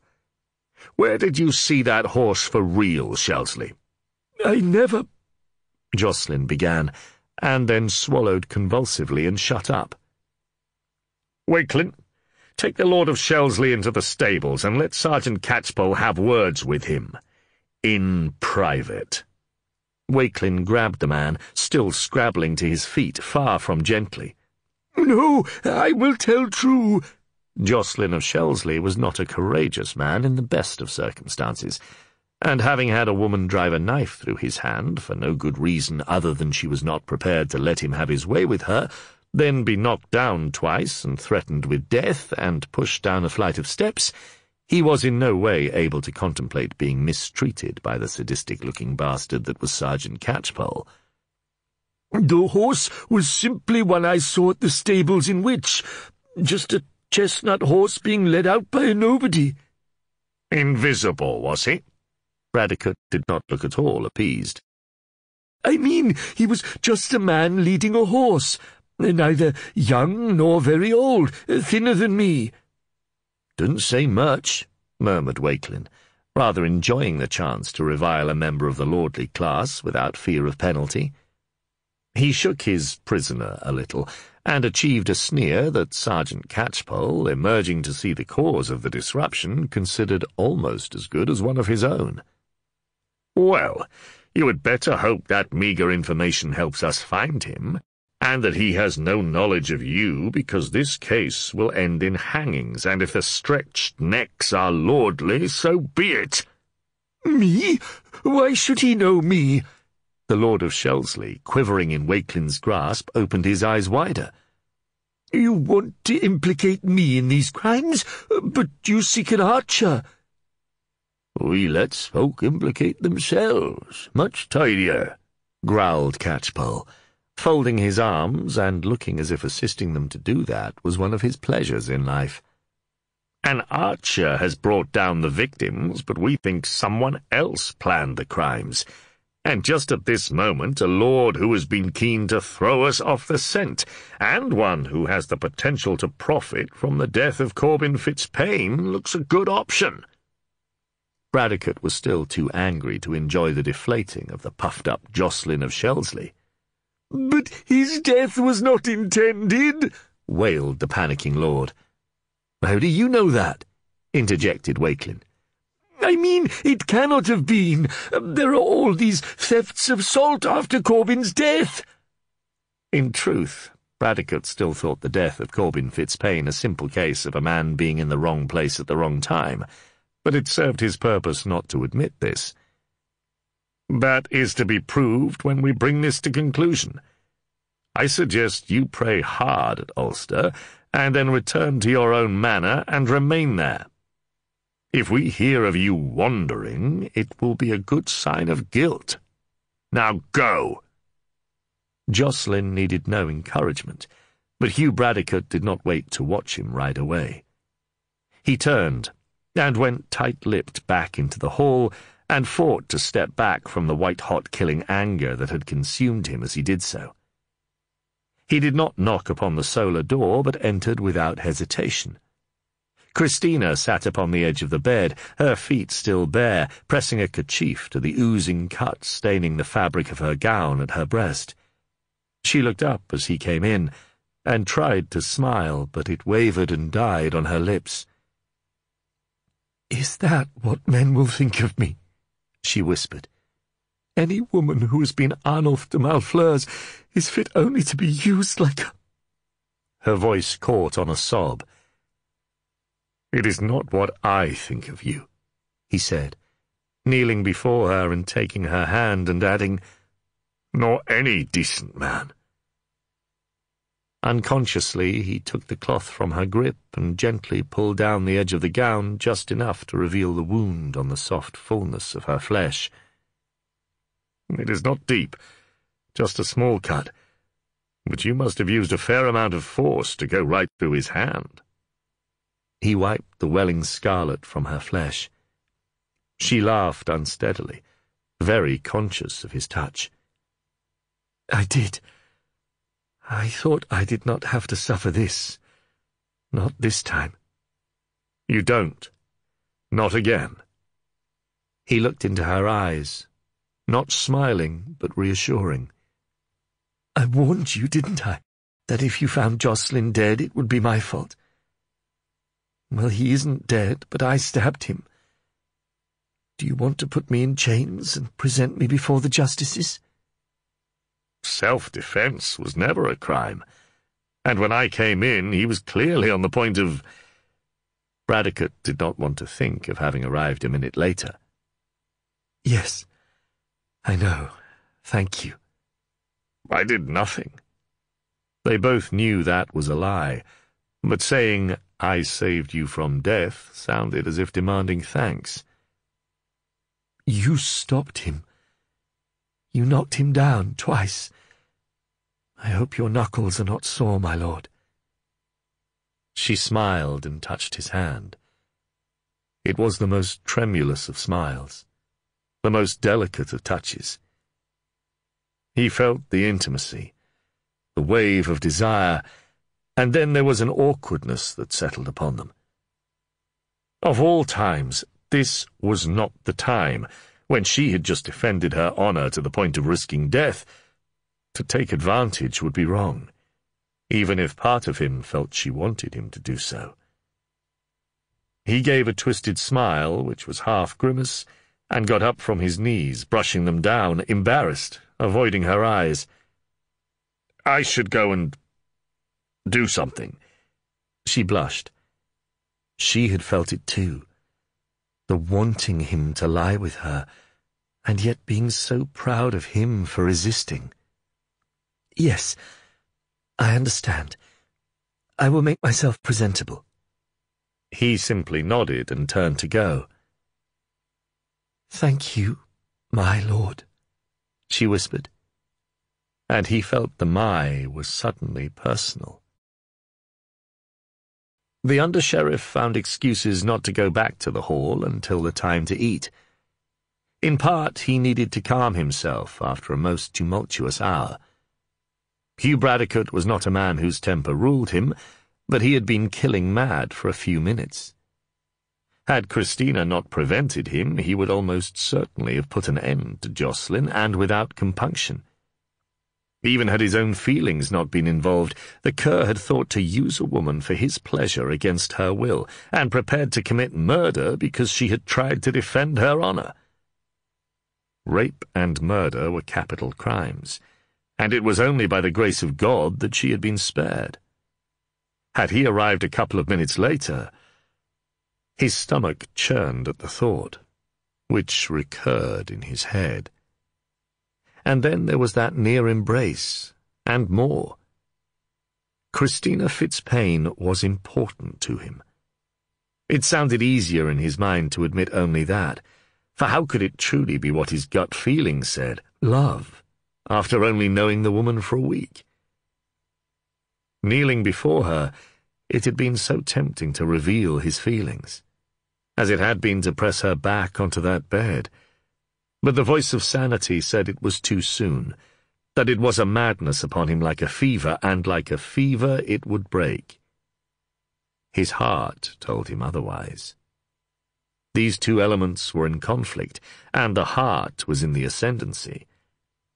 It argued with cold, unemotional sanity, in terms sanity could understand, listing those things that contributed to his feelings. He admired her spirit, though it meant she had a temper to her. He had experience of meekness in Ella, and for all there had not been arguments, she had frustrated and annoyed him almost the more for her subservience. He also pitied Christina, though she would be appalled to hear it. There was no such thing as fair in life. He had been taught that early, but she had suffered through no fault of her own, and to a degree few had to face. He wanted to show her that life could have pleasure and laughter and, yes, that word, love. At which point sanity told him he simply missed the comfort of a woman in his bed and release to his body, and was merely attracted to an appealing face and comely figure. Desire, it said, was not love, but a mere physical thing like thirst, to which Hart responded by saying that he had not felt desire for any other woman in the period since Ella's death. Sanity grinned, and declared the world was full of ugly women. When Widow and Under-Sheriff next met, it was over the evening meat, and there was a new constraint between them. It was almost as if they had parted in anger, though it was entirely the opposite that was true. They kept within themselves, cautious of showing too much, caught between fear of somehow having misread the other and a heart-lurching belief that the inner turmoil was mutual. They avoided eye contact, Christina decorously studying the trencher before her and Bradecote covertly watching her pale hands. Their awareness of each other, of every breath, was acute and diminished the appetite. Conversation, what little there was, ignored what had passed that afternoon in the Solar, and centred upon the character of Ranulph de Lasson and the mystery thin man. Bradecote only remembered the return of Corbin Fitzpain's horse when he broached the topic. Her first thought was to go instantly to see the beast, but he persuaded her to finish her meal. Since Christina only knew of de Lasson by distant repute, there was not much that she could contribute, beyond agreeing with Bradecote that the evidence had seemed damning, but the man on the chestnut almost certainly proved his innocence. As she finished eating and rose from her seat, Christina cast Hugh Bradecote one swift, sidelong glance. How was it, she wondered, that she could feel uneasy? Actually because he set her at ease. Did she trust her own instincts so little? She felt that she saw right into the depths of the man, and there was nothing lurking to frighten her within, nor was it because he was in any way a shallow character. She sighed, which he interpreted as weariness. "I understand you must be tired, my lady. It has been a stressful day. If you wish to retire—" "No, please, I wish to see the horse. I am sure it is my lord's, but I would be certain." "As you wish, my lady." It all sounded so formal. It was unreal.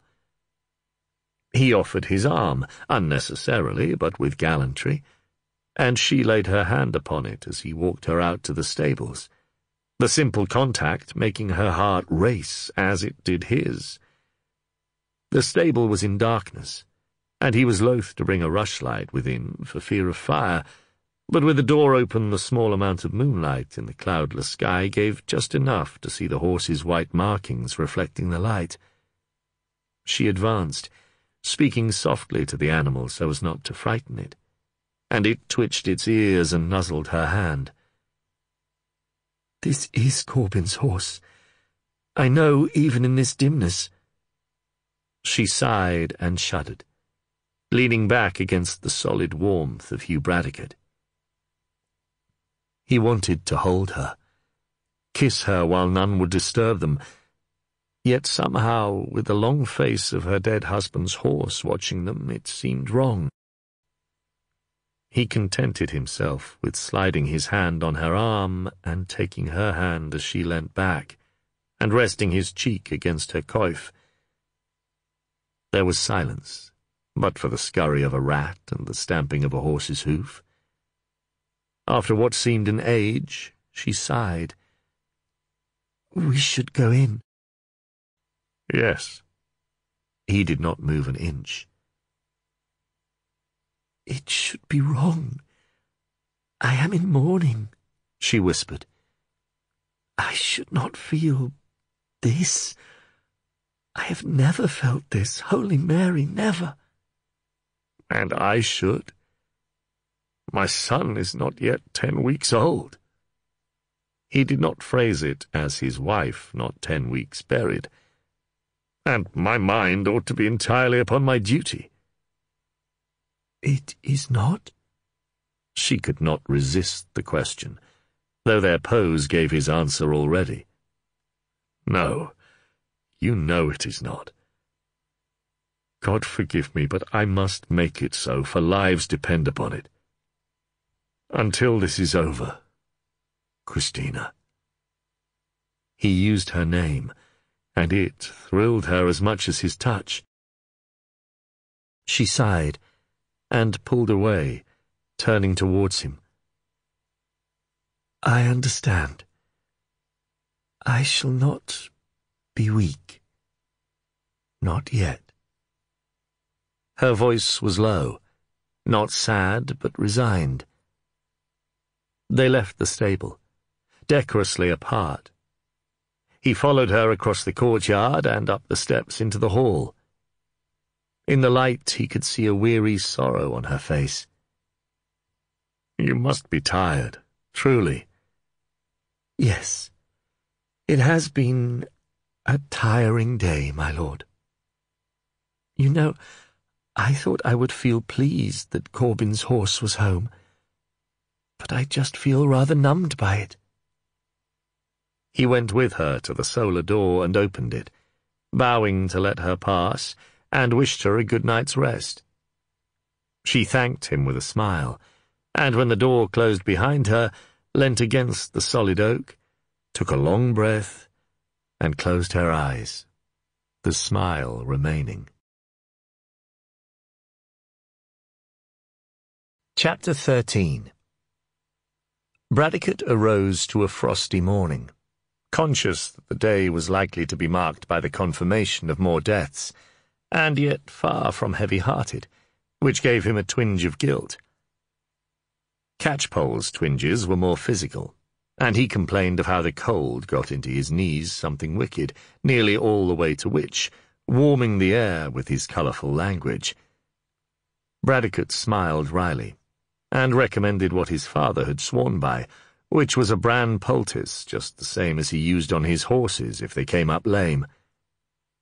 They kept to a steady trot to keep warm, and pulled their cloaks about them. Walkelin sniffed as the cold made his nose run. The ground was hard, jarring through the horse's legs, and once Bradecote's grey stumbled in a frozen cart track. Wakelin's mount, which seemed to find trotting far too much like hard work, had to be kicked in the flanks and sworn at for lagging behind and dropping to a walk at every opportunity. Wakelin's comments about how he wished the sheriff would feed the beast to his hounds did not even make it twitch its ears. The sun, low upon the eastern horizon behind them, gave no warmth, just a sparkle to the frosted leaves, and the woodland beside the road had an eerie silence to it, bar the odd scamper of a roebuck or flapping pigeon. Wich had a similar silence, but not from any slowing of the season, but rather as if the town already mourned its new dead. The glances they received were wary and glum, if not downright unfriendly. "Cheery lot," murmured Walkelin. "Not surprising after the number they have buried this month," Catchpoll responded. "Let's go and find more to make them miserable." It was a sombre company that set out from Wich upon what should be a festive holy day. The feast of St. Luke was not going to be marked by any celebration, though as many as could went to the church to pray for deliverance from the affliction upon the town. The idea of something supernatural was taking greater hold, though the very solid reality of the arrows in the bodies should have dispelled it. The sheriff's men, accompanied by several of the packmen who knew every yard of the way blindfolded, trotted off upon the road south to Worcester, a small cart with them for the load they expected to carry upon their return. The local knowledge of where would give most wayside cover aided the search, and within 2 hours there came a shout from the undergrowth as Walkelin, and a stocky individual who wheezed a lot, plunged into the foliage to the east of the track. "Bodies, my lord! 2 of them!" Walkelin emerged, looking a little pleased with himself, though his companion was ashen. Under-sheriff and sergeant, who were casting about a little further along, came to view where the corpses lay. There had been no attempt to rob them of clothing. Indeed, one still had a scrip containing a few pennies, and they appeared to have been cast into the bushes with some haste. What had alerted Walkelin was a booted foot sticking out. "You get the feeling this was somehow interrupted, my lord?" Catchpoll scowled thoughtfully at the first corpse. "Yes, Sergeant, but the last man who interrupted such an attack ended up in the heap of bodies." "Could it have been a body of man?" queried Walkelin, and received a raised eyebrow. No joke intended, my lord." "And tell us, Walkelin, why this body of men did not ride, or indeed run, into Wich, only 2 miles away, shouting about the foul crime they saw committed." Catchpoll was scathing. "That one gets past me." Walkelin bit his lip, unable to come up with an answer. Bradecote knelt by the stiff corpses. Rigor mortis remained, abetted by the cold, though it was beginning to wear off. There was a ghostly rime of white upon the pale, blue-tinged faces, with the eyes that Bradecote could not but feel accused him of failure. Each had fallen to a single, well-placed arrow. There was almost something clinical about it. He looked up at Catchpoll. "This has to stop, and stop soon." "I know, my lord." He spoke very quietly, lest the packman, now huddled miserably upon the road, overheard him. "But it is the devil of a job seeing how, from what we have, we can find our culprits. You find a corpse warm, or at least where it fell, and you can learn from them. These poor bastards can tell us little we did not know already." "Then let us take them back to Wich and a decent burial. We will remove the arrows," Bradecote murmured, closed the staring eyes with some difficulty, and stood up slowly. "It is marginally less distressing for the bereaved." Their arrival back in Wich was greeted with the grim acceptance of folk expecting the worst. They brought the cart before the little church, where those most involved had remained, receiving what comfort the priest could offer. Despite the inevitability, one woman collapsed, and another turned angrily upon the Sheriff officers. "How long must we suffer this? Why should my children go fatherless because you cannot track a killer? Go on, tell me if you can!" A voice at the rear of the group mumbled something about men only being able to track the living, and the woman snorted. Not for her the idea of a ghost. "Fool that you are! Do you think spirits would kill with weapons you can see and touch? If they were found with no mark upon them, then I would cross myself and pray as a good Christian soul. But my man was murdered by another man, and upon the king's highway. Justice is what I seek. Justice is what I demand." She sounded belligerent, and if some feared her tone was dangerous to one as powerful as the Under-Sheriff of the Shire, many agreed with her. There were murmurs among the crowd. "Mistress, we are doing everything we can, but there were no witnesses to this crime, and—" "My lord, was this upon the Worcester road, and the day before yesterday?" The voice belonged to someone hidden at the back of the crowd by the church door. "I may have seen something." The crowd parted like the Red Sea before Moses, revealing a man in tattered clothing, seated against the church wall and with a begging bowl between his knees. The momentary elation that Bradecote had felt plunged to his boots. "Seen? But you are a—" "Blind man, yes, my lord, but the blind see without eyes." "Do you not travel with a guide, perhaps, friend?" inquired Catchpoll, catching at a thread of hope. "Not always, though it is a help to me. But blind is not blackness, not for all. I cannot see the hand before my face as anything but a dark shape. Everything is through a fog impenetrable. But with my stick, and in full daylight, I can manage a little way, and I was heading here from Hussingtree, where the good folk did not wish to be generous in their alms." "What can you tell us, then, that you saw?" Bradecote asked. "Without eyes." "I was less than 3 miles south of Wich. I turned a bend in the road, and there was something going on. I heard a man, a clumsy sort of fellow, come out of the bushes at some speed, as if chased by a boar, possibly. I was nervous, and cried out that he might know I was sightless. Being knocked over is a likely peril of one who cannot avoid things. Then there was a voice, a clear voice that shouted to hold still. I did not know whether that was to me or the other man, so I stood still. I think the other man had evil intent, for the voice, an angry voice, cried that he should be about his business, and if he struck he would be dropped, I assumed, with an arrow. The noisy man was called by another. Catchpoll pounced upon the chance. "Was he called by name, friend?" "By the name Morcar.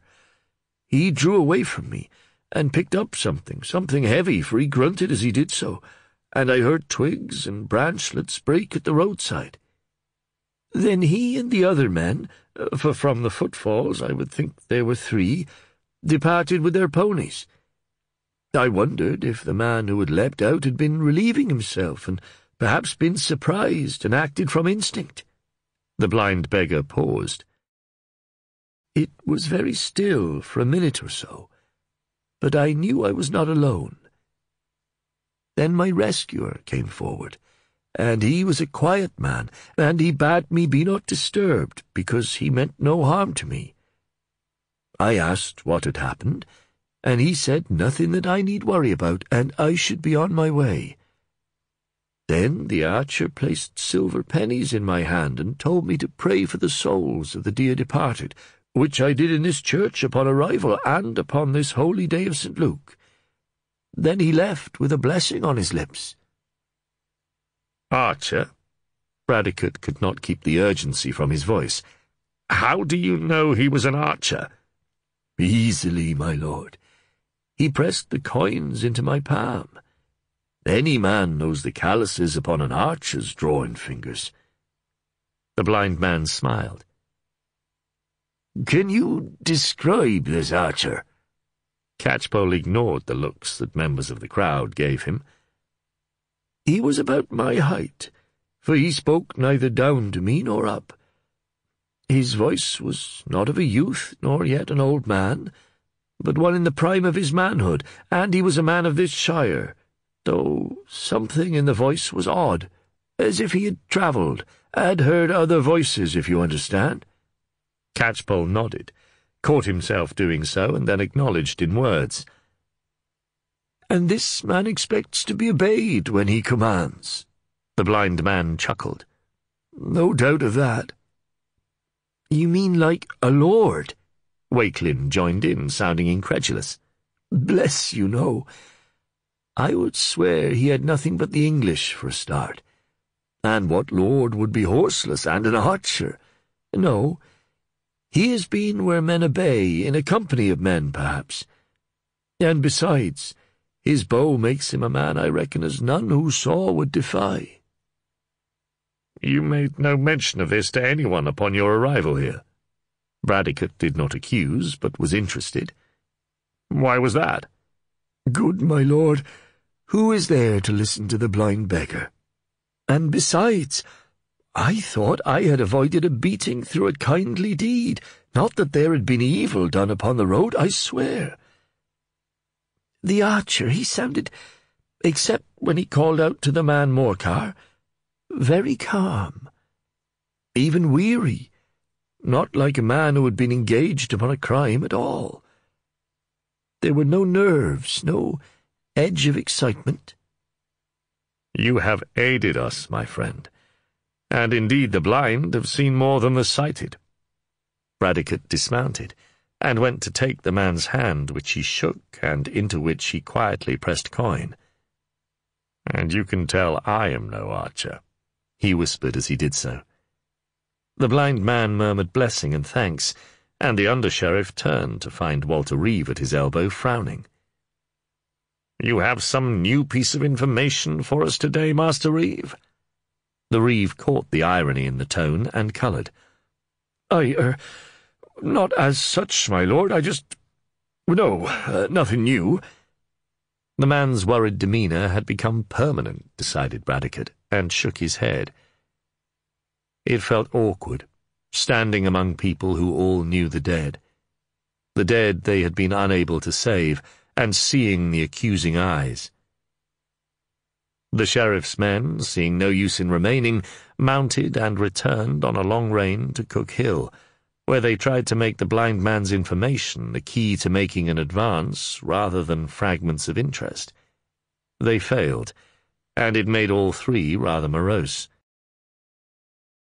Walter Reeve was indeed a worried man. He had lived secure in his own self-worth for years. He knew who he was, and had the pride that went with his position in the town, a position, it seemed to him, that nobody would challenge. He had the confidence of Earl Walkelin, and ensured the tolls and taxes of Wich were paid in good time. He had taken what was his due for the collection, but so little more as none might notice or begrudge. Yet in these last 2 weeks his world had tumbled about his ears. He was beleaguered by townsfolk who looked to him for leadership and guidance that were beyond him, and it had turned now to animosity. He felt the eyes that followed him, angry, frightened, and accusing him of incompetence for all that he was trying so hard. He tossed and turned at night, so that his wife humphed and turned her shoulder upon him, and his dreams were tormented by a shadowy figure he only saw from the corner of his eye, but who laughed, mocking him. What was worse, the nightmare always ended the same way, with the sound of an arrow in flight and the sensation of falling. Small wonder that he drowned his sorrows of a night in the tavern, and the ale muddled him all the more. Despite this, there was something whispering in a dark recess of his mind, and it disturbed him as he went about the town vainly trying to look in control of matters. It told him he was connected with all the deaths in a way he could not fathom. What had been borne home to him by the under-sheriff was that whoever organized the attacks and killings had information on departures. Of all men in Wich, he was the man who could be guaranteed to know those because of the toll. He had mumbled as much the night before last when he had stumbled out of the tavern into the cold night air. It had hit him like a blow in the face and sent him reeling, only for him to be helped upright by a friendly soul who offered to help him home. This good Samaritan had soothed him with soft words, and told him that his worry was an unfair burden to carry. He himself, said the calming friend, had knowledge that there was a wagon of salt heading west the day after St. Luke's. At that, Walter Reeve had hiccuped and giggled and promptly vomited in the gutter. Upon recovery, he had disabused his companion of that error. The salt heading towards Hereford did not depart until the 2nd day after the holy day. "You see," he had said sadly, slurring the words, "it is always me who knows." The reeve stopped dead in the street, and a woman walking behind him, who was carrying a chicken destined for the pot, cannoned into him and cursed him in less than genteel language as she dropped the bird and had to chase after it, much to the delight of several children. They laughed openly and encouraged the chicken to make its bid for freedom. The man accompanying him that night had laughed, and something in that laugh now sent a shiver down the spine of Walter Reeve. He tried to think beyond the befuddled state in which he so often ended up in the tavern, and slowly, a horrible truth presented itself to him. He leant against the dank daub of a salt-house wall to steady himself. No, he had never seen the man who had helped him that evening, not before the attack started.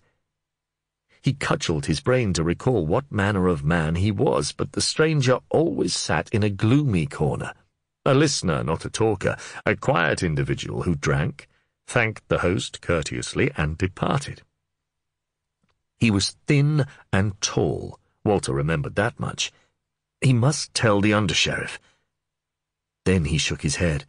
No, he had told the Lord Bradecote so much that what he said carried little weight.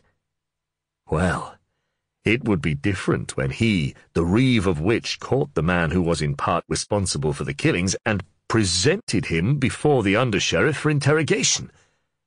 Then his neighbours would look upon him with respect again, and Earl Walkelin would send him commendation. He wondered if the man would be around this evening. He headed to the tavern and asked the host, as tactfully as possible, about the tall stranger in the corner. The tavern-keeper frowned. "I know who you mean, Master Reeve, but for the life of me I could not tell you aught about him. Odd, that. I would have thought if he had come to stay in Wich, we would have seen him about the place during the day upon some task." He shrugged. "Oh, well, Perhaps he will come in tonight, and you can ask him yourself where he is living. If Mistress Reeve found her husband distracted at the evening meal, it was no more than she had come to expect these last days, and she accepted his monosyllabic answers without comment. He frowned over his meal, which displeased her, since she had been particularly careful to boil the pig's trotters just as he liked.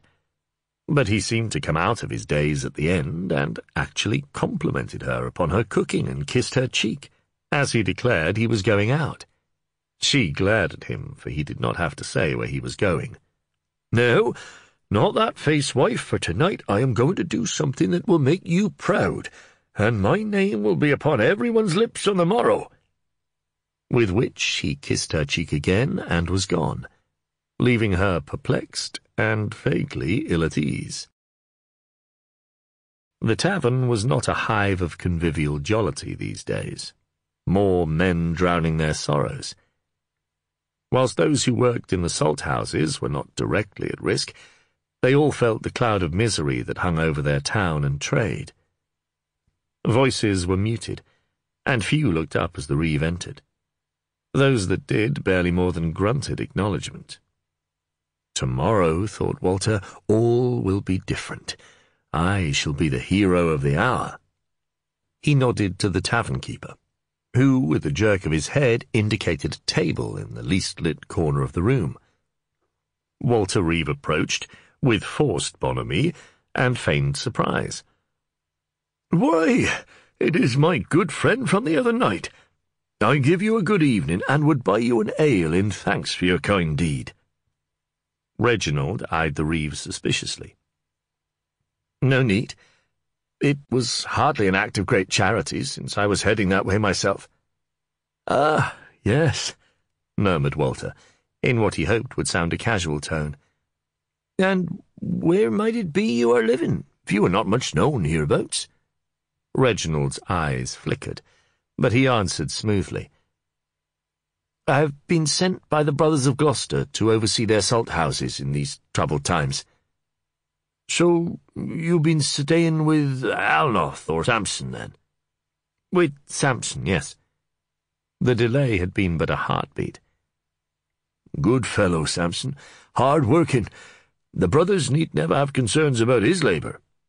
"Oh, no, I'm sure that is not the case. It is more to offer support in the current, unpleasantness." "Will the brothers be paying for the services of my Lord de Malfleur's men-at-arms?"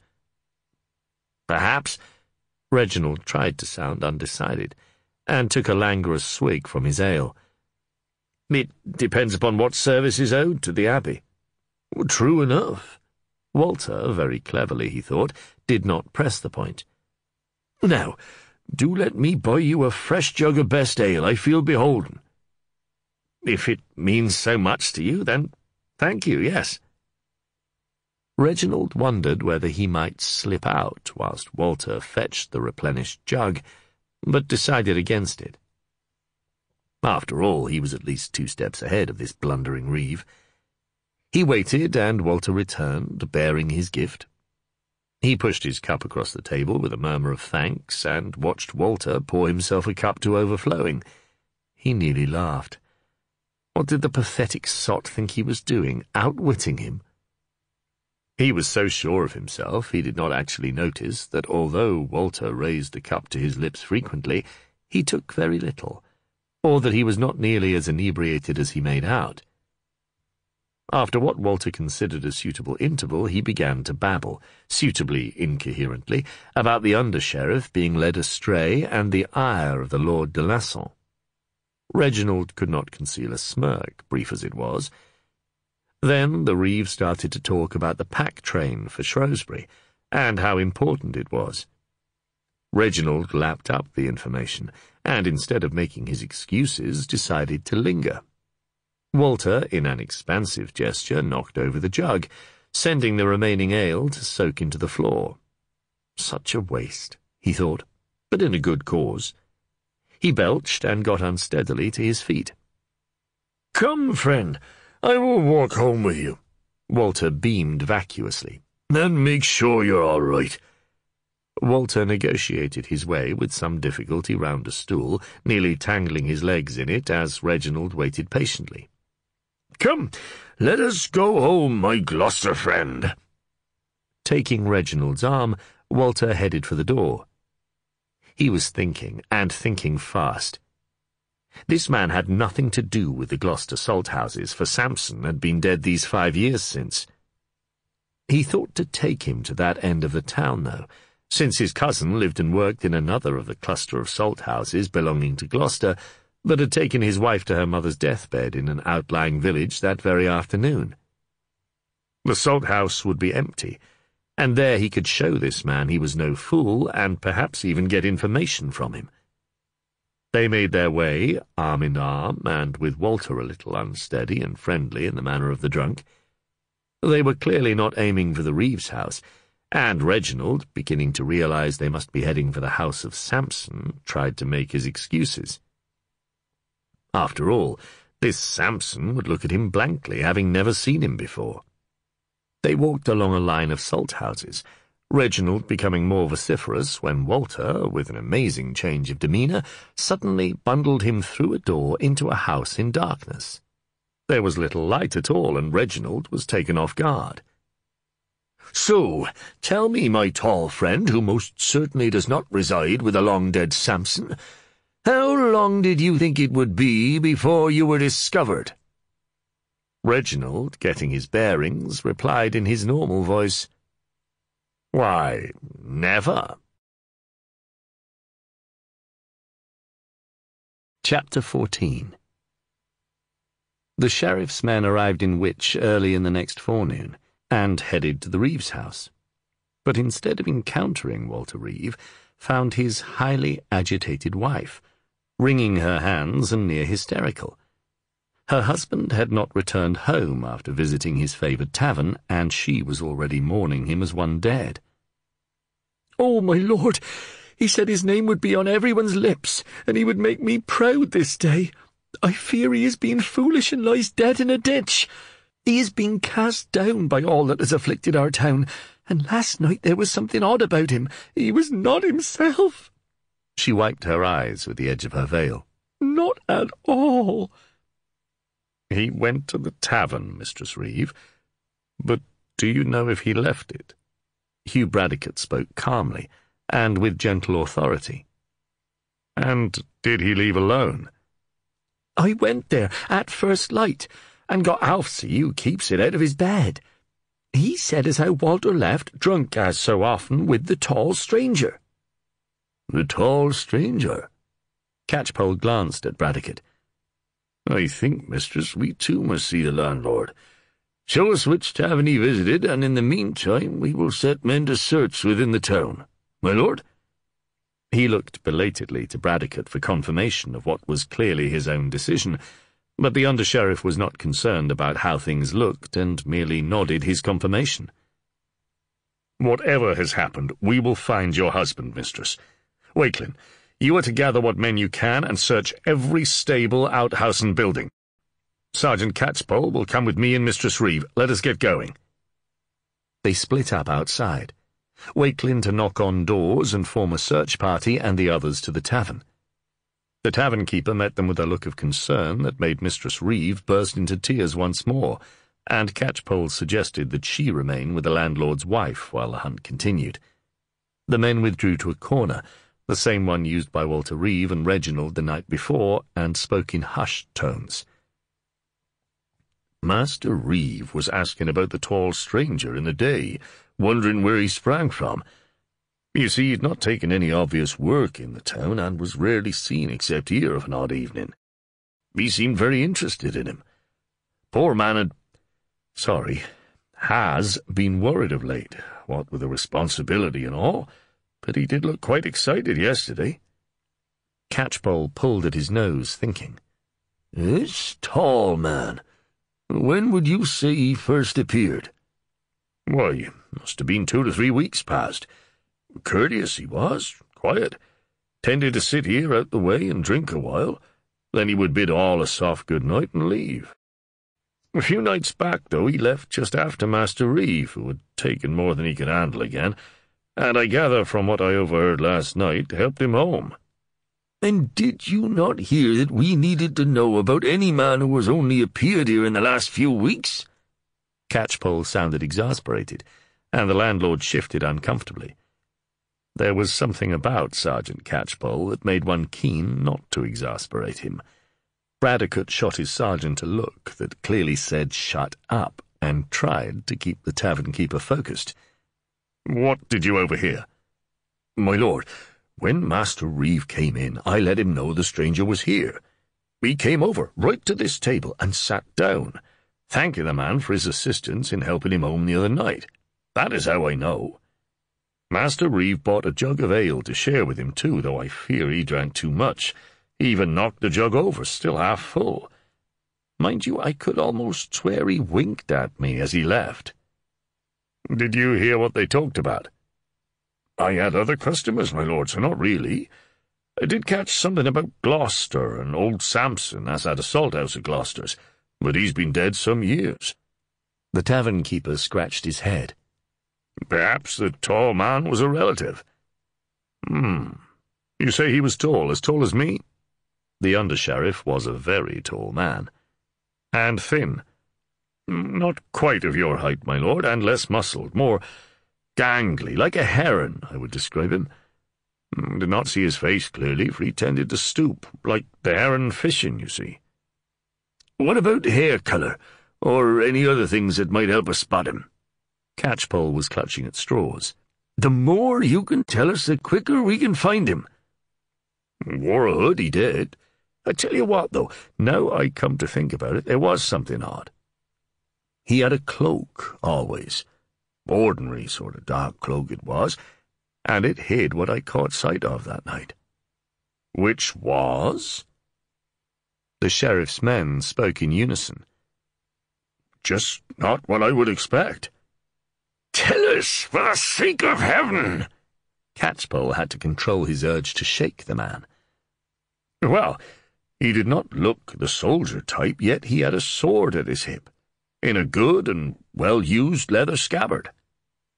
Bradecote and Catchpoll exchanged glances, at one in thought. "Good, you say?" Catchpoll was probing. "Good leather, and had seen long use, for it was worn, and the surface a little torn. But there, perhaps he was a soldier long ago, and had it from habit. Some men never forget their warrior days." Under-sheriff and sergeant had different ideas on that.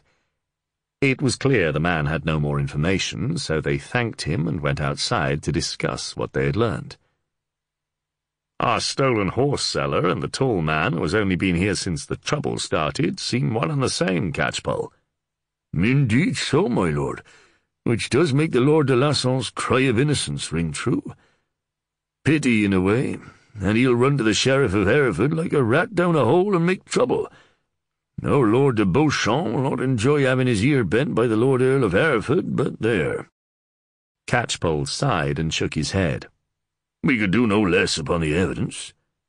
"And the scabbard, as we thought, sounds very much as if it is Corbin Fitzpain's." "Most like with his sword still in it. Yes, cocky bastard aware the thing, mind." "He would not expect it to be recognized, though. The Lady Fitzpain said it was very ordinary, except for the slash in the surface of the leather." Bradecote turned slightly pink, and hoped Catchpoll had missed the slip. He had not, but said nothing. "I think Walter Reeve suddenly put two and two together about the man's arrival and the attacks, and if he has a loose tongue when ale-sodden, as many are, he could easily have given the information without knowing." It was at this point that a leggy youth ran up, made obeisance to Bradecote, and announced breathlessly that the deputy sergeant had found Master Reeve and bade his superiors come right away. "Deputy sergeant?" Catchpoll ground his teeth and muttered, "I'll give him deputy sergeant with the end of my boot." They followed the youth with his loping gait, which meant Catchpoll arriving at the salt-house wheezing and out of breath. The youth tried to follow them in, but was told instead to guard the door, which made him feel important. The shutters had not been opened, for Walkelin wanted the public kept out, at least until his superiors arrived, and Catchpoll swore as he banged his shins upon the edge of the hollowed tree trunk that formed the salt chip for storing brine. The expletives were colourful. "Give us some light before Sergeant Catchpoll does himself a major injury, Walkelin," Bradecote chuckled, though the laughter died on his lips as a rear shutter was opened enough to see what was in the chamber. "God have mercy!" He crossed himself devoutly. Walter Reeve lay with head and chest in a lead salt pan, bent forward from a kneeling position. The vat was little more than 3 feet long and quite shallow, but it did not take much water to drown a man. The contents of the salt pan were not, however, salty water and scum. It had been reduced so that it appeared a good way through the process and was a white slurry. Catchpoll ran a finger through it. "Still slightly warm, my lord," he commented in a non-committal tone, and then placed his hand on the back of Walter Reeve's neck. "Unlike Walter here." "The salt houses are in use all the time, so whose house is this, and where is he and the others who work here?" "It was a holy day, my lord. Perhaps they took the day from labour." Walkelin offered up his idea diffidently. "But if they did, they would be here to work today, so why are they not here?" "Besides," added Catchpoll, "I would be surprised if the salt was still as warm to the touch after more than a day. And why leave a boiling part way through, and you catch the smell?" Bradecote sniffed. They used urine in the making of the salt, but there was another smell, slightly sweet, very faint, a kitchen sort of smell. He frowned. "Shall we lift the body, my lord?" Walkelin interrupted his thought. "Yes, no. Wait. Let us learn whatever there is from him as he lies first. Open the shutter more. There are no onlookers there as yet." Walkelin did as he was bid, but it did not make the scene easier on the eye. There was something grotesque about the position of the body, bowing to the salt. "What does he tell you then, young Walkelin?" asked Catchpoll. "Why, nothing, Sergeant, because he's dead." "Ow!" The cuff around the ears was unexpected on Wakelin's part, and stung. "Brand for brains, and you calling yourself Deputy Sergeant, indeed?" That clearly rankled, and Walkelin winced. "I had to think of something a bit official to call myself, to get the lad to obey me at the run, Sergeant. I'm sorry, Sergeant." "You should have called yourself idiot not yet fit to call himself sergeant's apprentice, and that's a fact. How often have I told you the dead can tell us all sorts of things? And you've observed well enough upon the road, have the fumes got to you?" "No, Sergeant." "Then tell me what you see." We must have been overpowered, because the arms are not in the salt or at the sides of the pan. A man who could would brace his arms to prevent him being forced into the water. We should check the body for wounds in case he was stabbed first or his neck broken." "Sound thoughts, those, but we can go further." Catchpoll looked sagely at his protégé, and was conscious that the under-sheriff was expecting to learn also. "The arms are not in the attitude of struggle, as you saw, but the right arm, look at it. It lies to his side, but also still with the palm facing back and resting on his arse. That tells me what happened was this." In a flash, Catchpoll grabbed Walkelin by his right arm, twisting it and ducking underneath to end up behind him, and with the young man on tiptoe and his arm up his back. Catchpoll knocked the back of his knees, and as he went down, grabbed a handful of flame-coloured hair and pushed his head forward. It was very swift and most uncomfortable. "Easy when you know how," murmured Catchpoll, not even breathing more quickly. "And for all he was no warrior, at least in looks, our killer knew that move." "Impressive and, well, illustrated, Sergeant." Bradecote smiled wryly. "Anything else?" "I think we can lift the body now, my lord," declared Catchpoll, rather enjoying himself. The enjoyment ended when they lifted the stiff remains of Walter Reeve from the vat. The position of the body, bent at knees and waist, looked even less natural laid upon the ground, but it was the face that repelled. The eyes were white opaque like the old blind, but bizarrely flat and distorted where the salt had drawn the moisture from them. The nose was filled and rimed with the crystals, and the skin of the face unlike any that even Catchpoll had seen. The skin was peeled and blistered in places from the residual heat when he had been thrust into the thick, salty paste, and the salt had dried and crusted the rest of the surface. The faint kitchen smell had been flesh, slightly cooked. It was Walter Reeve in such a way as his wife would be hard-pressed to recognize him. Walkelin turned away and retched into a wicker basket. "Dear God in heaven," whispered Bradecote, and crossed himself again instinctively. His gorge threatened to rise like Wakelin's, but he fought it. "What a death!" Catchpoll's mouth was clamped into a thin slash among the stubble, and when he opened his mouth he swore long and low. "Not good. Not good at all. The salt was half ready as I see it, certainly hot from the effect on the skin, that and the salt itself. I reckon as he sort of drowned and suffocated at the same time, though the first is in a way a version of the second. But what the poor bastard was drawing in was not water, but hot salt. Nasty. This lanky heron man will dance at the rope's end, I swear to God." There was a commotion outside, an altercation between the youth on guard and another man. Bradecote sent Walkelin, wiping his sleeve across his mouth and glad to get the chance of a gulp of fresh air to see what was toward. He was almost bowled over, not just by a man, but two strapping teenaged lads and a woman with a younger girl at her skirts. Before he could stop them, they were inside, shouting incoherently until their eyes adjusted to the dim light.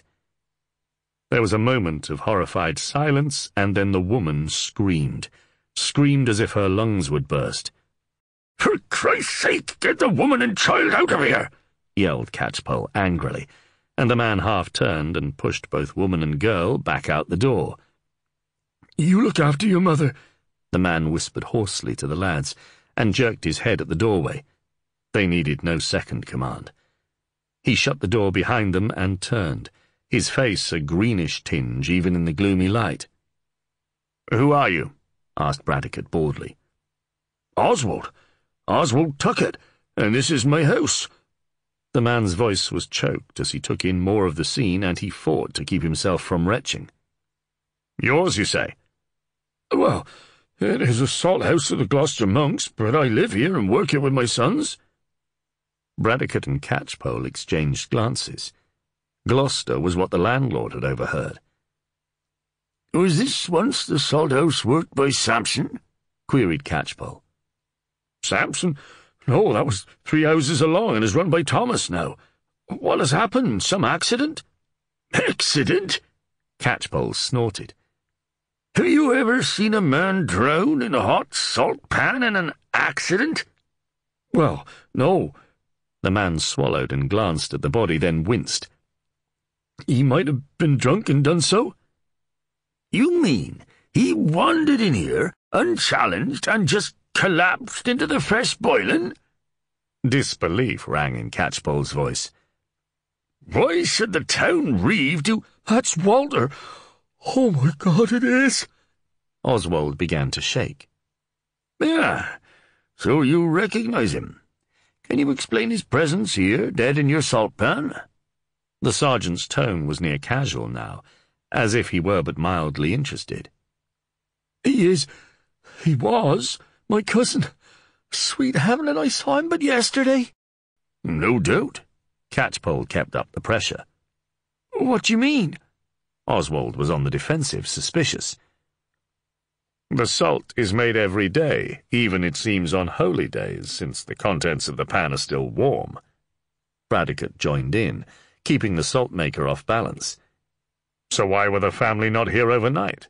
Had you sent them elsewhere?" Oswald blinked and stared at one, then the other. "Who are you?" he asked belatedly.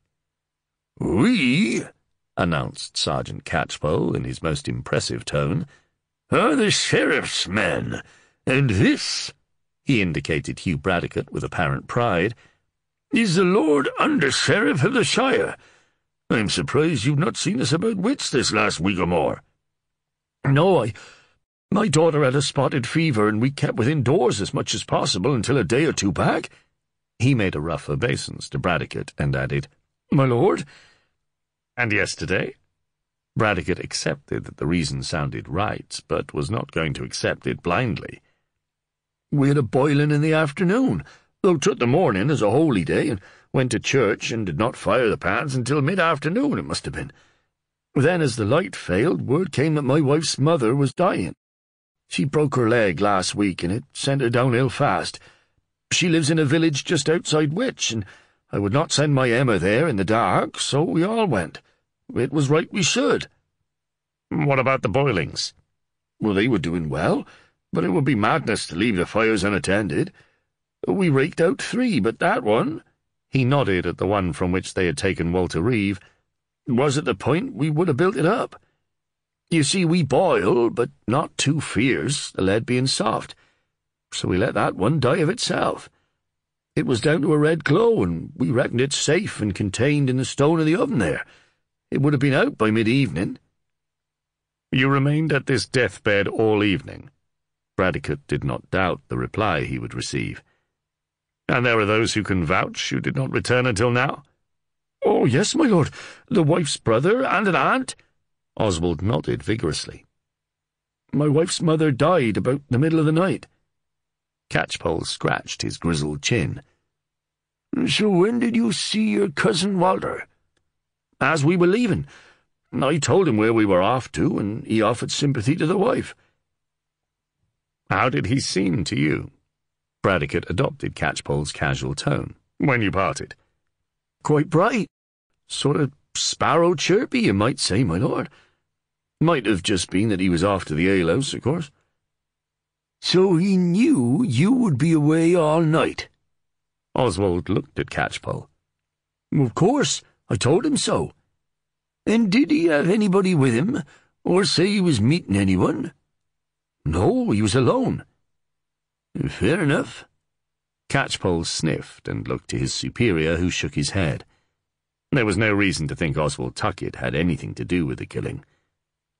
"We will need your house a little longer, until we can return the body to the widow. Best you keep the family out the way an hour more." "I will take him to the church," he shuddered, "and will ask the priest to come and sprinkle holy water upon my pans." Dismissed, he left swiftly. "So, Catchpoll, do you read what happened the same way I do?" "Depends, my lord, upon what you say." "I surmise," and here Bradecote leant his head to one side and forced himself to look at the remains of Walter Reeve, "that Walter thought he could capture the tall stranger, and maybe even get him to tell what he knew before he brought him to us. He wanted to be the man of the moment." "He achieved that," Catchpoll noted with a macabre grin, "but not in the way he expected." "No. He thought he was cleverer than his opponent, and he was not. He found the man in the tavern, bought him ale to lull him, perhaps even get him a little drunk, and pretended he was in his normal state." Bradecote smiled at Catchpoll. "Ah, yes, I did take note of the tipped-over jug. He wanted the man to help him home again, but he brought him here. Not sure what he said to do so, and once inside declared himself to the tall man, who decided he was too dangerous to live and so killed him. How's that?" "You want me to clap, my lord?" Catchpoll grinned, which took away the chance of his words being seen as insubordinate sarcasm. "No, your agreement will suffice, you wily old bastard." "Then you have it, my lord." Catchpoll took the epithet as a compliment. "Trouble is," and he pulled an earlobe thoughtfully, "I do not see our killer being likely to hang around Wich for a while. We can make known his description, but he would be a fool to return, And if he got his information from the reeve, unbeknownst to the man, well, his source has dried up in more ways than one. Your sense of humour, Catchpoll, is twisted. Indeed, my lord. Better laugh than throw up your last meal like Walkelin there. His face grew serious again. Best we force the body into a semblance of repose and cover the face, my lord. Not that it will be easy, but we cannot take him to his widow like that. There was no humour now, ghoulish or otherwise. How do we, Walkelin looked at the contorted frame. Achieve that? By force, if necessary, lad. It was, and Walkelin had recourse to the wicker basket a second time. Chapter 15. The ash tree had once been a fine specimen, but its very height had marked it for destruction, and a bolt of lightning had riven it in two. The part that fell had been taken bit by bit, though it was a good mile from Ombersley, and there were those who shook their heads over taking the result of a lightning strike into their homes. Lightning was the work of heaven, and if heaven had judged the tree, they said, it must have been possessed, and woe betide any that used the condemned branches as firewood. Bad luck was sure to follow. Despite this, it was now only the surviving trunk, bearing the deep white scar and dead portion of upper branches, that remained, and in the dimming light those pale fingers pointing skyward had a spectral appearance. The archer was not concerned. He waited patiently in the undergrowth opposite, at one with the softly rustling woods. Not for him wild superstition, though he might have thought arrow shafts from such a tree had a special quality when hunting. That was something unconscious, passed from his father when he was but a small boy, and nothing, he would have told himself, to do with elves, spirits, or celestial judgment.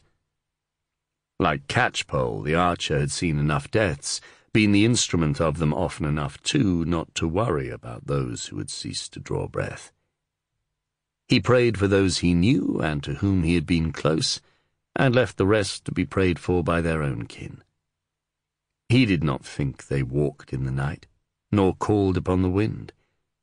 And yet, though he tried to keep them shrouded, he did have his ghosts, the images that surfaced occasionally and sent a shudder through his soul, the look of surprise and accusation, the frozen bewilderment of the moment of death as his lord half spun round to face the man whose sword had slashed hard enough to slice even the backbone.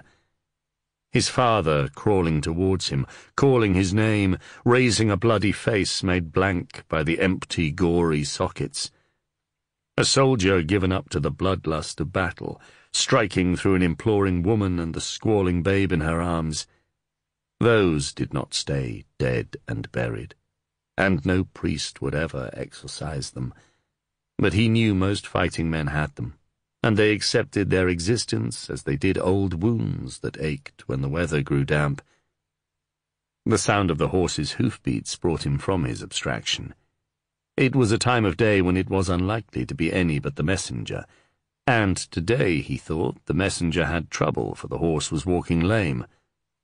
Well, he could sleep out if he had the skill as the archer had, or he could find shelter in some villager's dwelling. It would mean he arrived unhappy, and the archer, who had an intuitive dislike for the man, smiled to himself. He greeted the tall figure with a very cheerful, "Good evening, Master Messenger," and Reginald, who was in a filthy mood, grunted in return. "How long has your beast been lame?" "These 3 miles since, may it die a death." Reginald jumped slightly, despite knowing the man would be somewhere about, but the voice sounded disembodied. "Have a care to his feet, and you should need less care to your own, Master Messenger. But 3 miles is not far to walk upon a brisk evening." The archer doubted the other man looked after his horse with any care.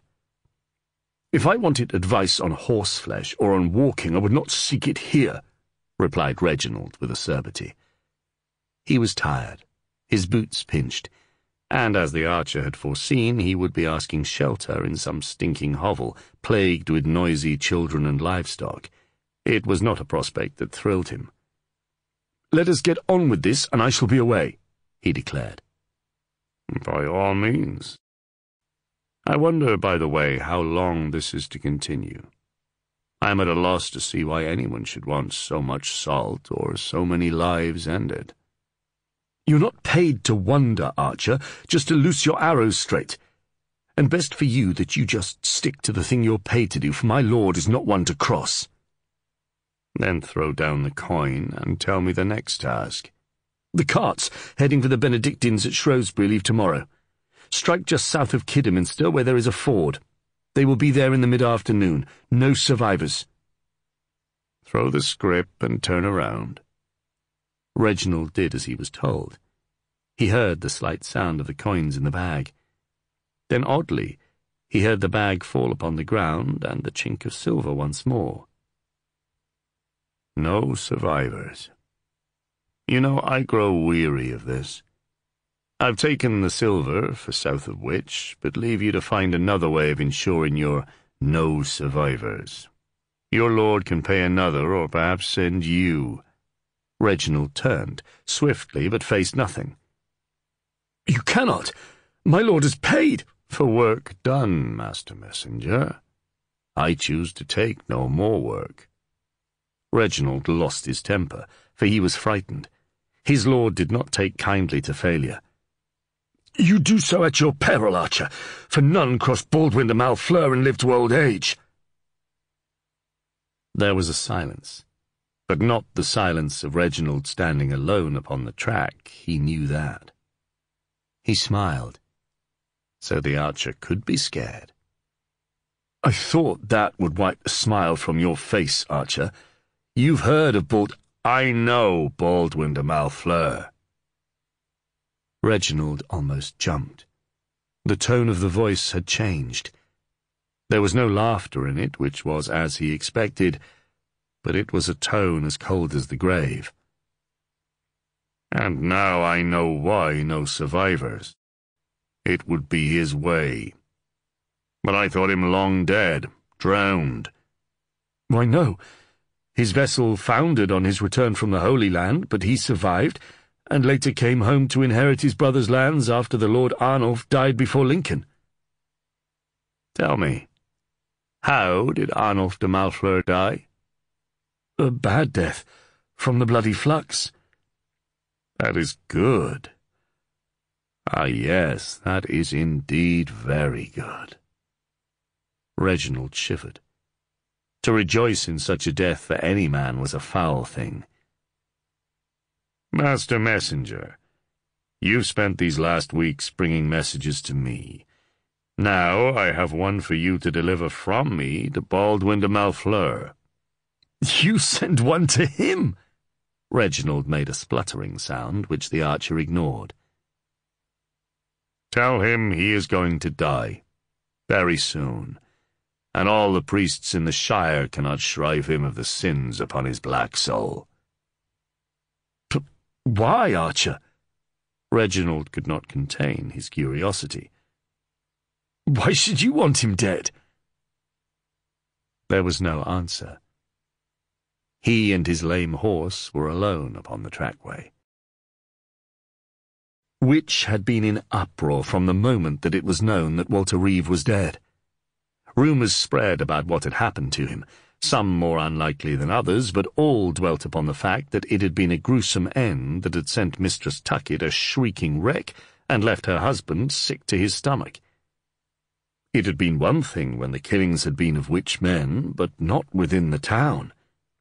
Now every citizen felt threatened, feared who or what might be around every corner. The populace had, after the initial panic, withdrawn into their homes like snails into their shells.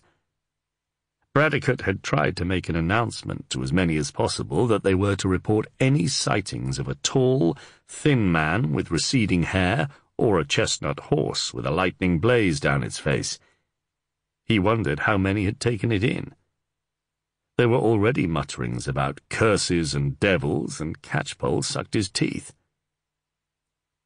They left in the afternoon, since the idea that the murderer would be ambling around Wich when the body was likely to be discovered was far from likely. Deprived of the town reeve as their point of contact, they arranged to meet with the tavern keeper next morning, having put it out that any information should be passed to him. The man himself received this news with paling cheek, regarding it as being a probable death sentence. They did explain that if anything were said of use, it would quite possibly be in the tavern and without intent.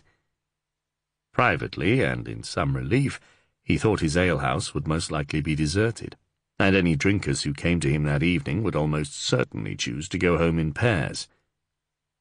"Trouble is," declared Catchpoll morosely, as they rode back to Cook Hill, "since they are starting to understand that Walter Reeve was killed because he knew something, they are all going about trying their damnedest to know nothing. Just when we might be getting somewhere, they will act like a flock of sheep, all bleating and running in circles together." Bradecote sighed. "Should we go to de Malfleur, my lord? We have the excuse of his card, or one that might be his." Walkelin wanted to do something that might be productive. "But when we get there, Walkelin, we have nothing to use as leverage. At least with de Lasson we had the presence of the stolen card, and I do not think that being thought suspect would worry de Malfleur a jot. He would relish it, in fact. I can just see him laughing in our faces, for we have no evidence whatsoever." Bradecote was not hopeful. "If he is connected, then the man upon the chestnut may have returned to him." Walkelin was dogged. "True enough, young Walkelin, but as the Lord Bradecote says, us riding in all official just to tell him his cart might have been found and asking after our chestnut-horsed murderer will make him a very happy bastard. It may also mean that if Walter Reeve's murderer does go back to Rushock, de Malfleur will dispense with him permanently, and we needs him alive." Catchpoll was able to think several steps ahead. "Sorry, Sergeant." Walkelin looked dejected. "No, it was a fair enough thought, and if we could spare you to keep a covert watch upon de Malfleur's manor, might we yet be reduced to that, my lord?" "We might, Catchpoll. We might. Let us see what the morrow brings first." He was wondering if he dare let Christina know that they were, admittedly in desperation, now looking at de Malfleur as a serious suspect. He was not sure whether she would applaud, berate him for not doing so from the beginning, or turn inward and silent from the memories it gave her. She would have to know about the death of the Reeve of Wich, and he knew that would be a cloud over their evening. As it was, he managed to avoid all mention of de Malfleur, and she took the news of the latest murder better than he had expected. She had met Walter Reeve at various times, but did not know the man as a personality. Bradecote obviously did not give her details of the manner of the man's death, but she showed interest in the killer being that same man who had sold Corbyn's horse, and who wore his scabbard and possibly his sword. "It is odd, but I bear a grudge against him for that, though he did not fire the arrow. It is a foolish thing, for sense says that whether one man or another took those things when Corbyn's soul had departed the body is immaterial, and yet it angers me. Would it make him complicit in the crime? Will he hang for Corbyn also when you catch him?" "You have confidence that we will?"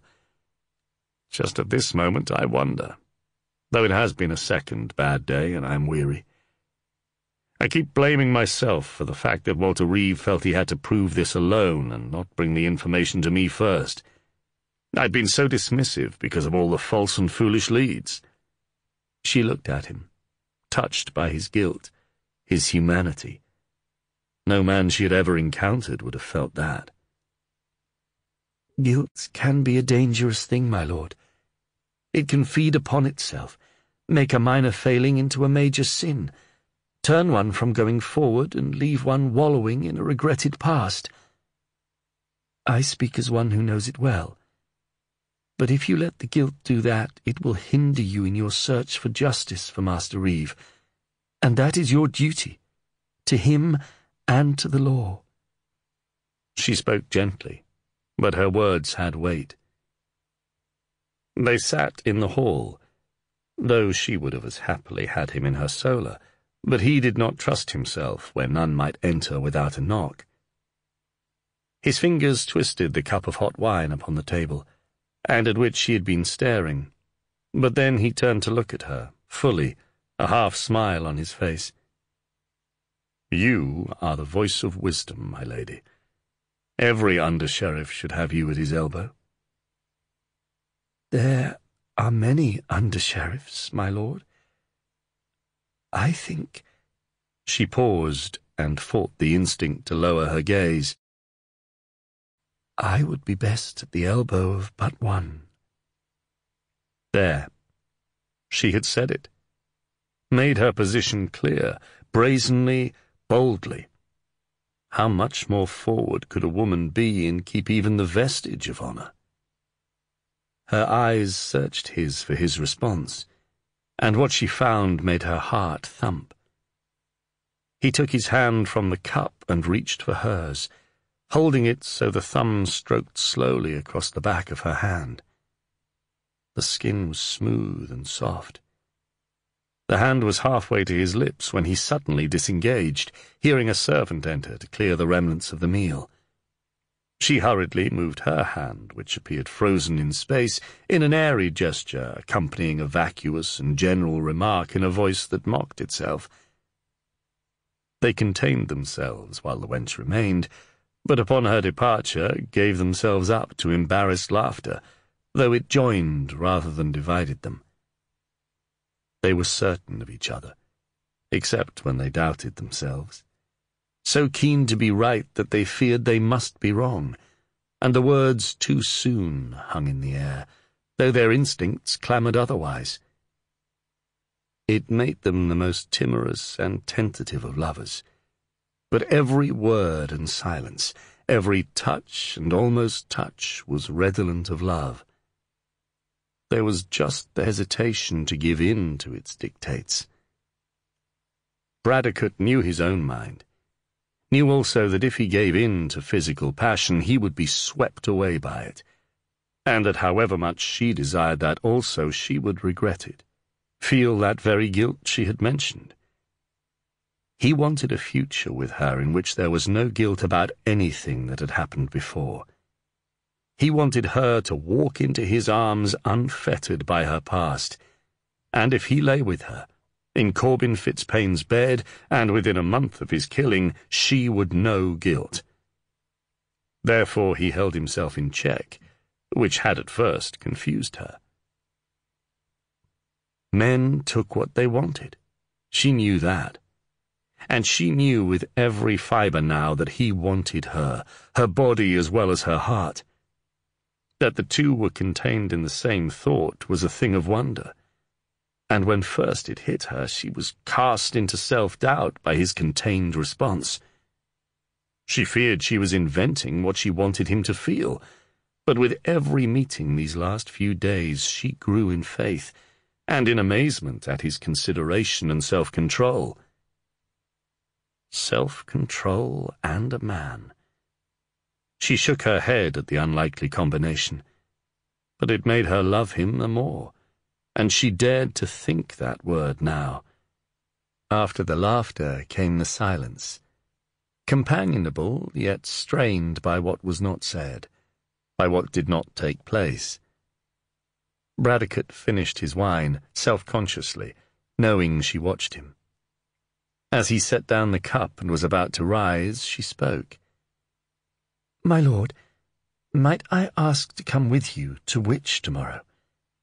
I am bound within all this, yet have perforce sat at the edges of it. I would like to stand instead in the middle when the end unfolds." A voice in his head told him it was unwise. Endings were not tidy, usually frantic and messy, and he would spare her that. Alternatively, she would see just how much they were casting about in desperation. Well, if she saw him as less the hero, at least she would see truth. I would not recommend it, my lady, for I fear you will have a day of boredom, and my pride will be pricked, for you will see how inept and frustratingly unsuccessful I can be hunting for even a described man. There is no indication as yet that we are at the end at all. We advance by steps only. You may lose faith in me completely." The accompanying smile gave the lie to the last part. "I shall bear that in mind, my lord. But sometimes we do not know which is the last step that brings us to our goal," she replied, twinkling through the mock seriousness. "Take my men-at-arms with you too. If they are given both the horse and rider's description, they are more eyes to seek, and employment will do them good rather than gloomy idleness here." She sighed. "I doubt not they would like to feel involved in finding their lord's murderer." Bradecote rubbed his eyes with one hand. He was not sure they would be any real help, but it would clearly please her. "But you need your rest, my lord, and I will leave you to it." She stood up, and he did so with her, and would have taken her arm to the door as before, but she set her hand lightly upon his and shook her head, smiling. "Sleep well, my lord." On impulse, she stood upon tiptoe and brushed his cheek with her lips, then hurried to the solar door without looking back at him. He stood, still as an effigy, with a smile upon his face. Chapter 16. Riding with Christina beside him felt good, thought Bradecote, as they made their way to Wich in the crisp cold of the morning. He had helped her up into the saddle, looked into the face framed in the fur-lined hood, and seen a smile that warmed the chill of an October day as if it had been midsummer. Catchpoll would have hung back, but Christina was determined that her presence should not interfere with their routine, and also a little self-conscious lest she show her burgeoning feelings before the sergeant. The under-sheriff therefore had Catchpoll to his left, and Christina, largely content to listen, to his right. Walkelin followed behind, with the Cook Hill men, combining listening to his superiors, imagining the men at his back were under his command, and attempting to get his misbegotten mount to keep up. "My lord, I do not wish to be in your way, though I would like to hear of any developments. I thought perhaps I might visit Mistress Reeve this morning. I am not so foolish as not to know it will do her great credit with her neighbours and kindred if she receives a long visit from a lady, though I do not know the poor woman." "That sounds a good idea. I was a little concerned, since we will be heading for the tavern, which is no place for a lady under any circumstance." "And if you should hear anything from those who come with condolences, my lady—" Catchpoll looked past his superior. "Oh, yes, Sergeant Catchpoll, I know. I shall immediately send word to you, if you were not all merry as mayflies in the alehouse." She dimpled and laughed as all three proclaimed their sobriety. Underneath, however, Catchpoll was doing some serious thinking, and was coming to the unpalatable conclusion that their chances of actually finding Walter Reeve's killer, even though they knew what the man looked like, was slim. It would be beyond hope to think he would amble into Wich for all to raise a hue and cry after, though with luck he did not know that his horse would be recognized, so that perhaps he might be spotted upon the roads. "My lord, the man who killed the reeve was seen riding out to the north from Wich." "Yes, but that was several days since, Catchpoll." "If, and I admit it is a long shot, he went from killing Walter Reeve to giving directions to the archer, then there are 3 chances out of 4 he was not heading straight up the north road after the killing." "But he could have passed through or round yesterday," announced Walkelin, with depressing accuracy. "Through would have been very risky, but round, yes, perhaps, if he saw the archer in the morning. However, if he was to meet the man last night, it is possible he will strike north today." The main road is swiftest, so if he avoids the town itself, he will want to join it as soon as he can. If you have no other reason to keep us in Wich, I would like to carry on through and spend the forenoon at least out on the North Road, a couple of miles outside of the town. If he cut round, he would be certain to have rejoined the road by then." "It is worth the attempt, Catchpoll." The under-sheriff nodded. "Yes, you take Walkelin and the men and go on and see what you can find out, even if it is that travellers heading south have already seen the horse going north. Of course, if he did meet the archer again, another attack is planned, and we do not know where." He grimaced. Christina was biting her lip, unsure whether to ask what might be a foolish question, but then took a deep breath and posed it anyway. "Do you think this man hides in the woods?" "The tall, thin stranger? Possibly, but with his horse too, I somehow think not, my lady." Bradecote looking inquiringly at her. "You have a thought?" "Only that if he had been learning of the salt departures by listening at the tavern, he would be leaving late in the evening, perhaps, and must therefore have had somewhere to stay in Wich, even if it was just a stable where he kept his horse. The packmen know horses. They would recall if the horse was in the town more than the man." "The lady has a point, my lord. The horse might be a better trail to seek than the rider." Catchpoll nodded approvingly. "Then after checking whether any information has come in to the tavern-keeper, I will take my Lady Fitzpain's advice and go to the stables where the packmen keep their ponies." Reginald, son of Robert, was not a happy man. The night had been as unpleasant as he had feared, and the fawning hospitality of the cotter and his family had made his ill-humour even worse. He liked to be treated as important, but there were limits to how much grovelling he could take. He needed to get back to de Malfleur, but his horse had a bruised heel and would be useless for several days. Reluctantly, he would have to go into Wich and hire a horse of some kind. Keeping to his character as the down-on-his-luck knight should work easily enough, and since he had always kept hooded and cloaked when eavesdropping, there was little likelihood of anyone recognizing him if he held his nerve and was suitably autocratic. He took a cap edged with coney fur and set it upon his head at a debonair angle, and led his horse into Wich an hour before noon, giving the impression of a man uncaring about whether he was seen and was thus ignored. Christina had done as she intended, and gone directly to the reeve's house. The widow was attended by an assortment of women come to commiserate, give advice, or simply be at the hub of gossip. The arrival of the Lady Fitzpain caused quite a flutter, Mistress Reeve going so far as to get up from her bed, upon which she had been reclining whilst reciting her woe, and order a girl to fetch refreshment for her illustrious guest. Christina felt rather overwhelmed.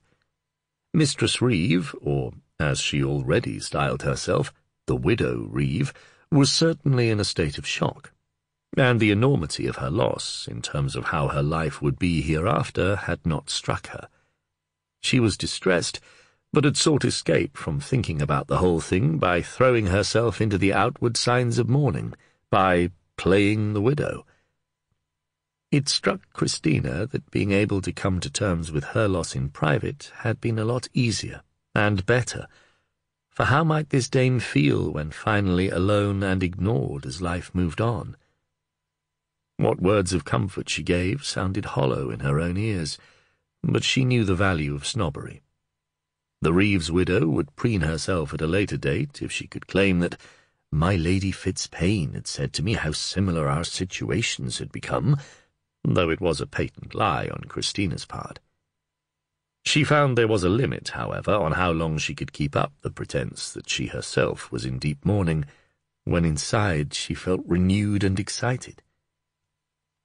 She felt a little guilty, not for the lies she told the widow, but for how fast Corbin had become merely part of her past, and that even her anger and determination to have justice for her husband had become secondary to being with Hugh Bradecote and seeing his task fulfilled. She therefore made her excuses a little earlier than she had intended, and decided to go in search of the under-sheriff. She was thinking ahead, anticipating what she might say, certainly not thinking about a chestnut horse or a man she recognized of old. She was not sure of her direction, but thought she recalled a stable at the western end of the town and headed that way. She had just recognized her destination when she stopped with a gasp as she saw, coming towards her, one of Arnulf de Malfleur's retainers leading a horse as described by Hugh Bradecote. Reginald, she remembered his name, seemed to have prospered, for he wore a hat that, until close inspection, looked quite lordly. Then she saw the scabbard. Corbyn's scabbard. For his part, Reginald did not see the lady until she screamed, "Murderer!" He looked in horror towards her, a snarl of anger contorting his face. A lad with a pitchfork emerged from the stable, and Reginald drew steel, but was overwhelmed by two hefty men, one wielding a sack of grain and the other a bridle used like a flail. Bosom heaving, Christina approached as he struggled between them. "Murderer!" she repeated, and slapped him hard across the face. "My husband's horse you sold, my husband's sword you wear, and you killed the reeve of Wich." Reginald said nothing, but the lad with the pitchfork pressed the tines so tight against his back that he felt them prick his skin. The other townsman growled. "Bind him, and keep him close held until the under-sheriff gets here. Send about the town to find him." The lady had the power of command, and another lad was sent running off. As he did so, she called after him, "And tell him I am for Rushock." She looked at Reginald, and he had never seen a woman as grim. Men pinioned him, and she stepped close, lifting Corbyn Fitzpayne's sword from the dirt where it lay. Then she stepped back. For a moment Reginald thought she would run him through with it. Then her expression changed. "I will sully this honourable blade with worse blood than yours," she whispered, "and I want to see you hang at a rope's end." She pressed the point to his cheek, and he flinched. She pushed, and the tip pierced the softness. He gurgled, and she laughed hysterically. The man holding Reginald gazed at her with concern, but she withdrew the blade to leave his cheeks streaming blood. "Remove the sword belt." She looked at the lad with the pitchfork. He was not going to disobey this frightening lady. She took it, sheathed the sword with a gentle hiss as it slid into its home, and turned upon her heel. The under-sheriff had been first to the very stable where Christina later saw the man he sought, but learned nothing. After a fruitless hour he had almost given up, when success favoured him out towards the Feckenham road on the eastern boundary.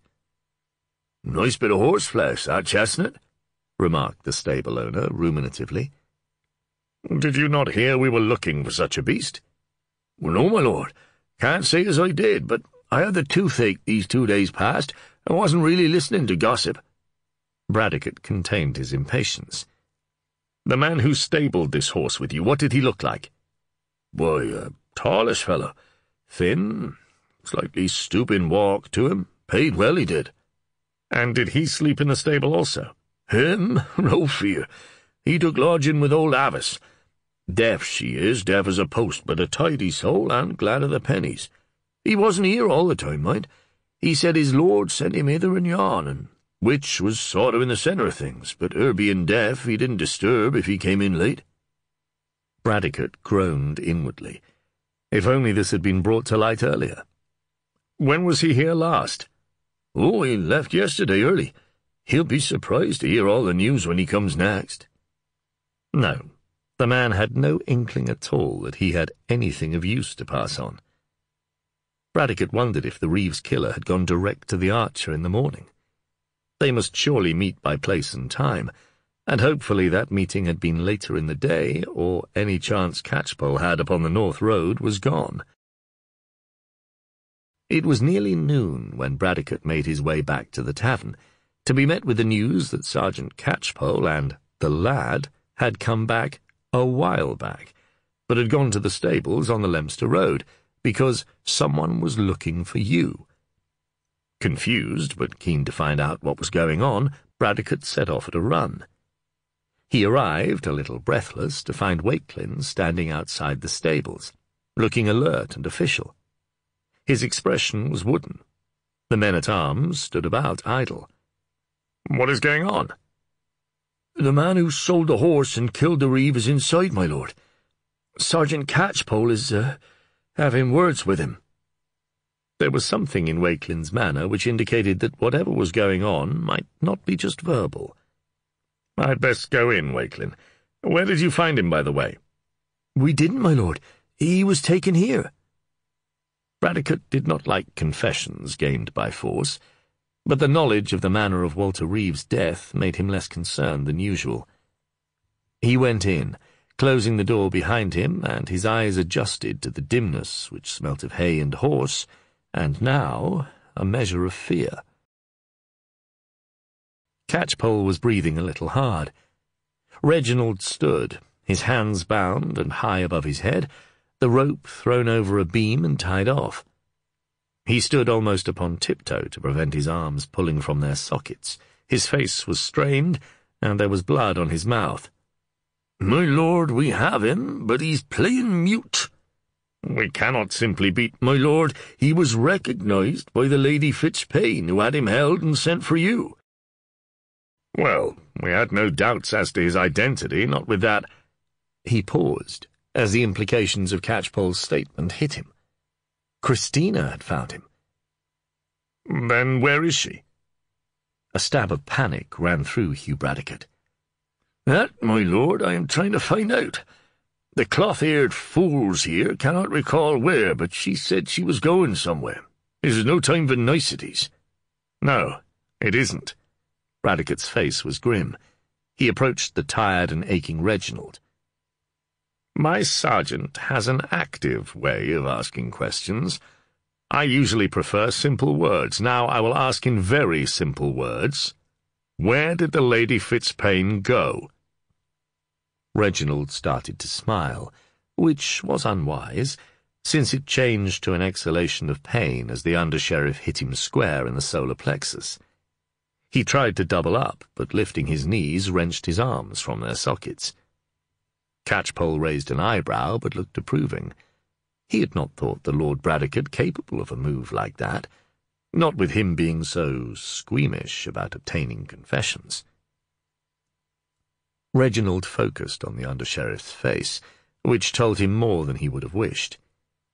It said to Reginald that this really mattered to the man, and though he knew it would cost him more pain, the knowledge that he could see the sheriff's officer at a disadvantage a bit longer gave him resolution. At the back of his mind was also the reception that the erstwhile Lady of Rushock would get from Baldwin de Malfleur.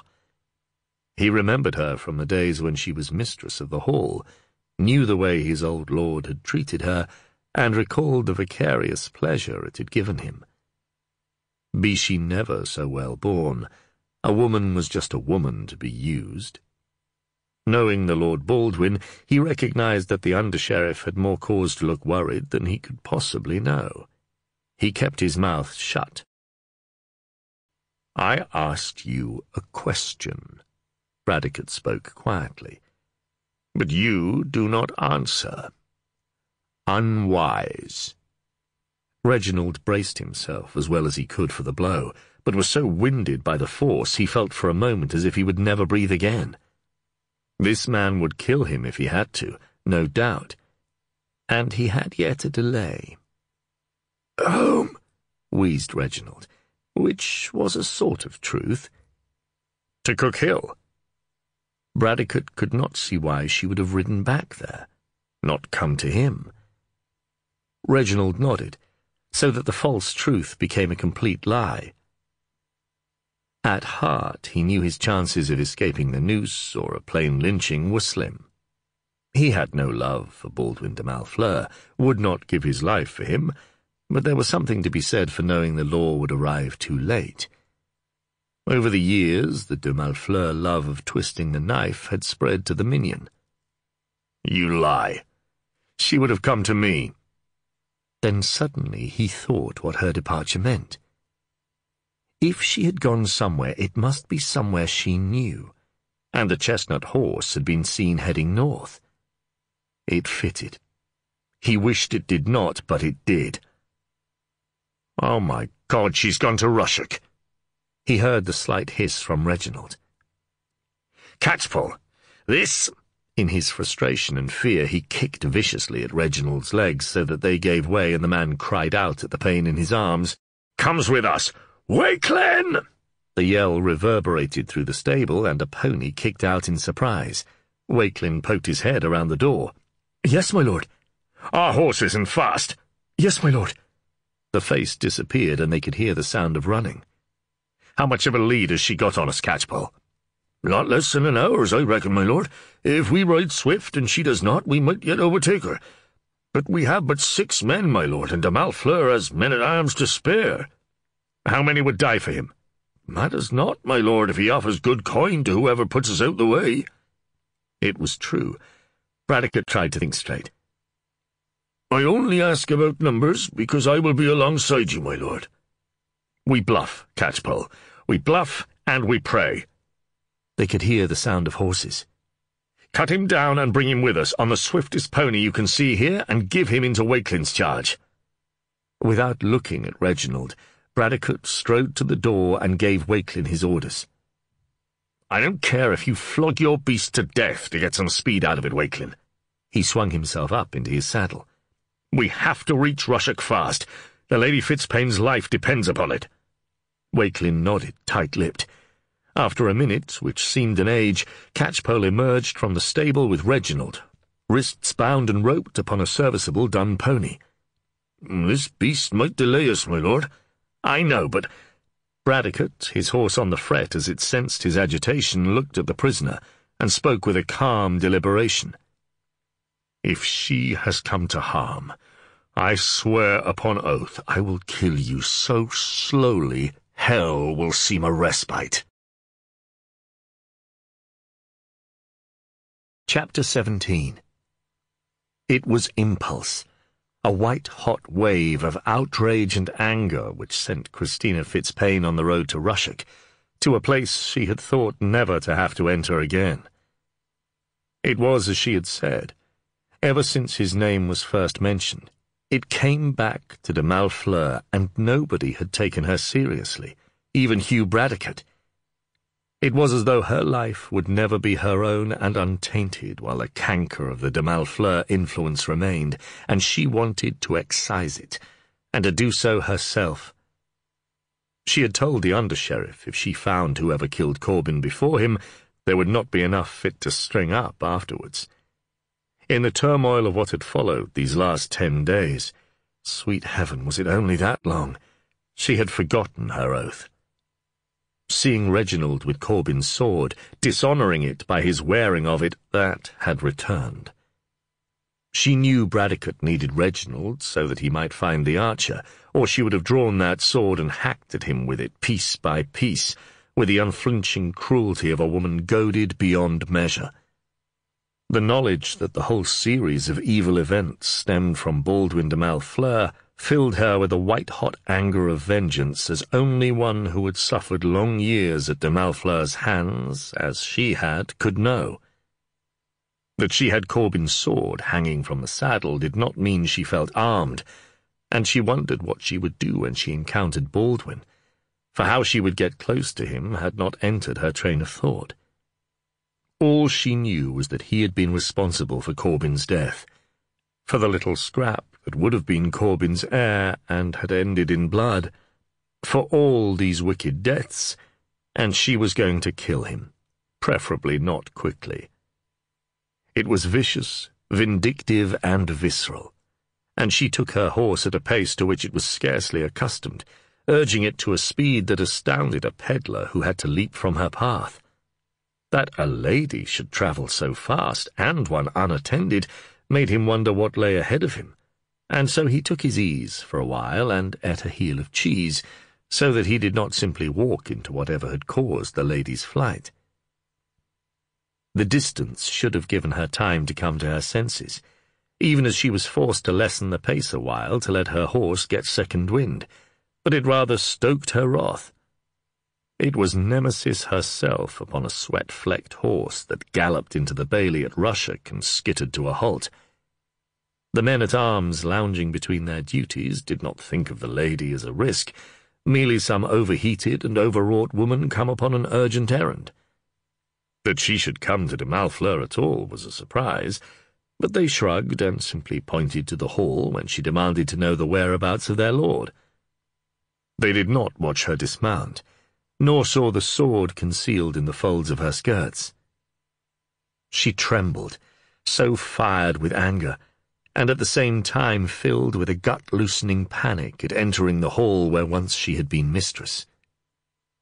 Her ghosts crowded in upon her, ghosts of misuse and cruel torment, of babes lost to death, and in some ways worse, to the evil of their sire's blood, of misery so profound that she had prayed in the little chapel where Arnulf never went, that God would be merciful and strike her dead, for death was preferable to her existence.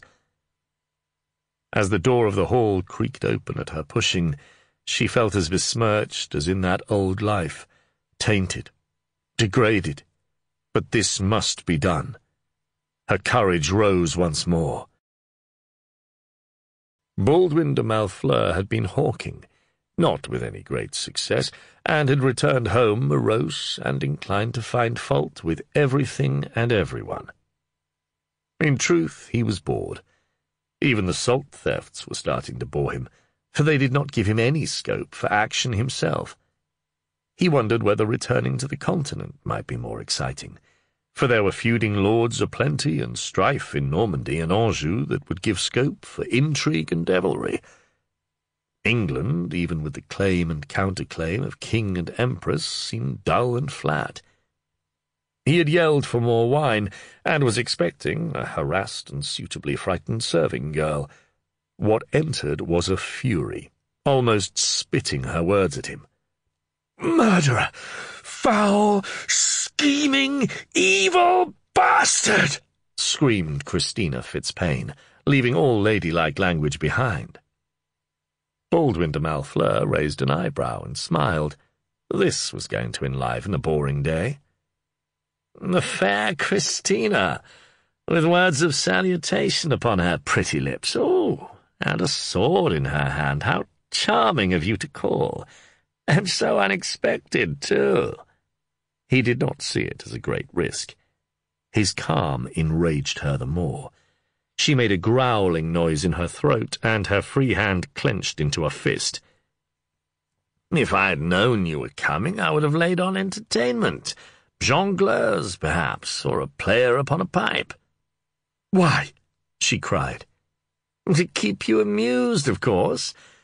Unless you thought I might supply you with more private amusement. Widowhood has its drawbacks, hasn't it?" He could not resist feeding her incandescence. "And I am sure I could oblige." The smile was so lecherous she felt sick. Her eyes widened in outrage. "Why the killings? It makes no sense." "Oh, does it have to do so? I did not realize. You see, you think like so many people, don't you? You think, why? Whereas I think, why not? But Arnulf, of so blessed memory, had a reputation for, shall we say, bluntness. Everyone says, you are Arnulf de Malfleur's brother, not you are Baldwin de Malfleur. Now, I could simply rampage around as he did. Effective, but really not very clever. He did rampage rather a lot, didn't he? However, I am the more subtle member of the family. My men have been escorting salt carts this last week, profiting me just enough to keep them in my employ, and giving me the delight of being called the noble Lord de Malfleur who saves the salt. I just love the irony, do not you? And even if I am found out and depart this very dank and dismal shire, I shall be remembered as far more the devil than lumbering Arnulf. You will not depart this shire, but life itself. I shall kill you. The words came out through gritted teeth, but he only laughed. Indeed, my lady. With what? Your bare hands, or that heavy sword? I never thought you a dame who liked a man's weapon. The leer returned. That is no use to you. Will you kick and scratch me to death? Or rather lash me with that tongue of yours? I could give it better employment. He was mocking her, but she was struck by the realization that lunging at him, prepared as he was, would achieve nothing, and it made her growl in frustration. Oh, dear. Was fiery vengeance so strong it forgot so much as a weapon you can handle? Here, this is— He drew a dagger from his belt and tossed it to her, close enough so she jumped lest it strike her. Something that might help. He had created a dilemma. Did she abandon the sword and take up the dagger alone, ignore it, or take it up with one hand and keep the sword in the other? He knew what he had done and grinned. She dropped the heavy blade and picked up the dagger swiftly, wondering if she could throw it with any force and accuracy. Tackling a man prepared was likely to prove a failure. Hot tears of frustration salted her cheeks, and suddenly she snapped. It did not matter that she might fail, would fail. She just wanted to kill him. She launched herself with a high-pitched snarl, but he stood with remarkable speed and grabbed her wrist as she struck downward. You know, someone should have taught you, my dear, that the downward blow is always easy to parry, and that if you want to use a knife effectively— He twisted her wrist so that the knife fell to the floor. You should always use it to strike upwards. He bent to pick it up with his free hand. He had not bothered to grab her left hand, since he controlled her quite effectively by the threat to break her arm.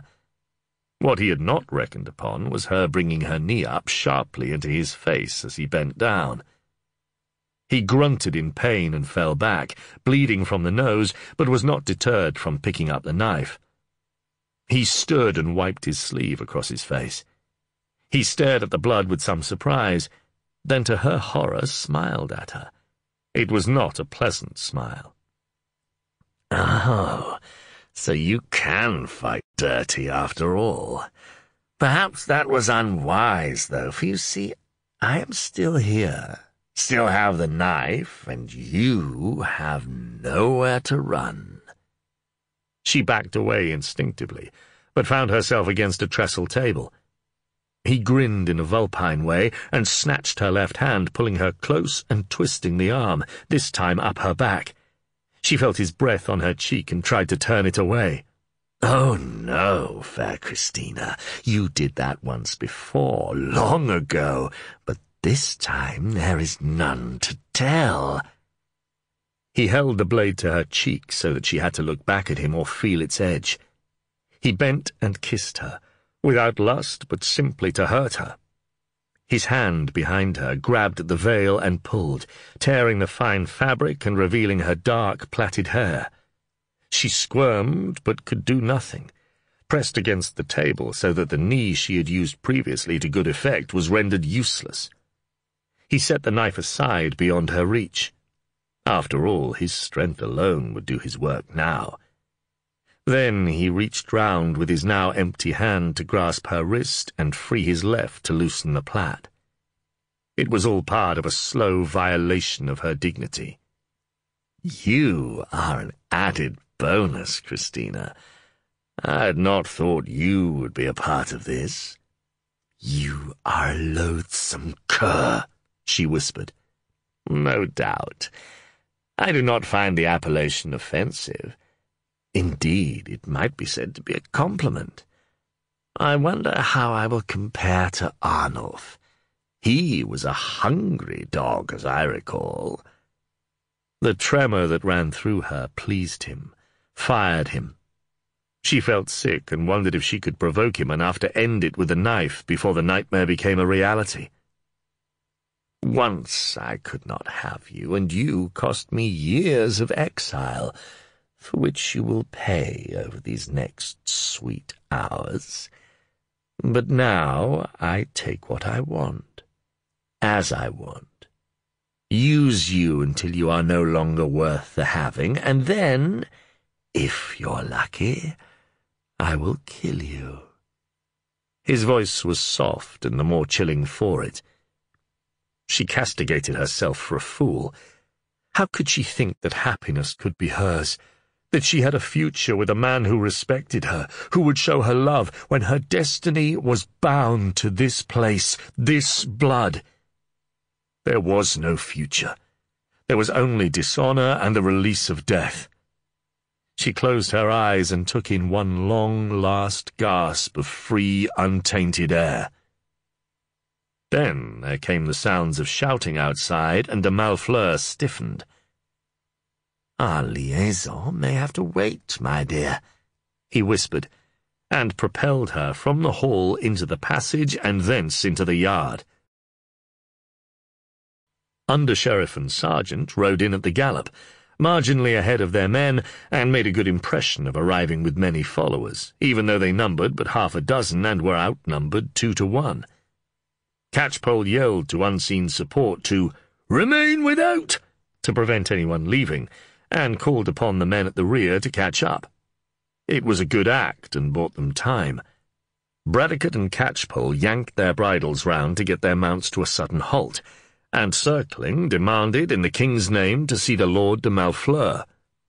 A man-at-arms reacted instinctively to command and simply pointed to the hall, even as the Cook Hill men fanned out at Wakelin's command to block the gateway for real.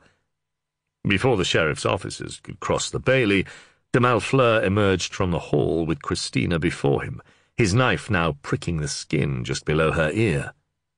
"Ah, the ever-delightful Sergeant Catchpoll and the oh-so-worthy Under-Sheriff. Were you looking for me?" He glanced down at Christina. "You did not say I would be receiving more guests, my lady?" "Let the Lady Fitzpaine go free, de Malfleur." "Oh, do be sensible, Bradecote. Why should I do that? I rather think she is my pass out of here. You see, you're going to get off your horses and stand very still right where you are now, and if you draw your swords or step towards me, I shall slit the lady's pretty white throat from ear to ear. Pity, for that was only to be the very last part of our charming tryst, and I was so looking forward to it. All of it." He made to mime the action, and at the end just nicked the skin so that she let out a small cry and blood dribbled down the side of her pale neck.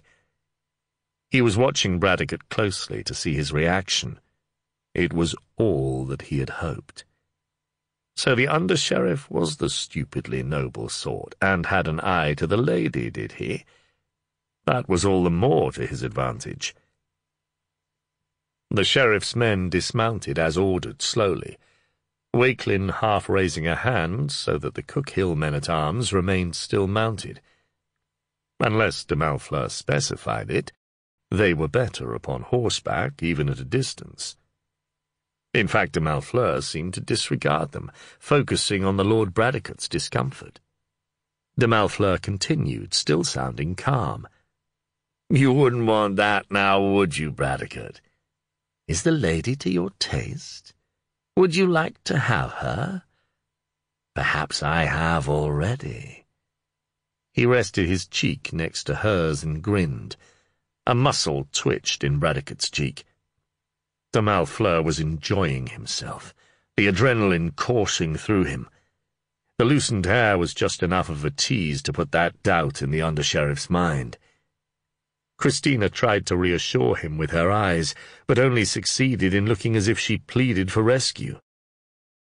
"What I have not yet found out, having been engaged in other activities since dear Christina's arrival," he leered provocatively, and heard Bradecote grind his teeth, "is why you have all eventually come to my door. I am merely curious." "Your man killed the reeve of Wich." "Did he? I wonder why. Not that the reason interests me. So you have taken the erstwhile efficient Reginald, have you? You may hang him if you like, I do not mind, though I admit I would have hoped he could keep his mouth shut and prevent this untimely intrusion." He did not need to speak, for Lady Fitzpaine recognized him with her husband's sword at his belt. "Ah, he was not worthy to have that, clearly. I can see why that might upset you, my dear." He glanced down. "So that was why you had the sword. It makes a little sense." He looked back at Bradecote. "Though if my man has taken this reprehensible course, it cannot be proved that I knew of it." He did not care whether it could be proved or not. He already had his plan of escape forming in his head. The cold steel of the knife pricked to keep Christina silent. "The man, Reginald, did not come up with this alone. For your men," Bradecote was drawing a bow at a venture here, "were used, and he has not sold the salt, so he would not have money to buy the services of the archer." "Very interesting, but mere speculation. You know, I think I preferred Fulk de Crespignac as under-sheriff. He did not meddle where he was not needed." "We also have the testimony of the man himself," growled Catchpoll. De Malfleur was a cool one, he would give him that, thought Catchpoll, though he saw him as the sort who did things for the sheer excitement.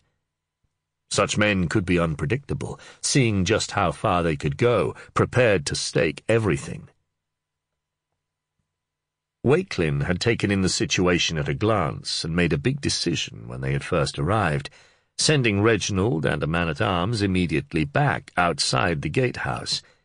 It received the briefest recognition from Sergeant Catchpoll. As Walkelin correctly saw it, there was a standoff, and Reginald would be something de Malfleur would want out of the way permanently. He had caught sight of him for certain, and that was enough. The situation was finely balanced. De Malfleur's men, taken off guard, might be twice in number, but were not leaping to their lord's defence.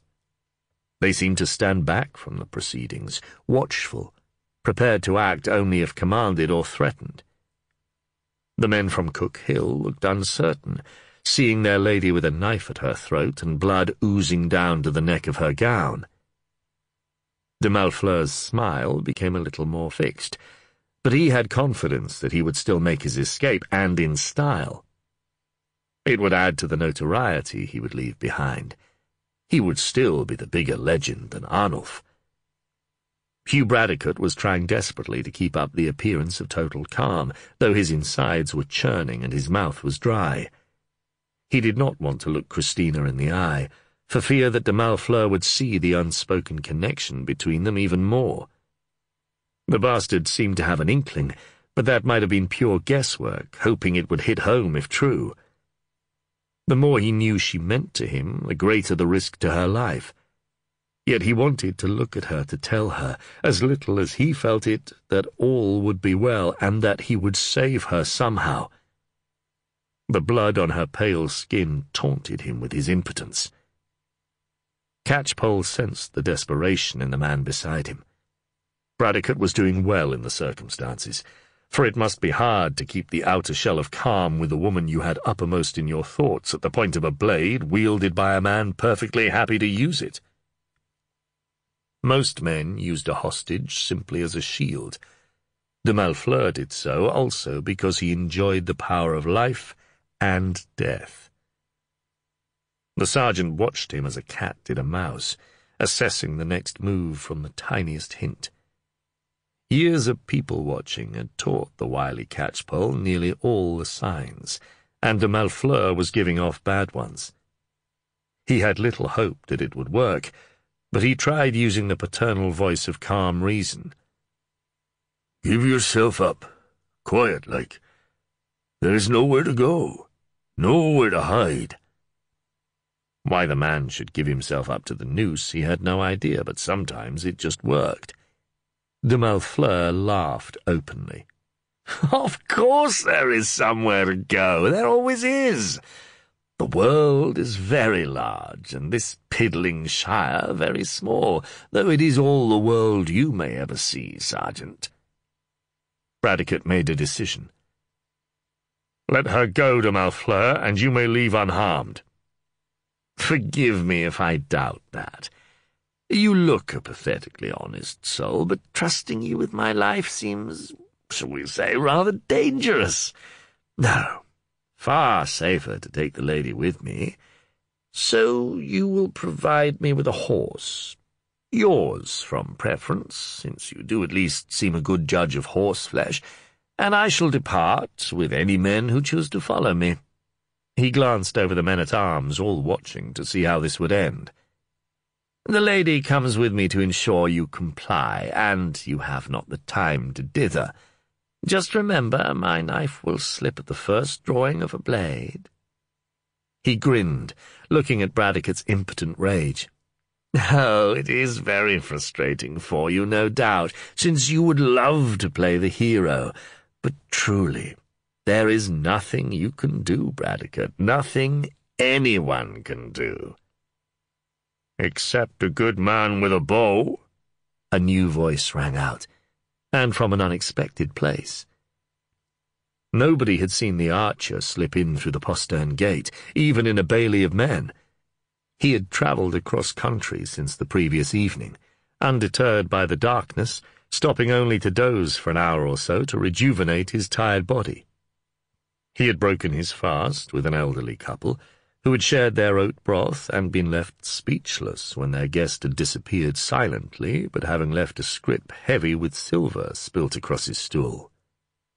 The archer wanted nothing of de Malfleur's except his blood, and that he had sworn an oath to have. Chapter 18.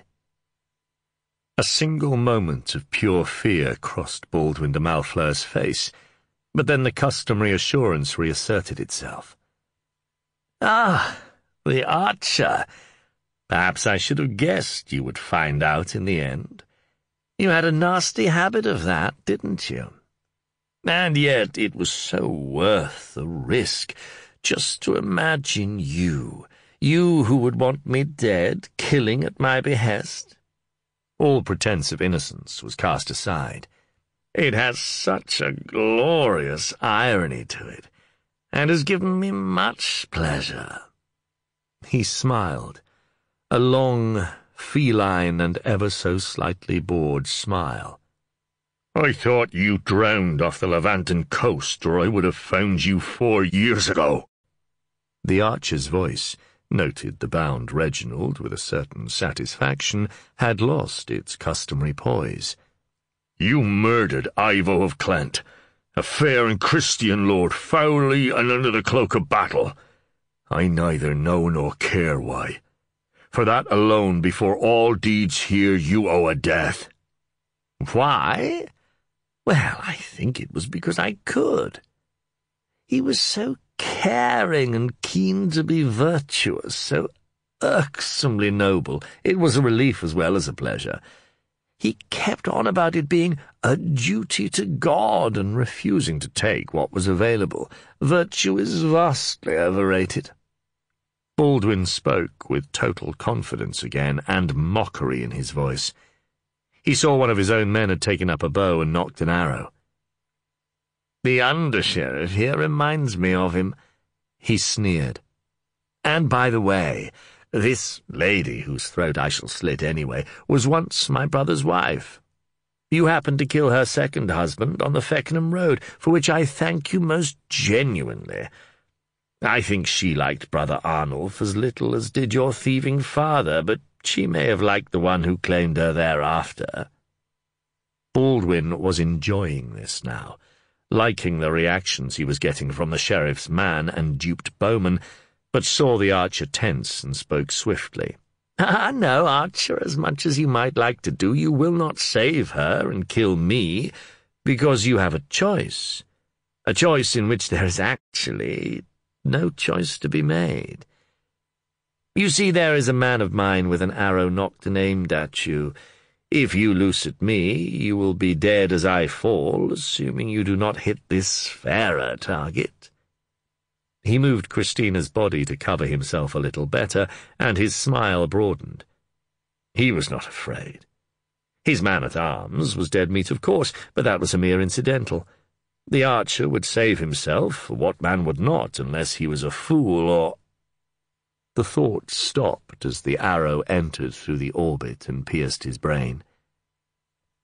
The knife pressing into Christina's neck pricked and then fell from the dead hand as Baldwin de Malfleur crumpled silently to the ground. As a death, it was swift and far better than most of those present thought he deserved.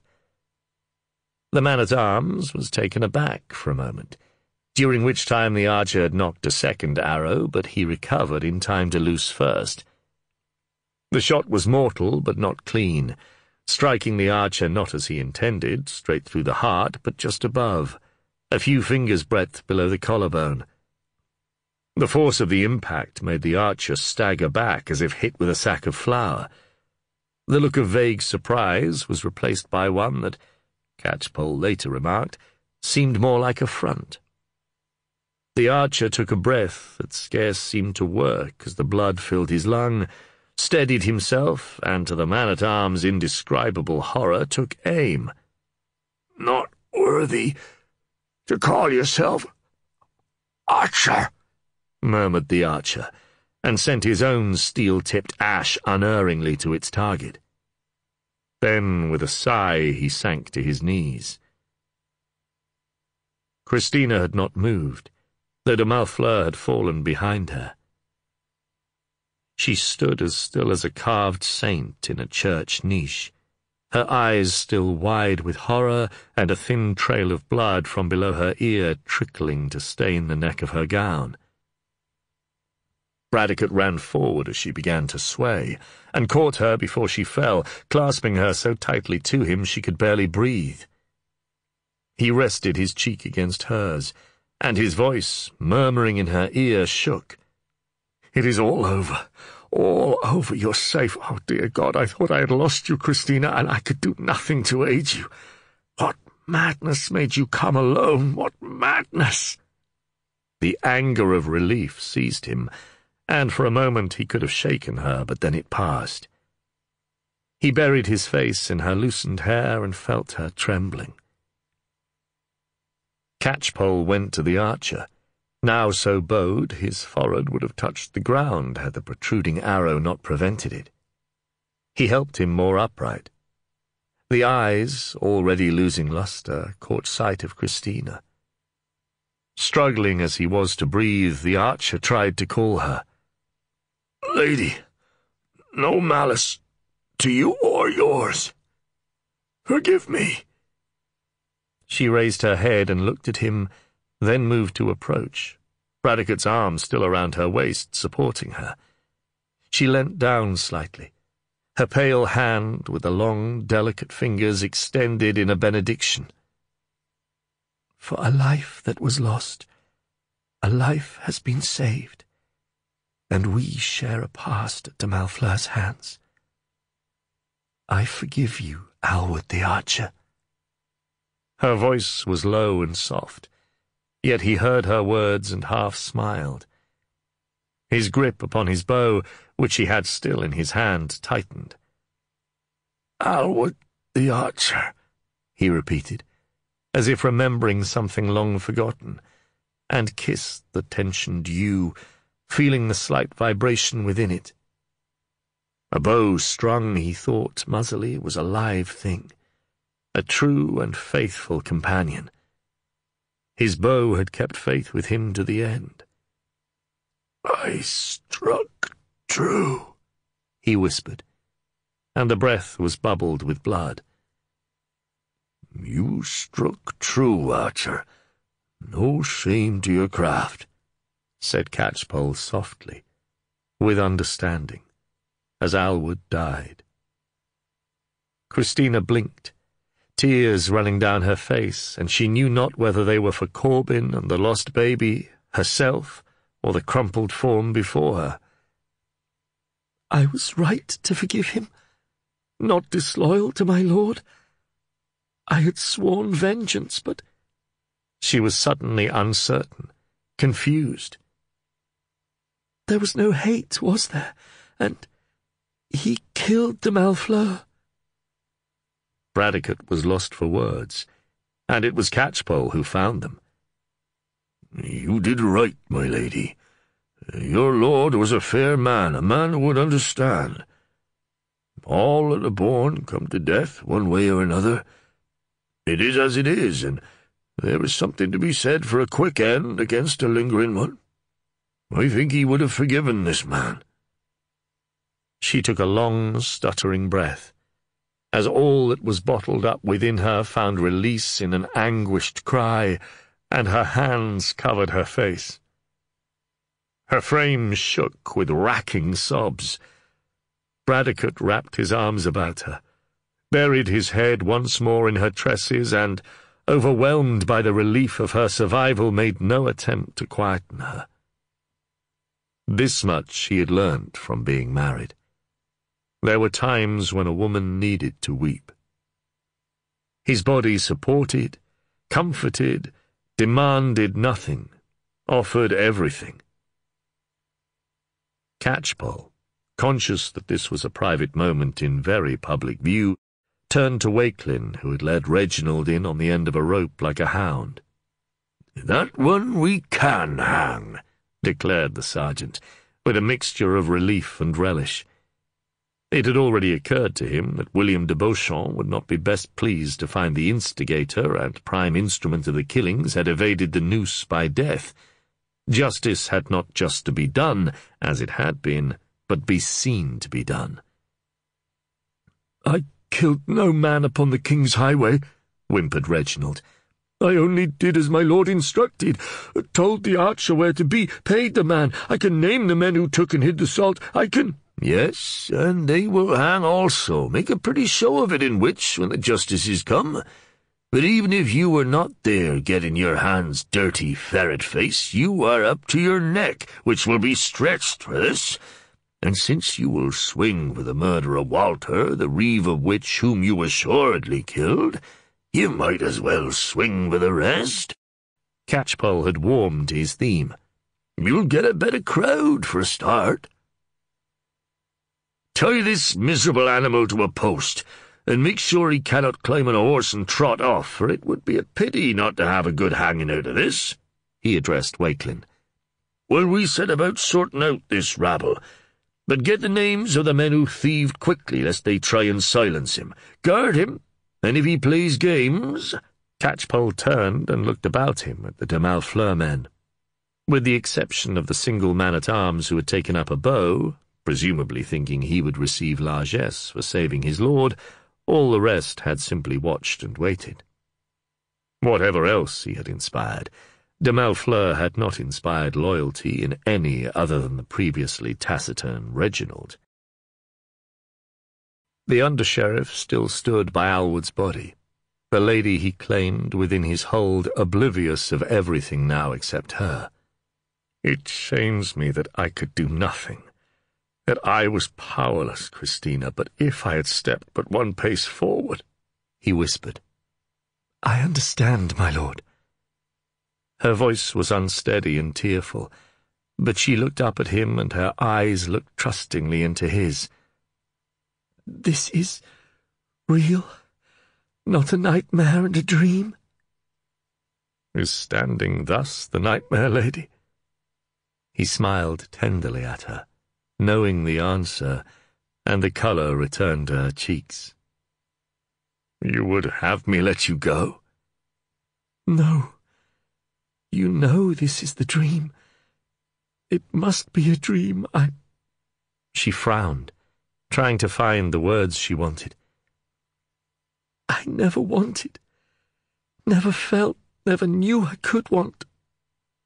Never let me go. She was floundering, and he took pity on her confusion, bending his head to stop the words with his mouth. As once before, he felt her respond. "When you first kissed me," he murmured as he broke away to breathe, "my bold Christina, you did not mean it." Not when it began. But then... Her arms slid around his neck, and her voice became the merest sighing breath. I meant it. For the first time in my entire life. I meant it.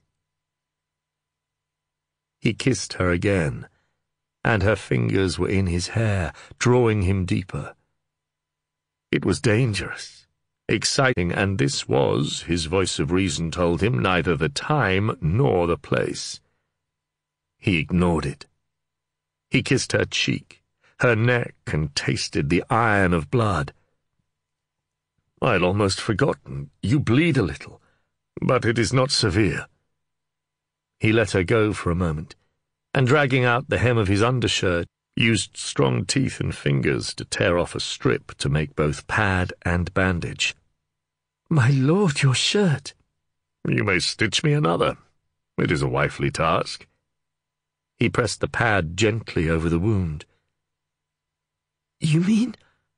"Of course. You think I would hold you as I have if I did not want you as my wife?" He laughed a little unsteadily. "With Sergeant Catchpoll probably watching us too." My lord, oh, you do not object that I am twice a widow, have borne children? "No." He smiled, winding the bandage about her neck. "Very fetching. Christina, you said you had never felt as you do when I kiss you. You have never loved before. I would have you if you had, but that this should be new to you means it is special. And I had a wife, remember? Have a baby son. Ella was a good woman, a loving wife, God rest her soul, and I was fond of her, but heaven forgive me, never loved her, never burnt for her as I do for you." You do? You burn? "I do." His arms slipped about her waist once more. "Let us hope the Lord de Beauchamp, who is my overlord as well as superior, does not simply count the bodies that were buried before we got to the bottom of this, and gives his support to our union. It is my only concern." Behind him, Catchpoll gave what he considered to be a discreet cough, but actually sounded like a beast of burden about to expire. Bradecote rather self-consciously let go his hold upon the lady, who yet leant slightly against him and turned. "My lord, we have secured the 3 men identified by the Weasel Reginald. We bring both the other bodies also?" Catchpoll had little doubt of the answer, but it was a way of bringing his superior back to the matter in hand. Bradecote looked down at the body of Alwood the archer. "It is a pity if we have to take him. De Malfleur I will happily parade before half the Shire, and I'm sure they will all cheer. The widows in Wich will have little sympathy for the archer, and who is to blame them? Yet I am glad we did not have to hang him," muttered Bradecote, his face suddenly solemn. "No, my lord. He deserved and got a better justice than that. I've been sergeant in a good many years, and once or twice only have I come upon a killer like him. Murderer almost seems a wrong word, if you understands me. He did not do it from greed, nor malice, nor lust for the flesh or power. He did it because he was an archer and the best, and he was there to follow his craft. Catchpoll shook his head. Odd, isn't it? He would surrender his life to get the justice for his lord, and to save the Lady Fitzpaine here, hand his coin to a beggar, but drop 9 men in their tracks for no more reason than that was what he was paid to do. Had he not come here at this hour, I doubt we would ever have found him, truth to tell. He would have gone to some other shire and been employed as his father was, perhaps. Can that not be what happened? Christina touched Bradecote's arm. Would it not be possible to say that de Malfleur was taken by an arrow from Sergeant Catchpoll, or your man Walkelin? I'm afraid there are too many who witnessed it, my lady. Catchpoll sounded regretful. Sergeant Catchpoll is right. Bradecote laid his hand upon hers. There is no help for it. And if we do not show he was flesh and blood, then we will have tales of ghostly archers along the salt roads and responsible for every loss, accidental or otherwise, for generations. Then I will say what happened here. That he saved me. That he had justice for Ivo of Clent. That he— Bradecote was shaking his head, and she frowned. He did not want her to see what might happen in Wich. If the townsfolk were vindictive, the corpse might not receive good treatment. He had seen women spit upon bodies, and worse. She who had forgiven would be hurt by it. You cannot forbid me, my lord. Her expression was mulish, yet he still found her enchanting. No. But I would suggest most strongly that you stay where I will take you, in the church, until I come to take you home to Cook Hill. You can pray for Alwood's soul, which will do him more good than declaiming over his body. We will tell everything that happened, so that the good of his end is known also. I do not command, for I have not that right, not yet, my lady. And his eyes glittered in a way that sent an excited shiver down her spine. But please, do as I say, I request. And I can refuse you nothing, she whispered, very, very softly. One of the de Malfleur men, a household servant from his unwarlike demeanour and cowed expression, appeared and diffidently inquired as to what would happen. My lord, I ask because we are lordless, and because the men-at-arms are most likely to drink all the ale in the manor, and steal what is worth the stealing in its confines, be it livestock, goods from the hall, or the maid-servants from the kitchen. He looked to the Lady Fitzpaine and then the under-sheriff. Whatever they had to put up with as servants, my lord, they have not been at risk from a drunken rabble of men who have nobody to control them. The man put it as delicately as he could, though he knew that the lady must, from her own experiences at the manor, have a good idea of his meaning. Bradecote frowned. The men they had brought from Cook Hill, and he gave silent thanks for Catchpoll's good sense in getting him to bring them, would give them enough to get their prisoners safely back to Wich, but he would not care to leave a small number here, especially since they were the average sort of men, not the naturally belligerent type that de Malfleur encouraged. "We will decide in the morning," he announced, "for we should not reach Wich in daylight anyway if we departed now." He turned to his sergeant. "Catchpoll, the men-at-arms are to be kept in their chamber, and with guards upon the door in watches." My lord, Christina's voice was brittle. I would rather sleep in the Hawkswood with the swine than in that hall again. I hope that will not be necessary. He smiled, but knew she was perfectly serious. Would you concede to take your rest in the buttery? The household servants could remain in the great hall, where they would feel more secure, and we could bed down in the passage between the two well enough. He coloured. I mean, Catchpoll and myself in the passage, not— and you in the buttery. He floundered, and Catchpoll hid a smirk. I mean that you need not enter either the great hall or solar again, and will sleep protected. She nodded, biting her lip, and her fingers, still upon his arm, squeezed it in thanks. The corpses, my lord. Should they go in the chapel here? Catchpoll sought a command. Not de Malfleur, declared Christina, her voice hard and firm again.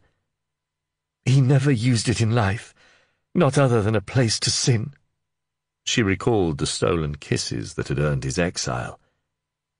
And it would be unfair to place Alwood next to him. Let the archer have the chapel to himself. It meant little in reality, thought Bradecote, but it would give his lady ease. The bodies can go upon trestles, for I do not wish to present them rat-bitten in Wich. The archer, as my lady dictates, and de Malfleur— he looked at the corpse, with the one eye wide in surprise, and the other arrow-filled. Anywhere under cover, an outbuilding will do. He spoke then again to the servant. Have the household cook prepare a meal. Yes, my lord. The relief in the man's voice was audible. Straight away, my lord. He was glad to have simple authority to obey. Catchpoll disappeared to make arrangements for guards and duties, and set Walkelin to secure Reginald and the other prisoners, though not close enough that they could show their reaction to him having placed their necks in the noose. You understand? Whispered Christina, looking up into Bradecote's face. I couldn't— No, I understand, and I do not want you to have to revisit the past.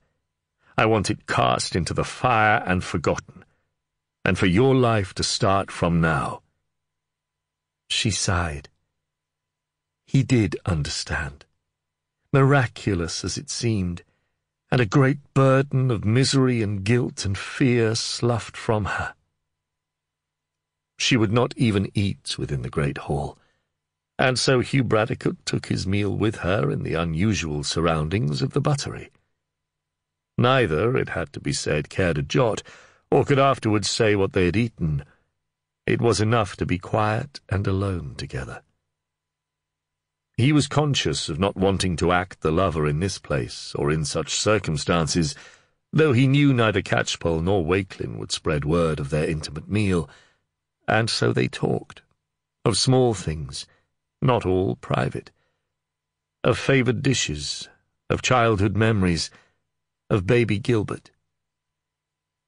He saw her eyes soften in the candlelight when he told her of her son's imperious demands for food, and how the baby had both wet nurse and nursemaid wrapped around his tiny, pudgy finger. They are so strong in grip, baby fingers, he said wonderingly. I could lift him from his cradle with his fingers gripping mine, and would have done so had I not been scolded like a 5-year-old by his nurse, and in my own solar. She laughed, and their hands touched, finger to finger and entwined. You will love him? He did not really pose it as a question. As his mother, and not just because I have no child to love and he no mother, but because he is your son, because— The words struck her as inadequate to convey her feelings, and yet momentous. Oh, am I mad? Can such feelings spring so fast from such sorrowful beginnings, from the anger, from the pain? How can I judge? He whispered, smiling. If you do not tell me which feelings. She coloured and lowered her eyes. They are so strange and new and overwhelming. Tell me.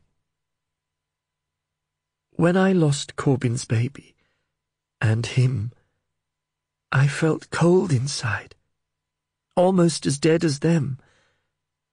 And yet here I am, so alive, and— You said you burnt for me. I have only burnt with anger, with loathing, only been consumed by fear and hate until now. Until you, Hugh Bradecote. And suddenly I understand that it is indeed possible to burn with love. She made a strange, half-giggling, half-sobbing sound. "I have found love." Then his self-control wavered, and he drew her from her seat, pulled her into his lap and held her, her head resting over his heart until the candle guttered and her slow breathing told him she slept deeply, exhausted by events and emotions. He laid her gently upon the pile of sacks and blankets, which was the best they could make her for a bed, and rolled himself in a single blanket across the doorway that none might enter. She slept, as he had promised, protected and safe, in a place where she had never known safety. The night had been clear, and the sliver of moon had overseen a sharp frost. Bradecote woke with chilled feet, but a warm glow within, and stretched in his aching physical discomfort, sighing. This he instantly regretted, as the cold rushed in through the gaps he created in his blanket. The smile, however, remained. He tried to concentrate upon what had to be done that day, taking into account the reaction of the people in Wich. Keeping them from meting out their own justice might be the most difficult part. He heard Catchpoll mumbling discontentedly, as his older, stiffer joints objected to moving, and then scratched himself. Reluctantly he rose and poked his head around the door into the hall, where the servants slept, perhaps, he thought, in some relief at the loss of a master such as Baldwin de Malfleur. A serving wench, her cap askew upon her head, raised herself and looked blearily at him. He beckoned, and she came to curtsy clumsily before him. He bade her fetch water, should the Lady Fitzpaine wish to wash her face, and to bring bread, cheese, and small beer for them to break their fast. He went out into the yard, catching his breath upon the cold, and then blowing into his cupped hands and stamping his feet to improve the circulation. His exhalations hung as dragon-breath clouds in the air.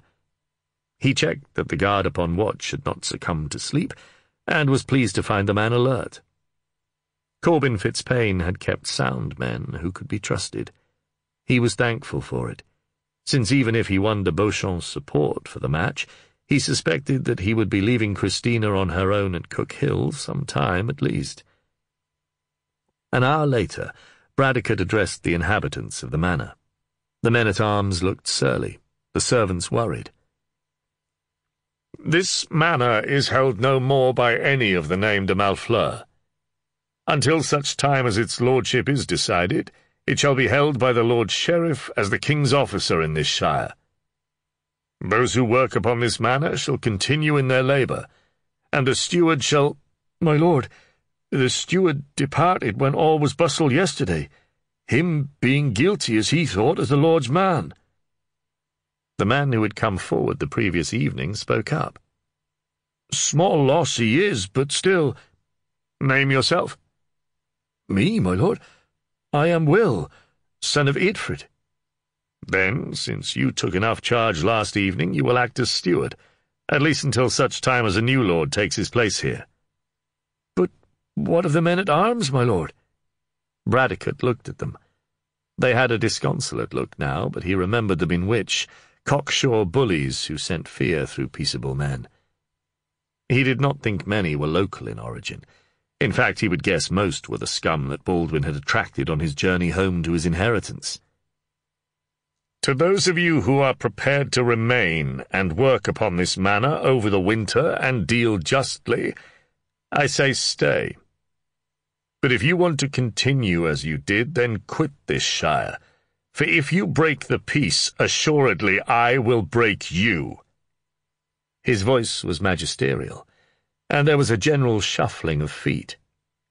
"And do not think yourselves far enough away from Worcester that your deeds will go unknown. There was money paid to guard salt-loads. Steward, give each man who departs 10 days' payment in coin, and there is the cord cut. Do not return. For those that stay, there is a chance of employ in the future and security for the winter months, with food for your bellies and a hearth to warm yourselves by. It is your decision. Make it now. Catchpoll watched approvingly. The under-sheriff had a good way with plain words, he would grant him that, not just in dealings with the fancier sort of folk. The group parted, with the majority seeking to find adventure elsewhere, but a fair few, with roots in the manor or an eye to a local girl, prepared to wait and see who would take the lordship.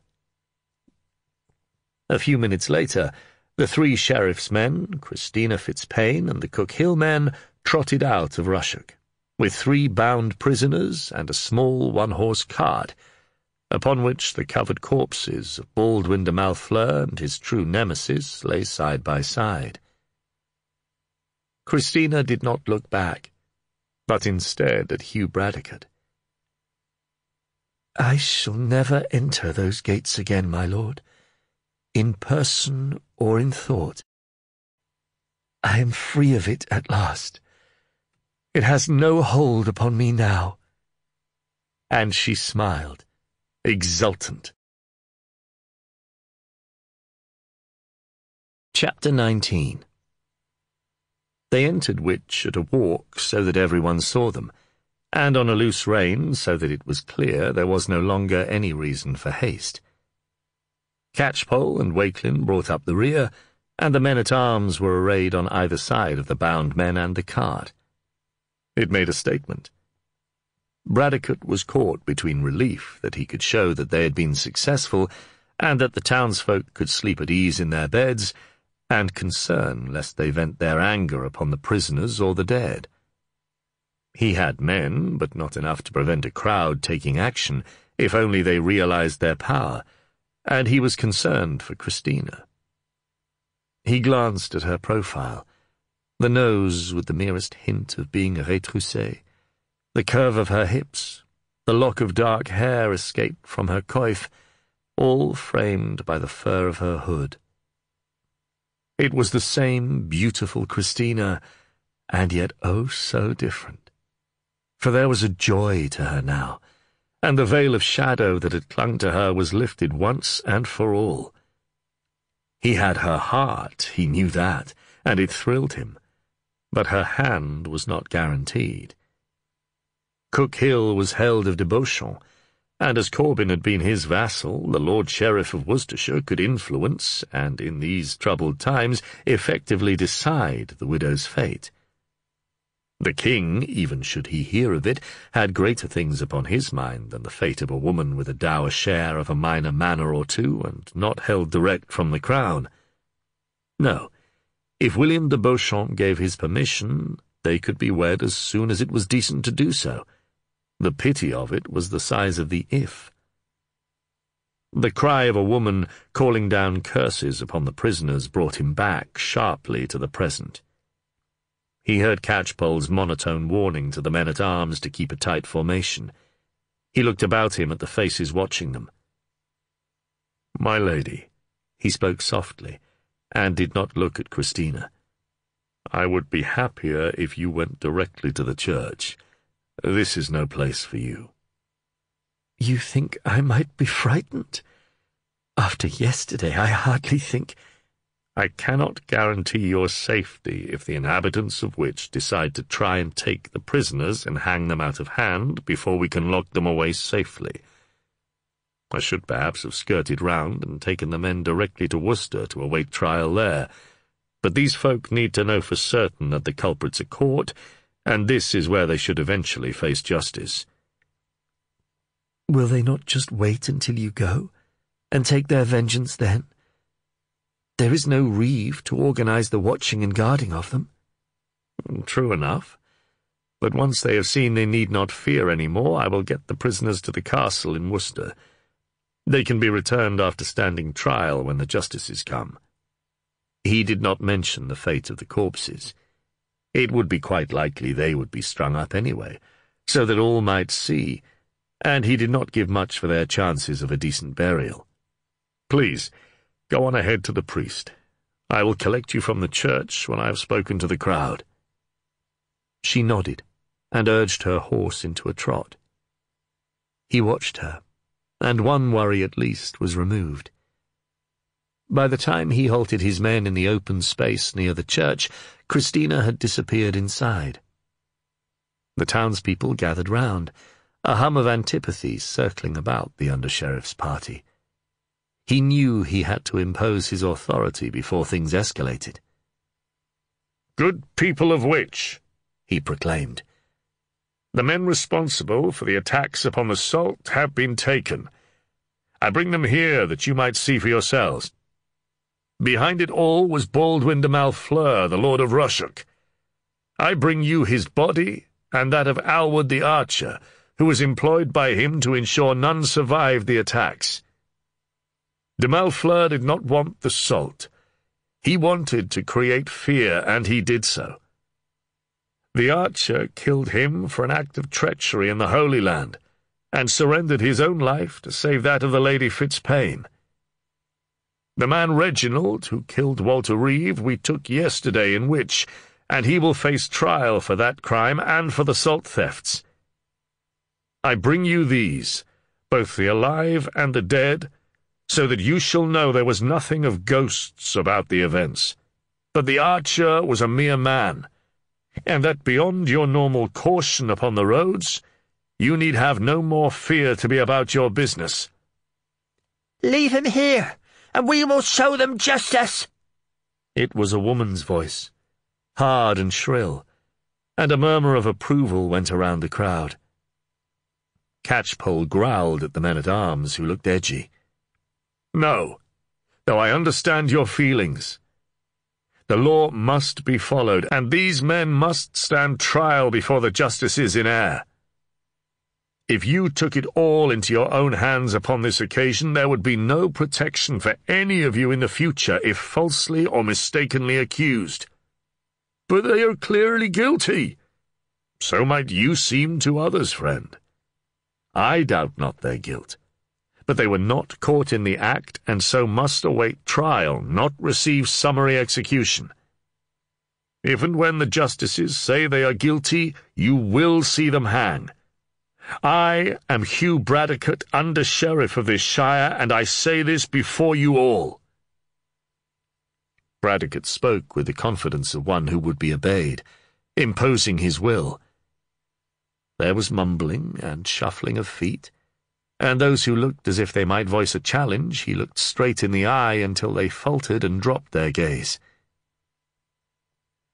Walkelin looked to Sergeant Catchpoll, who had a half-smile upon his grizzled visage, and relaxed. If the sergeant was unconcerned, he could afford to be also. "Sergeant Catchpoll, you keep a guard upon the cart, though any who wish to see proof of what I have said may look upon it. Walkelin, the prisoners are under close guard and are not to be harmed, understood?" "Yes, my lord." Catchpoll dismounted and jerked his head at a man-at-arms to do likewise. They stood at the tail of the cart. Nobody moved for a minute or so. It was like a tableau. Then a woman edged forward from the crowd and went to peer at the bodies. In an odd combination of gestures, she crossed herself and then spat upon the ground. Bradecote took a silent breath of relief and dismounted. He walked slowly and deliberately across to the church, knowing he was watched, and opened the creaking door. The atmosphere within was cool and calm. Christina was on her knees at the chancel step, and he stood for a moment, unwilling to disturb her prayers. She had much for which to offer orisons. She must have heard him, however, because after a minute or so she crossed herself, rose, genuflected, and turned to come down the nave towards him. "Is all well, my lord?" The question was posed with a smile, since he would not otherwise have entered so quietly. "Indeed, my lady, all is well. We must... Christina..." He stepped forward and took her hands. "I must continue on to Worcester.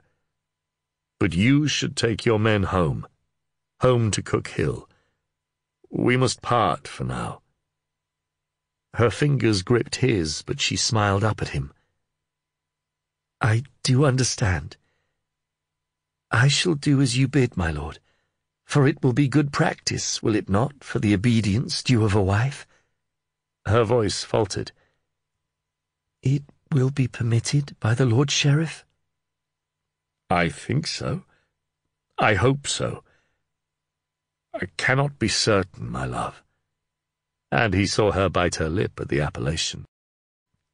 "For William de Beauchamp is a tempersome man. He might take some persuading." "But you will be persuasive, my lord, yes?" "For certain. As persuasive as a man can be who has taken 10 days to solve crimes that have claimed far too many lives." He pulled a wry face. "You were as swift as it was possible to be, with the lack of information." She coloured. "I'm sorry."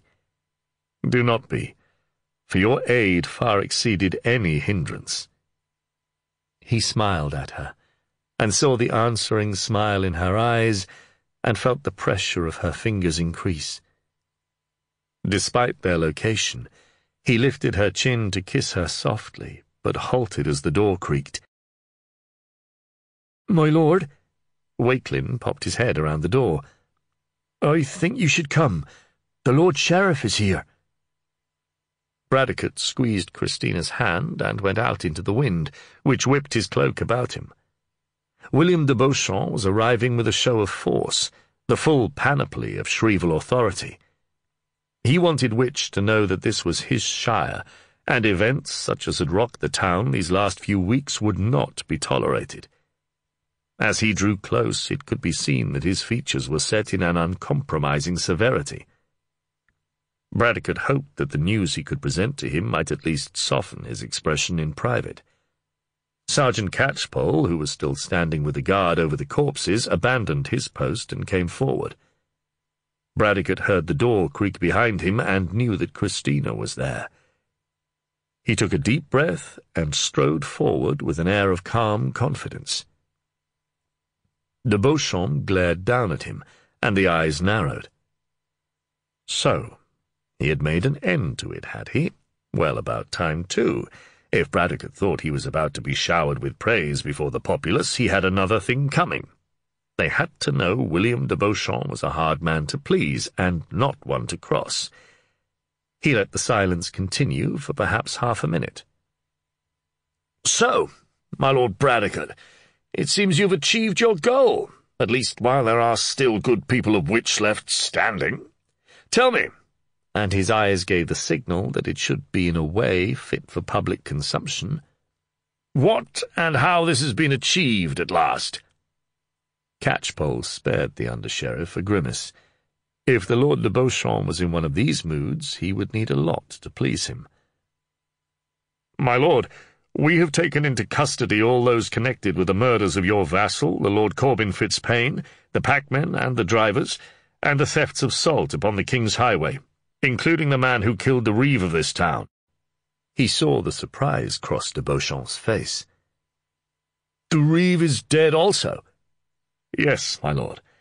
Unfortunately, he believed he could apprehend one of the culprits on his own, and did not bring his information to the law, for which error he paid with his life, though he did it for the benefit of his town." It was like presenting the facts as a mummery, thought Bradecote. What he had just said was designed to remind the people that going to the sheriff's offices was less dangerous than going it alone, and to give the reeve's widow some pride.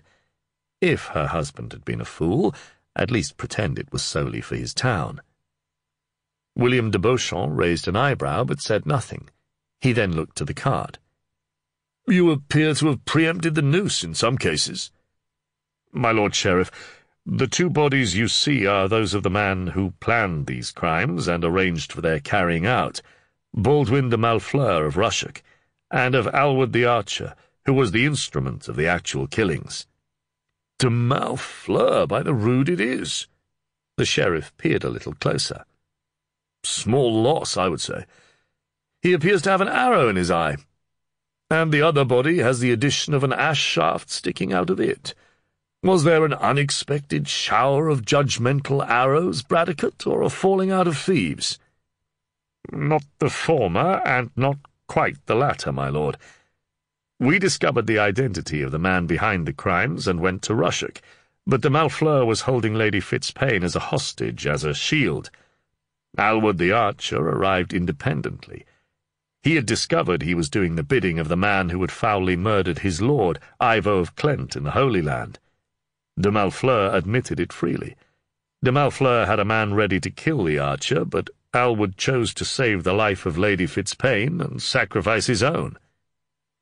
De Beauchamp did not inquire at this point how the Lady Fitzpaine came to be a hostage. He saw her advance and stand beside his under-sheriff, and he thought he noticed their fingers touch surreptitiously. "It is as the Lord Under-Sheriff says, my lord. I would not stand here now were it not for Alwood the archer. He killed innocent men, but his last act was to strike down the guilty." My lady, my condolences. Corbin Fitzpaine was a good man and a loyal one. She made obeisance. "Thank you, my lord." He dismounted, handed his horse over to a man-at-arms, and turned back to the question of culprits. So who have we to put before the justices for hanging? He was no longer speaking for public ears. Bradecote managed not to smile at the assumption the justices were just there to confirm the guilt of those brought before them.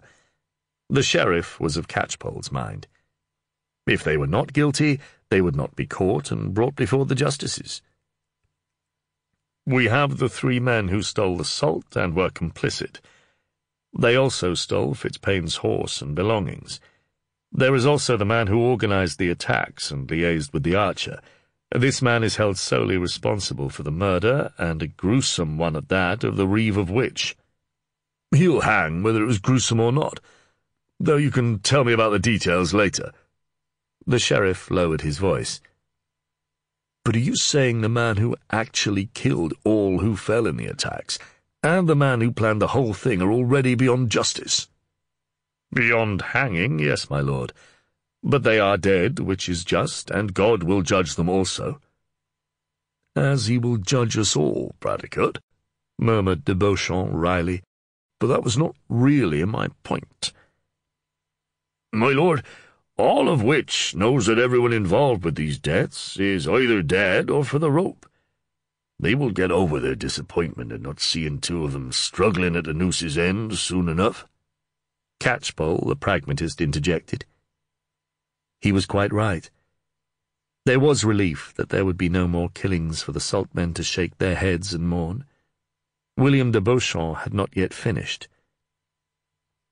Earl Walkelin will need to find a new reeve. And by the way, I had word from the Sheriff of Hereford that you'd been poaching upon his ground and harassing a lord of his shire. My lord, expostulated Bradecote, we did so only because there was direct evidence that we had to investigate immediately. Had we found cause to wish the Lord de Lasson taken into charge, we would of course have contacted Miles of Gloucester. Of course you would, agreed the sheriff, eyes dancing. I take it de Lasson was not entertained by your treating him as the suspect in a murder. My lord, Sergeant Catchpoll knew that de Beauchamp had no real liking for the man, and grinned. He was outraged and then mightily concerned.